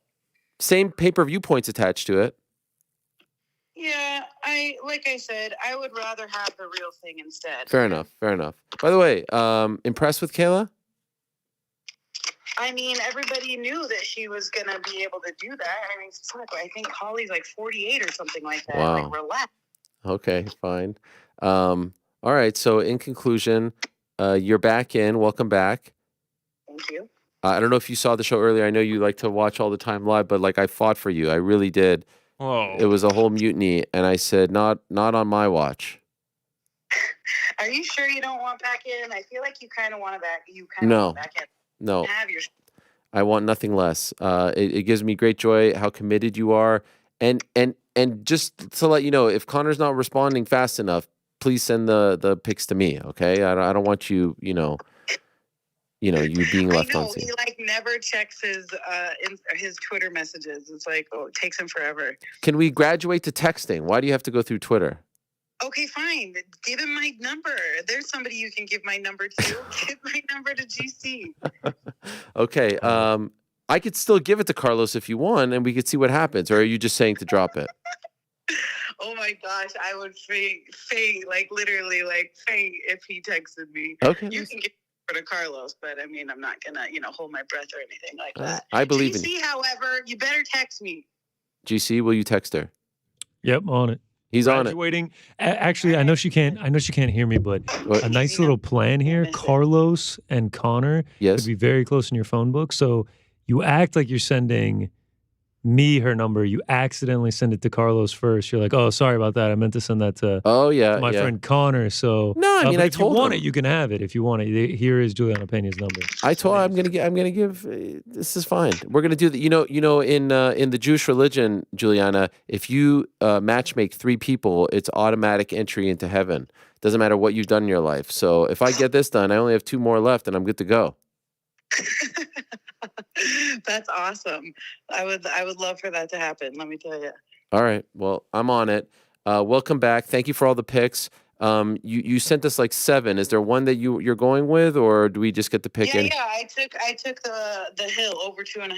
Okay, there it is. It's official. Lock it in. Thank you so much, Juliana. Great to hear from you, and welcome back. No worries. I sent you guys like 10 just in case you want to keep complaining about me not making my pick. So have at it. If you guys want, if I don't get to go first on the lineup and somebody else wants that, they can. You have all the other ones. I sent it to you and GC. So if Hill doesn't work out, you got 12 other ones to choose from. Don't you ever say that I'm not paying attention and that I'm not making my picks. And it's Lerone Murphy, not Lerone Murphy. I just wrote Murphy because I don't know who that guy is. I'm telling you. So now you can know who he is. Lerone, I wish you all the best. May the best man win. Talk to you later. See you. Have a good day. Bye, boys. Bye-bye. You blew it. I love this narrative that you're What narrative? painting for her, that you were defending her. Oh, yeah. Rick and I never doubted it. God, Juliana's the best. That was a lot of fun. What about Carlos? I just didn't, I got lost in his eyes. What can I say? We've actually created a new MMA fan, one of my friends, following closely because of Carlos. Because of Ladies' Night, yeah, because of Carlos Ulberg. So I sent out the link, and they were very. It's actually multiple people. Multiple. I mean, yeah. Are his eyebrows really like that, or do you think that they are? Hashtag born this way. Yeah. He said all you have to do is wake up. Yeah, seriously. What a sight. All right, so we got her pick. Let's hear your picks. Wow. Big caught off guard here. Well, I mean, gotta go through the messages. Oh, Rick. Good to see you. Pinero Hill, Hey, boys. 2.5. I feel Ricky, like what's up, baby? I feel like there was something we needed to address with Rick. What was it? Oh, yes. Yes, now I remember. It was first of all, your Cavs are blowing it for all of us, A. I mean, we knew this would happen. They stink. Donovan Mitchell's super hurt. Man. What about when I was trying to do? give you massive props that you used to carry this whole operation on your back, and then Rick does the whole, GC does the whole, he walked in the snow barefoot, yada, yada. I'm going to see the way you're trying to sow dissent with Juliana Pena. I'm not going to let you do it between me and GC because I understand. That literally happened. I understand where he's coming from. Because who wants to hear about the guy who's walking through the snow? Like exactly what he said. The fish gets bigger every time we hear the story, I mean, it started out, he caught a... Did I embellish anything? Did I embellish anything? No, you didn't. Okay. This used to be a one-man shop, but it's much better as not a one-man shop, and we appreciate everybody's No one efforts. said otherwise. Yeah. I feel like you kind of were implying that it was otherwise, Literally, there's no implication whatsoever. No, we all know that it dispersion. Now you guys are just playing, Who, me? You're playing the victim. That's right. By the way, yeah, I mean, I have to say, watching all of the build up to Tyson Fury and Oleksandr Usyk, it just brought back fond memories of we owe a lot to Team Usyk for creating the who me moment. That's right. That's true. Kind of wanted to I drop forgot it stems from that. That's true. It's all because of Team Usyk. That's true. That's true. Oh my God. By the way, what about that bombshell at the end of the interview with Turkey there? He wants to broker peace. That was crazy. I could tell you were really sweating. But then also connecting the dots of him being like, AJ will fight in September and get the winner. So, what Frank Warren was saying. Yeah. Show. No, I was at a loss for words for 2 reasons. Number one, I knew Carlos was waiting, and I knew it was 6 o'clock, so I felt bad about that. But here he is saying that he wants to essentially bring, the two, the two. I don't know what to call it. The mega powers coming together. And he's done it before. What did he say? He said he wants me sitting in the front row at the Sphere. He invited me. Yeah. The problem with that is I'm banned from Las Vegas. I'll take the ticket then. Imagine it's you sitting there like, oh, shirt that says "Who Me" on it. Turkey, Dana, and wait, who's that? Yeah. Christian Eriksen? Yeah. No, and wow, it looks like we've got Garam sitting cage side. Wow. For this big 155 matchup. They're bringing him in, and he's calling for his next shot for a top 15 matchup. Wild. I don't want to throw. I have faith. I have faith in Turkey. I don't want to throw Carlos too far under the bus, but I don't think you have to worry. He just went back to sleep when he was waiting. You think so? No. We could see him. That's what I was trying to say. We had the camera live on him, and he was the camera view was literally just. But he was holding the phone up, which that takes skill. Yeah. Do you think he was passed out? Do you think he too was listening to the interview and said, "You know what? They should make peace." Yeah. He did spring up. Yeah. He did. He said that he was like, "Oh." I think. And then he just nodded back off. His Excellency should have one of those like sleep by tape recordings because his voice is just so nice, and you could tell that Carlos was like, "Oh yeah, I could vibe with this." Okay. All right. Nice. Spoken like a true audio guy. All right. What are the other picks? We haven't done. Please before go we ahead. do the randomizer, is Bellator on the table, or are we? Bellator is on the table. Boxing is on the table. UFC is on the table. Whatever your heart desires. It's not on the table. Cool. Anything non-combat sports is not on the table. Let's go ahead and spin the wheel here. I will go first. Rick will go second. Frankie will go third. I'm going to keep it brief. I will keep it short. I'm going to go with my guy, Adrian Yanez, to get back in the win column. It's a good minus pick. 380. Adrian Yanez, minus 380. I like it. Minus Shout out to 380. Dr. Pepper. Going to shotgun a couple Dr. Peppers on Saturday. He gets it done. Am I noob if I it. ask what the Dr. Pepper reference is? Oh, he just like He loves loves Dr. it. Pepper. Oh, He's like all right. addicted to it. I actually drank a Dr. Pepper with him on a watch party. It was a great We moment. all did. Yeah, I mean, everyone saw it, but Yeah. Vinicius No, it's okay. Salvador It's okay. is his opponent. yeah. Moving up from flyweight, you know him. Yeah. Everyone knows him. 135 fight. All right, who's next? Rick. Cédric Doumbé, lock it in. No other way to go. Yeah. Come on. Now, You know where we go with this one. Cédric Doumbé. Is it just a straight money line, or what are we doing? Straight money line. Yeah. All right. Confident in the boy. There it is. No splinters. We get this done. Oh fuck. I hope no splinters. No splinters, please. What about Cotter you, did nothing Frank? wrong. Yeah, thanks for asking. Oh, you said Mark Cotter did nothing wrong. Yeah, well, is that what I said? I didn't know what you said. What I was actually trying to say, I want to mix it up a little bit this weekend. I also am excited for this boxing match. Okay. And I believe it's going to go over 9.5 rounds. Over 9.5, minus 380. That's right. That's the parlay right there. Is there a Not reason bad. why you chose 9.5 and not I don't know, 8.5 or 10.5, or is that The options were limited. got it? Well, you could do 8.5 if you wanted But to. I chose to do 9.5. Yeah. Sure. Respect, man. Respect. We getting together to watch that? Been a while since we watched a fight together, you know? Yeah, I wonder. You know what? I should have asked him what time I could find out what time the ring walks are. Because I think one thing that was problematic about the Ngannou card, and I was there, so it was like 4 a.m. Not as bad for you guys. I think they are 7 hours ahead, so 4 was like 9. Was it 9 p.m.? Was it that late? Because the Fury and Ngannou, I remember main event was around 7 p.m. Or 6:37. I just hope it doesn't drag as long. Is my point? You know, when he That said was also the opening ceremony, right? yeah, but he said concert. Oh, good call, yeah. But he did say not as big as the opening ceremony. Right. I felt like they tightened it up a little bit for Ngannou Joshua.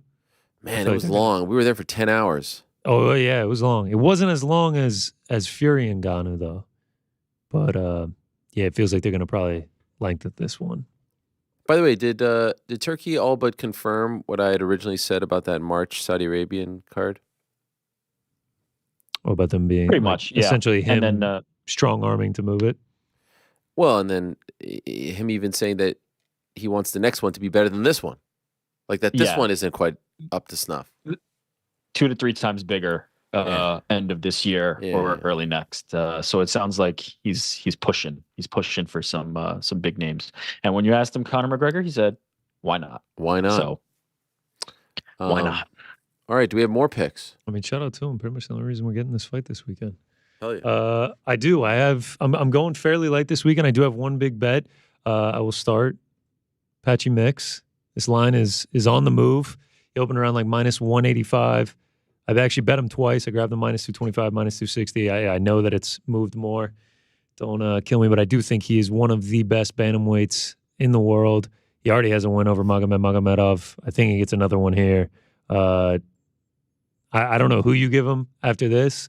Like I think other than like the top 5 bantamweights in the UFC, he's going to be able to take care of anyone. So I think he rolls here. I think he likely gets it done inside the distance. Good parlay piece, good single if you want to lay heavy chalk on him. But Patchy Mix gets the dub.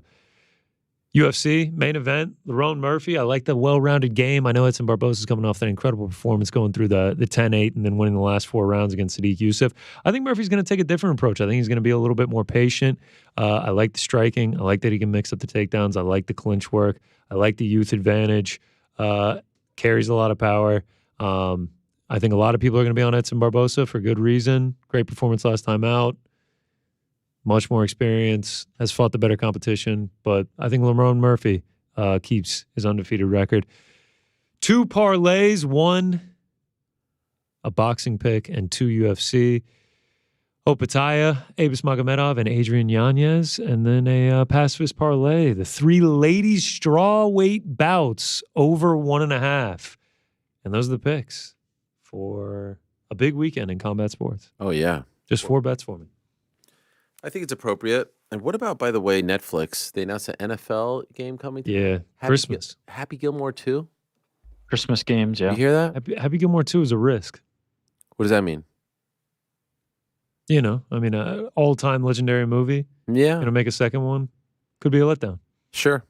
Usually is. And also, oh, wait, this is in Netflix. It's, what is it? Amazon? Oh, Roadhouse 2? Yeah. Yeah, how are we going to do that one? Amazon. Is that one going to start with like McGregor coming back from the dead? Oh yeah, prequel. Maybe they're like, we've got so much footage alive. from the ring or from the octagon that we didn't use. We heard it on MMA Hour. We thought they were going to use more of that. They're like, we are in the sequel. Wait, so does that mean the after credit scene? McGregor's alive. They'll oh shove him yeah, back he in there. walks out and you get the ass with the. Yeah. I completely forgot about that. Yeah. Great call. We actually had this whole discussion earlier, and we were like, "No, he's definitely dead." I'm already alive. Yeah. None of us brought that up. But it sounds Story like of Knox. If this is a prequel, that means no. We made that up. Okay. Yeah, because we thought McGregor was dead, and we forgot that he walked out of the hospital. I've actually seen it twice now, and I forgot that. So shame on me. Wait, you saw it twice? I saw it. Yeah, I watched it with my girlfriend. What'd she think? Loved it. Loved it. Yeah. I feel like it's been a hit or miss with the women. I don't think it hurt that she watched it with me, so I was just. You were just into it. At pretty much any of the McGregor scenes, I was just dying laughing at. I think it was funnier second time around. Well, really? Wow. You know what's coming. Oh, that's true. The sandwich scene. Sandwich is great. I mean, there's a lot of good stuff in there. All right, great stuff. We need to get to some of these questions here, so let me try to roll through these. Time now for everyone's favorite segment of the week. It is time. It's time for a good old. If you're wondering why Q&A, MMA fans. wearing the headphones Getting like a little this. sweaty? Oh, so sweaty.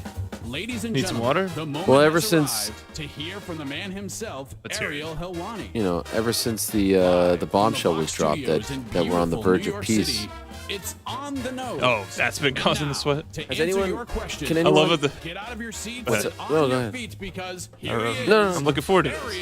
No, go ahead. Helwani. Say it. That was it. That's it. That was it. That's all I had. You said I love. I wanted to interrupt you. I love interrupting you. I want someone to print a mission accomplished banner. The one from 2000. I mean, we don't even have a meeting set yet. No, that's why we print it. We print it now. We print it now. And I was just gonna say, this is what I love that you were like, did Turkey confirm what I said about moving the UFC card? It's like, if we're gonna brokerage peace, we gotta forget about all that. Yeah, you're right. You're right, Frank. You're right. All right, time now for everyone's favorite segment of the week. It is time to answer some questions. Wow. How about this first question? Jesse, hi, Ariel. If you did get to interview Dana White again, what would be the top 3 topics you would ask him? Do your questions change if he wasn't part of the UFC anymore? That's the first question. I don't know.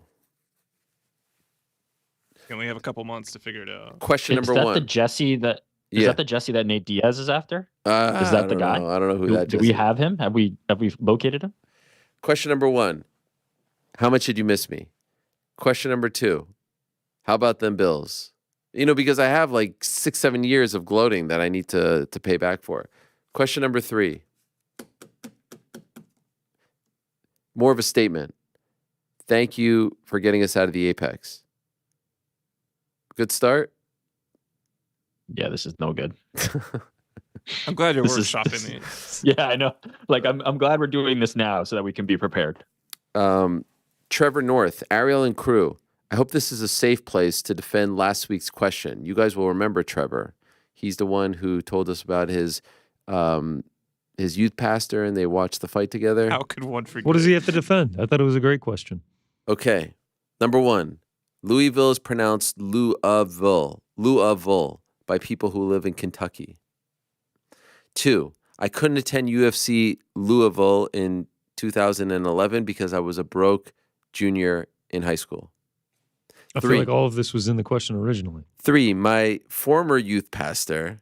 By the way, I don't know if last time it was former or just youth pastor. But anyway. Maybe they've since. Yeah, my former youth pastor was who introduced me to MMA in 2009 during a watch party for Shogun versus Machida.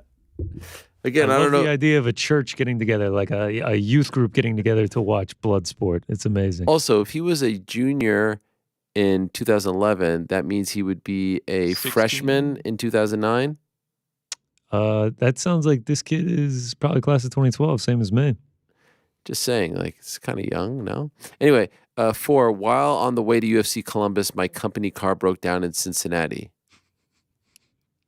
I'll keep this week's question shorter. As Chael continues to remind us, Red Panty Night is still real. Do fighters who fight Conor McGregor receive a bigger paycheck than their contract says, or is it all about the exposure? No, there are some, like Michael Chandler, who, what's so funny? Why are you laughing? I'm just imagining the poor guy. This fucking company car breaking down. He's like, can't wait to go to his first UFC event. It's awful, man. I'm sorry. I'm sorry. No. Like a Toyota Yaris or something, just like kicking the can. And I know Chandler had a clause in the contract if he fought Conor McGregor, he gets more. So yes, some fighters who feel like this fight is attainable on the horizon, etc.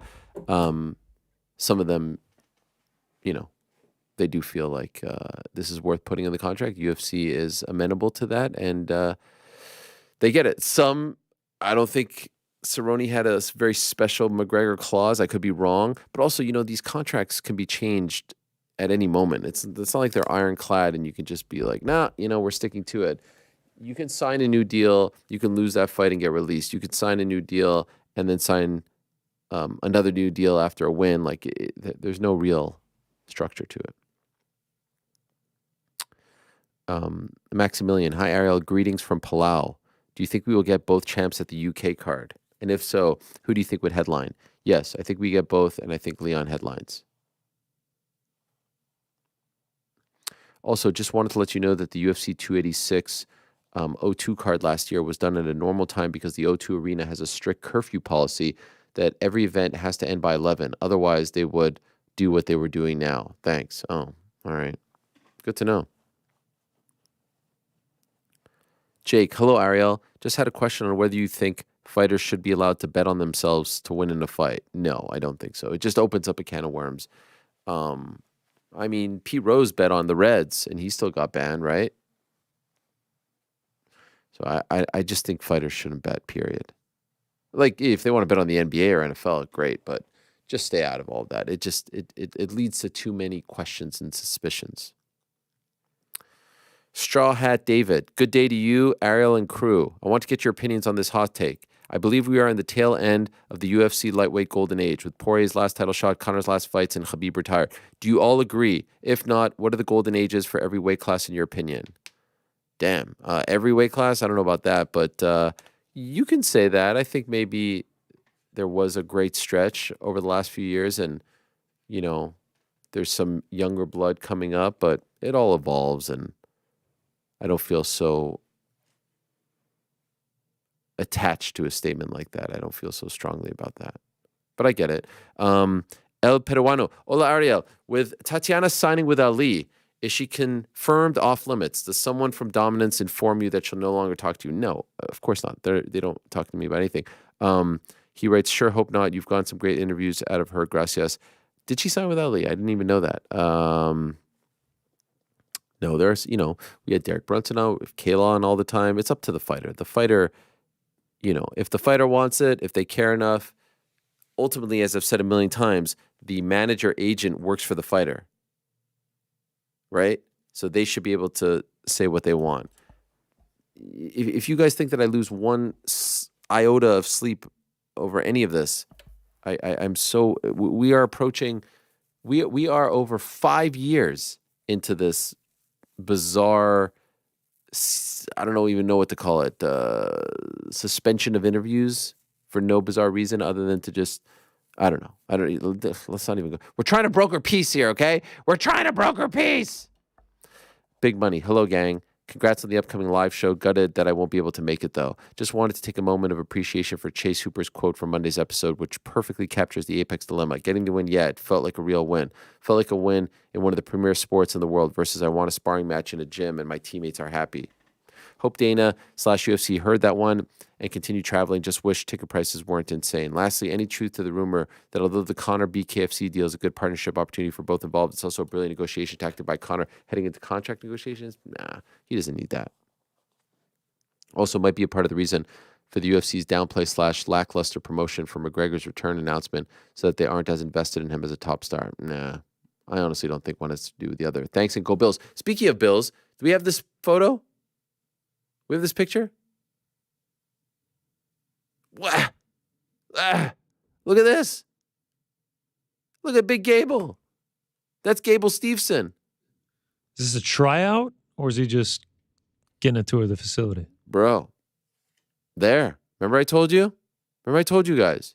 Damn. Look at Gable in the mix with America's team. That is something. Big Gable. They said he didn't have options. Coach McDermott, big wrestling guy. So, and when I say wrestling, I mean like, collegiate Greco-Roman style. Mitch, one for the whole crew, but GC in particular. With the UFC coming back to Perth in August, would you guys ever consider coming down to Australia for an event? Is August too soon to start planning a trip down under? I mean, God, there's no consideration on whether or not I would go. It's just so far and costs so much money. You take the factor of cost out, I'm there. I think 2025 we could go. Oh my God. I mean, that's a dream trip. Speaking of trips that I've started eyeing, KSW 100 coming up on us. I thought you were going with Apex 100 first. Well, Apex 100 I might try and get credentialed for. Sneak on in there, ask every fighter how special it is to be fighting on UFC Apex 100. KSW 100, I would just try to go as a fan, Oh, yeah. Have they announced any fights for that? No. It's probably going to happen in like November. Okay. December. Let's see. But I mean, Australia, I don't know about y'all, but it's just so far. I've been twice, yeah. Oh, it'd be incredible. Dream trip. Slim Fit Hugo Boss. That's a great name. That's a shout out to Tony McGregor. Ariel and crew, short and sweet here. What is your dream blunt rotation, or as you like to say, wacky tobacco? Is that 4 people? Yeah, kind of like a Mount Rushmore. You could do 3 because you include yourself in it. Right. I never really thought of this. These are the important questions. Me, Dana, Turkey. That'd be a hell of a conversation to have. Throw Ali in there. That's a hell of a conversation to have over a blunt. Wow. Make sure there's a pitcher of water. Yes. Let's hope the paranoia doesn't hit. It's a peace pipe. We're passing around a peace pipe. Oh my God. Turkey, get it done. Yeah. Come on, Turkey. We believe in you. You talk about being up on the stage at the press conference, being like, I can't believe I'm here right now with Mike Tyson. smoke a bleezer, and then be sitting there with Turkey, Dana, and Ali. You'd be like, I can't believe I'm here right now. What the fuck is going on? He's got the shades on still. Oh my gosh. Yeah, Big Turk would be good. He's always got the shades on. James, hola Ariel. With WrestleMania being in Las Vegas next year, do you think there's a chance UFC will have a pay-per-view that starts after night one ends? It would be cool to have a super weekend with the pay-per-view on Friday night, but I don't see it happening. Friday pay-per-view, I don't know, but you're seeing it, right? They announced something for the Louisville card, or is it Louisville? We're seeing more and more of this. I feel like I saw something else too. We're seeing the athletes appearing on each other's shows, like the other entities' shows. It's just going to be more and more. WrestleMania is pretty packed. There's a lot going on, but I don't think it's impossible. Adam, hey Ariel, Yom Ha'atzmaut Sameach. Yes, same to you and yours. I'm wondering if you're doing anything to celebrate 76 years of the Holy Land. I have so many fond memories celebrating at my Jewish day school growing up in Toronto. This year definitely feels more significant than ever. I agree. Do you have any cherished memories of celebrating Israel's independence? Cheers, Adam. One of the best days of the year. In school, they give you falafel, they give you all kinds of sweets, they give you ice cream. My kids had it yesterday. Fantastic. It's a big party. I went on a trip in 1999 called the March of the Living. Are you guys familiar with the March of the Living? Anyone heard of it? Nope. Not me. You had to apply to be a part of this, and I got accepted. I was in 11th grade, and it's a 2-week trip. The first week, and you're in 11th grade, so, 1999, at that point, I was 16, turning 17 in July. And the first week was in Poland. And we went to Auschwitz, we went to Treblinka, we went to a bunch of different concentration camps because it coincided with Remembrance Day. And it changed my life. What you see there, what you experience there, especially as a 16-year-old, is life-altering. You walk into the gas chambers, you see the scratches on the walls, you feel them, you touch them, you see the suitcases, you see the children's toys, you see the glasses, you see the shoes, you see the ashes, you see the mass graves. It's very, very heavy. And then you fly to Israel for Independence Day, and that is an insane party. And they give out silly string to everyone, and everyone goes up and down the street into the McDonald's, into the shops, and it's just like one big silly string fight on the street. It's a crazy thing. So you're going from like a super depressing scene to an insane party. And I hope that was the case this year. And I hope that everyone was able to celebrate and be as happy as possible. Considering the times, I know not a lot to be happy about, but hopefully able to celebrate. By the way, did you guys watch Eurovision on Saturday? Did anyone watch this? I did not. Do you guys know I don't even know what that is. Yes, I don't it's even know like what this the, is. I will be honest, wasn't a connoisseur, but then I was invited to a party, and this is like a Eurovision watch party? Yes. Wow. This was like American Idol times 1,000. It's all European nations coming together, and they each have a representative, and they sing, and there's voting and all this stuff, and the costumes are insanely elaborate, and the production is insane. And it was like a 4-hour ordeal, and it's a huge buildup. I had no idea what this was. I did ask PT about it, our European correspondent, and he told me it's a huge deal, and he's known about it for years. I'd never heard of it, if I'm being honest, but this was a really big particular one, and I enjoyed it. I actually had a fun time watching it. My daughter liked it in particular because of all the. Who won? Which country won? Switzerland. Oh, you won. win! It's like an entire competition. Oh yeah, it's crazy. Not just like a celebration. Each country, I think there's 37 performances, and each country has one representative, and and you have to write your own song and performance, and then each country, if I got this right, has to vote. But can't vote for themselves. 1 through 12, they assign 1 point, 2 point, 3 point, 4 point, 5 point, 6, all the way to 12. So let's say I'm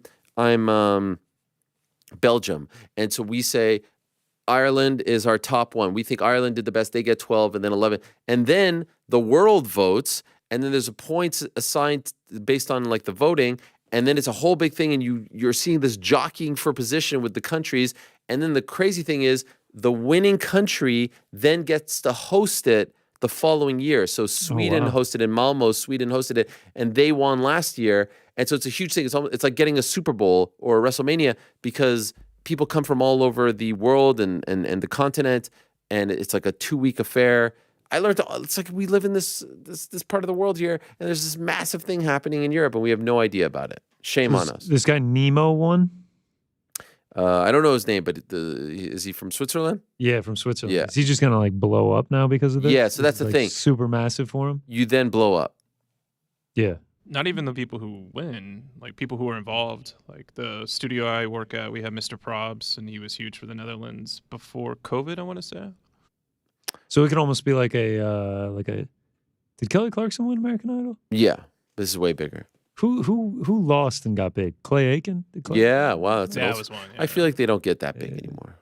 No, I'm saying like Eurovision though, you can still lose Yeah. and Yeah. become big off of it. Yes. Like He needs to enter Masked Singer-esque.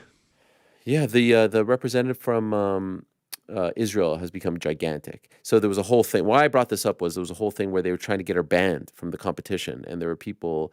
There was one contingency that didn't want to sleep on the same floor as her in the hotel. It became complete lunacy, and anyway, she was able to rise above and have a great performance, and so it was a whole big thing. Coleman, better sporting career, Billy Madison or Bobby Boucher? I'd say Billy. Billy went. No, not Billy. Oh, I was thinking Happy Gilmore. Boucher for sure. Billy didn't really. I think you mean Happy Gilmore. They have to, because there was no. I mean, the Yeah. pickle throwing Right. contest. Well, also the dodgeball was pretty intense. All right, now you're all in big Yes. trouble. Can't beat a bourbon bowl though. Yeah, I know. He also writes, Turkey is an absolute gem. Please take that offer. Much love. Andy Koufax. Hey, Ariel, let's go next. Buckley's Connor call out gave me all types of douche chills, but still wasn't nearly as offensive as when Beneil beat Gamrot and proceeded to say nothing, even though he knew UFC wanted to give title shot to Volk, who was in attendance. I'm not advocating being someone you're not. He didn't have to call Volk a dingo, whatever, but his silence lost him the title shot. Now it's gone forever. I don't know about that. Do you really think that? I don't know about that. By the way, Buckley going after Bisping, DC, and one other person. Who was it? Anthony Smith? Not Chael. Chael, right. Yeah. Come on. DC's reply was intense. Listen, I want nothing to do with any peace and love, hashtag justice for Buckley. I got you. Hey, Buck, I got you. All right? I'm on your side. You can count on me. Screw those haters, right? What have they ever done? What have they accomplished? What do they know about call-outs? You do you, man. Ola Ariel, did you ever follow up with Joaquin Buckley or his manager after that weird interview? You all gave him praise after his performance, and I don't really get how you could think that there's some ulterior motive you have for inviting guests on. Yeah, basically all I got was like, I'm not really sure what that was. And I said, cool. Thanks for letting me know. For Frank, you mentioned you read R.A. Salvatore books. Have you ever read the Driss series of books? I grew up on them and recommend them if you like his stuff. Yeah, I read 10 of those last year. Wow. Yeah, and I took a break just to read 5 of his other characters. Yeah, pretty cool. Thanks for writing in. Connor, hi Ariel. A couple of months ago, you said you saw Aaron Chen doing stand-up. It's true. Ronnie Cheng set that my wife and I went to. He was amazing. I can't recommend this guy enough. Aaron Chen, Chen. As a fellow Australian, it made me proud to hear how far he has gone. Do you have any examples of ex-MMA/UFC fighters pursuing a career in stand-up? If so, do you have any recommendations? I feel like this is bait. Is this bait? This seems like bait. Bait? No. No, man, I'd love to hear any Rex. Halal. Hey, Ariel. It appears the Western media, including the MMA Hour, is promoting a misleading narrative that Dustin is who the majority wants to see as the winner in the UFC 302 main event. Just stop it with that. I'm not promoting any of that, all right? By us saying it's a great story, it doesn't mean that we're promoting that. We're just saying it's a great story. However, globally, most of us are hoping Makhachev to come out on top and maintain his status as the beloved pound-for-pound champ. What's your take on this criticism? I think he is the pound-for-pound king, and I think that he is the favorite for a reason, and I know he has a gigantic fan base. You can't compare his history to Dustin's and the roller coaster it has been, but, you know, that's all we're talking about. We wish them the best.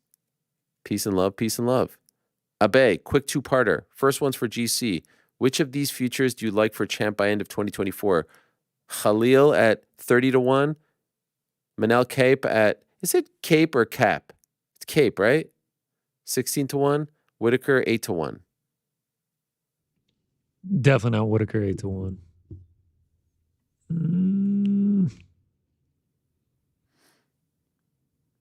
I guess I would go Manel Cape. Is it Cap or Cape? I think it's both. I actually think it's Cop. I think it's I either of actually those, thought- but- I think you're out on all of those. Yeah, Manel Cape. But yeah. What do you think, Rick?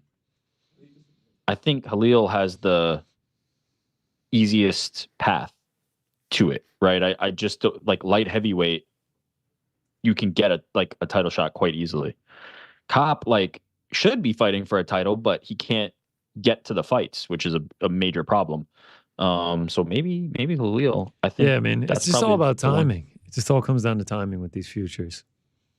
Light heavyweight needs people like him. Like Jaleel wins and he beats Jamal Hill. We still have 6 months to get him a title shot.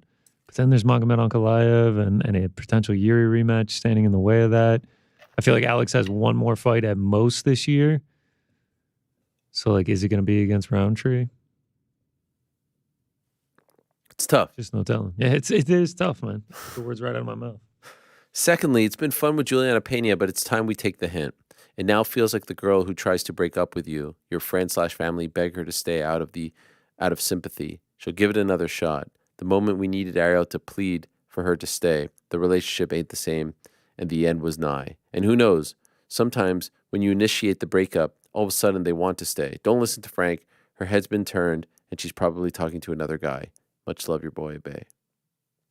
That aged like milk, huh? Yeah, She's well, back. Bay, you Better couldn't than be any ever. wronger, man. Yeah. Thanks for coming, though. Appreciate How about it, that? man. Professed I got her dedication. I got a journal entry of 7 picks in my inbox.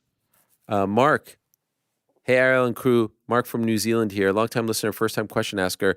Big fan of the show and the work that you all do. My question is for GC. What is your favorite type of bet to put on? It seems like you're a big fan of under-overs, 2.5 rounds / 1.5 rounds. Is this because you have had the most success here? Thanks and go Thunder. Favorite MMA bet to place? Yes, violence bets are probably my most fun, the most fun to cheer for, just because you're cheering for both guys to get a finish, and finishes are just way more fun to watch. Do I do that because I've had success? Probably not. I have a tracker, and actually props have been my worst, but I do have a lot of success with them in parlays. But yeah, that's my favorite bet to place, just because it's so much fun to cheer on in MMA. My real favorite type of bet is a future. I'm riding a Rangers ticket right now. It said you don't have to pay much. It's a big payout, and you kind of get to be a fan of a team for X amount of time. For the uninitiated, what is a violence? An under, fight. Yeah, fight doesn't go to a decision. Under 2.5, under 1.5. Fight ends by knockout. Fight ends by sub.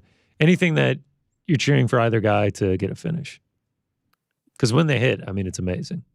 Not only are you seeing a cool way for the fight to end, but you're also cashing a bet. David, Ariel, when do you think Zhang versus Tatiana will happen? Hopefully by the end of the year. Thomas, is Mike Heck the voice of On the Nose? Yes. Also, New York Rick has the best takes in the game, and Bald Burks with the best memes. Slim Fit Thank you. again.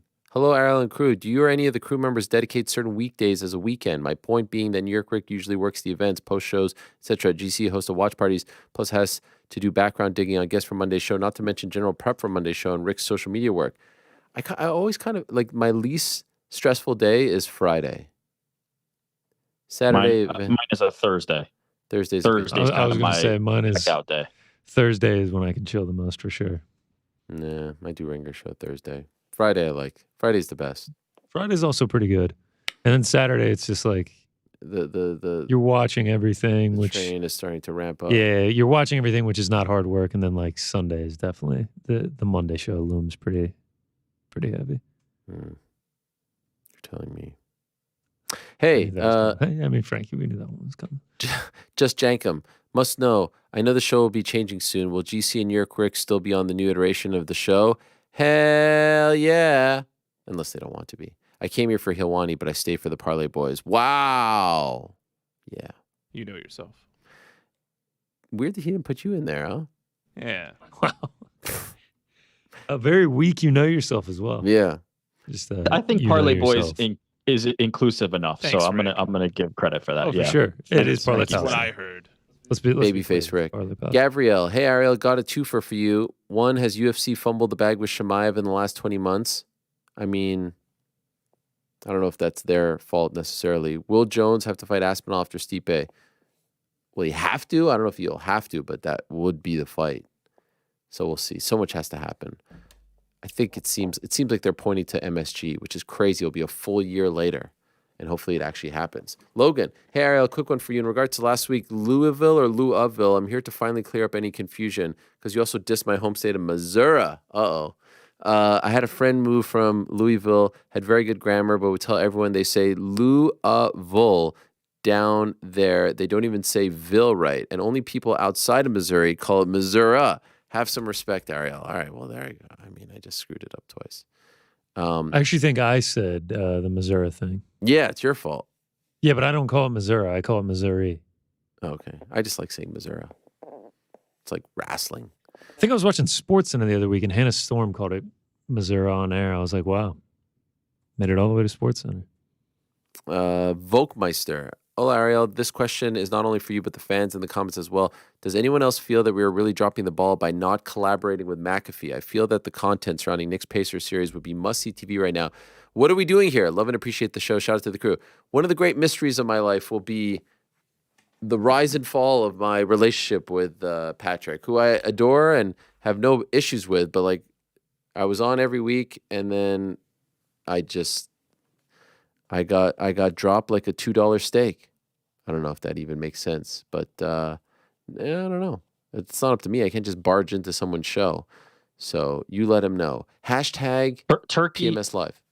Yes. Turkey said Royal Rumble, WrestleMania, Saudi. Like, who knows? Maybe that one he can mend the fence too. I don't even know what. Let's just put all these on Turkey. Everything that you need fixed, Turkey. I don't even. Please, I don't even know what the fence is to be mended. I don't even know what happened. That's what I'm saying. Turkey will find Is there out, a fence? Get back to you, and we'll sort it out. When the MMA was the star of Monday Night Raw a few weeks ago, obviously. Yeah, shout out he to gave our us guy props. Damian Priest. But yeah, they came back from the clip of Rhea and Becky fighting, and McAfee was like, "Man, Ariel Helwani had a hell of a show today." Yeah, maybe he just doesn't great like me show, on the big show. show. Maybe he thought I sucked. Maybe Could be. I mean, could be. it could be a million different things. But it was great. We had some great moments. Really fun. And what he's done is incredible. And wish him all the best. Love the boys. Saw them at WrestleMania. No issues. Ryan, Ariel, after speaking of all the beefs with Darren on Monday, when will the beef with Brendan be over? He seems to talk glowingly of you on his show. By the way, this is why is this whole show about your beef? Everyone, that's all people want to talk about. It's like yesterday I was in drama, man. Yes, but you know what happens? Then all the people clip this off. And then like, this guy won't stop talking about his beef. No, I'm not making these questions up. That's all. Yesterday I was in the bathroom line with my kids, halftime. We're feeling good. We're up, I think, 16 at the time. And this guy comes in, he's like, oh, big fan, big This fan. is MSG. I don't know if like people are following. Like you're at MSG for the Knicks. Yes, and you're in the line for the bathroom. Yeah. Where are we at? We're in the lines. All We're right, so in the line. we're not in the at boys. the urinal or anything. No, like we're that. in the line with the boys. And these two kids cut the line to start talking to me. Great. How's your relationship with Dana? I'm like, right now, the vibes are high. Why? I have an update. Tell me. No, that's what you should have said. Oh. His Excellency. He's Turkey working is on it. setting up a meeting. Yes. We're setting up a sesh, as they say, and we're going to the Sphere together. I mean, everyone's just obsessed. It's drama, man. Also, interestingly, Fuels like the young world. kids.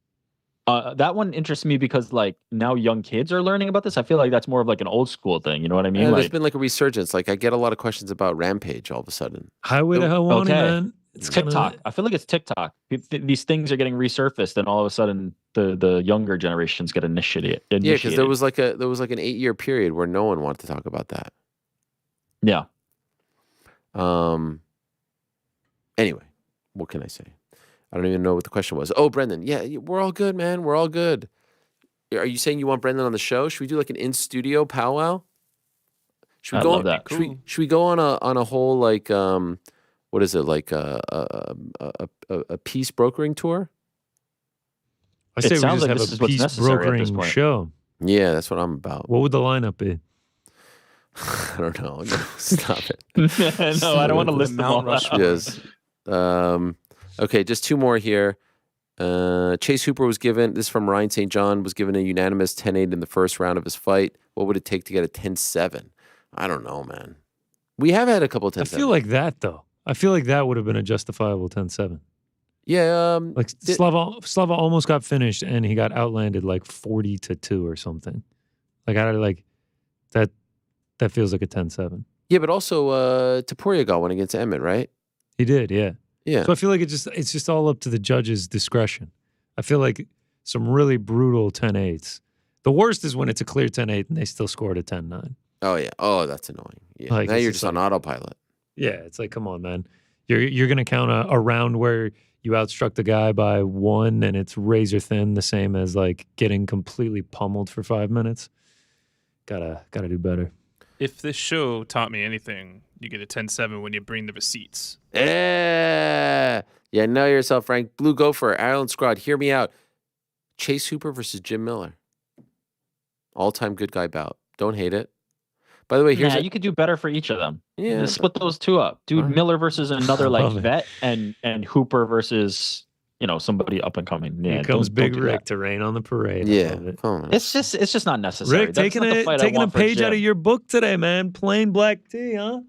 Oh yeah. Oh yeah, I like that. Look Good, at that. I man. mean, what a look. Oh yeah. That's Oh, that's yeah. the move right there. Yeah, it's good stuff. Is that Fruit of the Loom? Like, that's a nice... No. This is Uniqlo. Shout out to Roger Federer. Uniqlo. Oh, see, that's high class right there. That's classy. Shout out to Roger Federer. I like that. This is the good stuff. Only tees I wear, plain tees. Great on the sleeve length.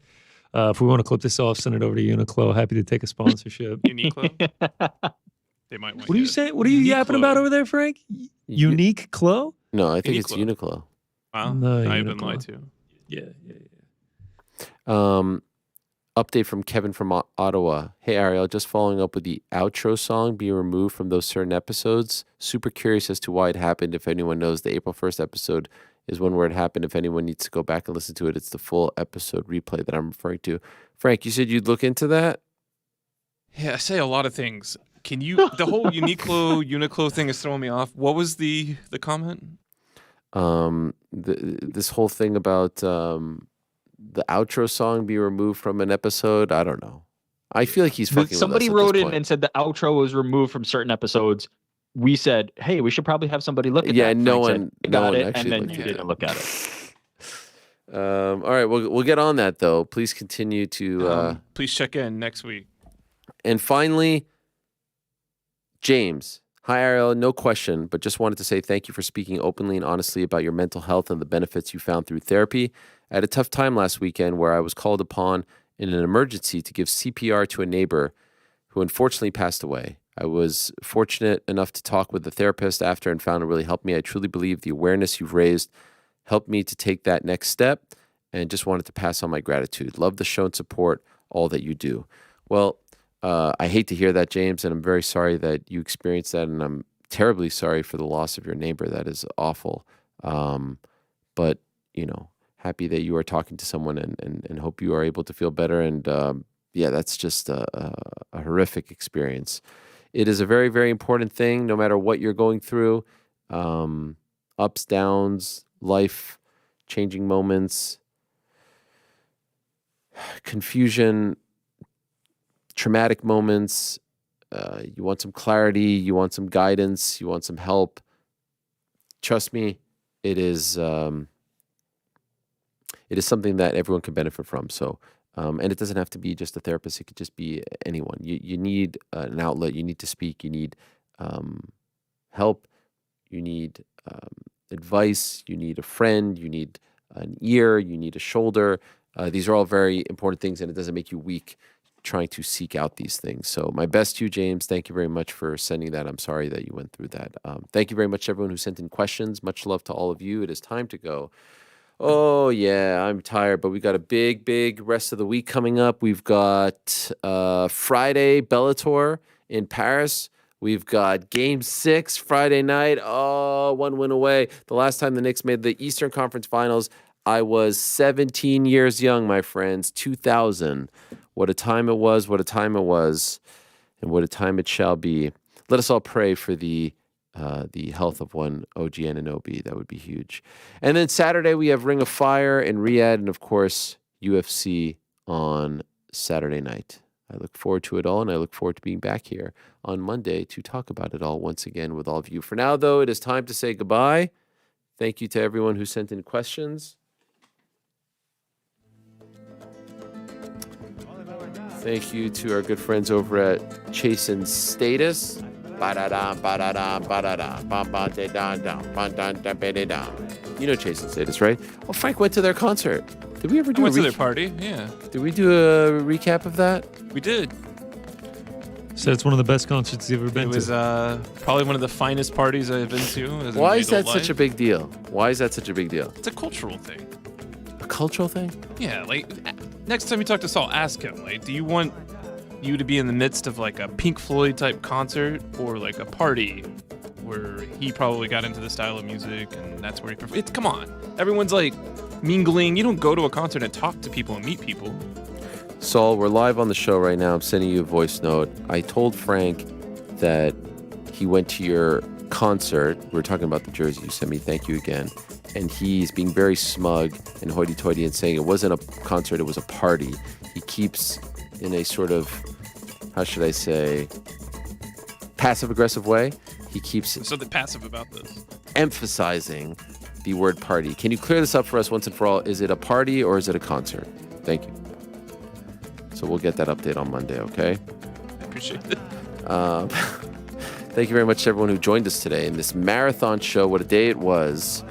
I enjoyed having Frank Warren on the program. Thank you very much to him. Thank you to Matt Brown. Congrats on a great career. How about Cédric Doumbé? Good luck this Friday. Darren Till, congrats to him. Tyson Fury, good luck to him. And Carlos Ulberg and Turki Alalshikh, thank you very much to both of them as well. Back on Monday. Same time, place, still same peace.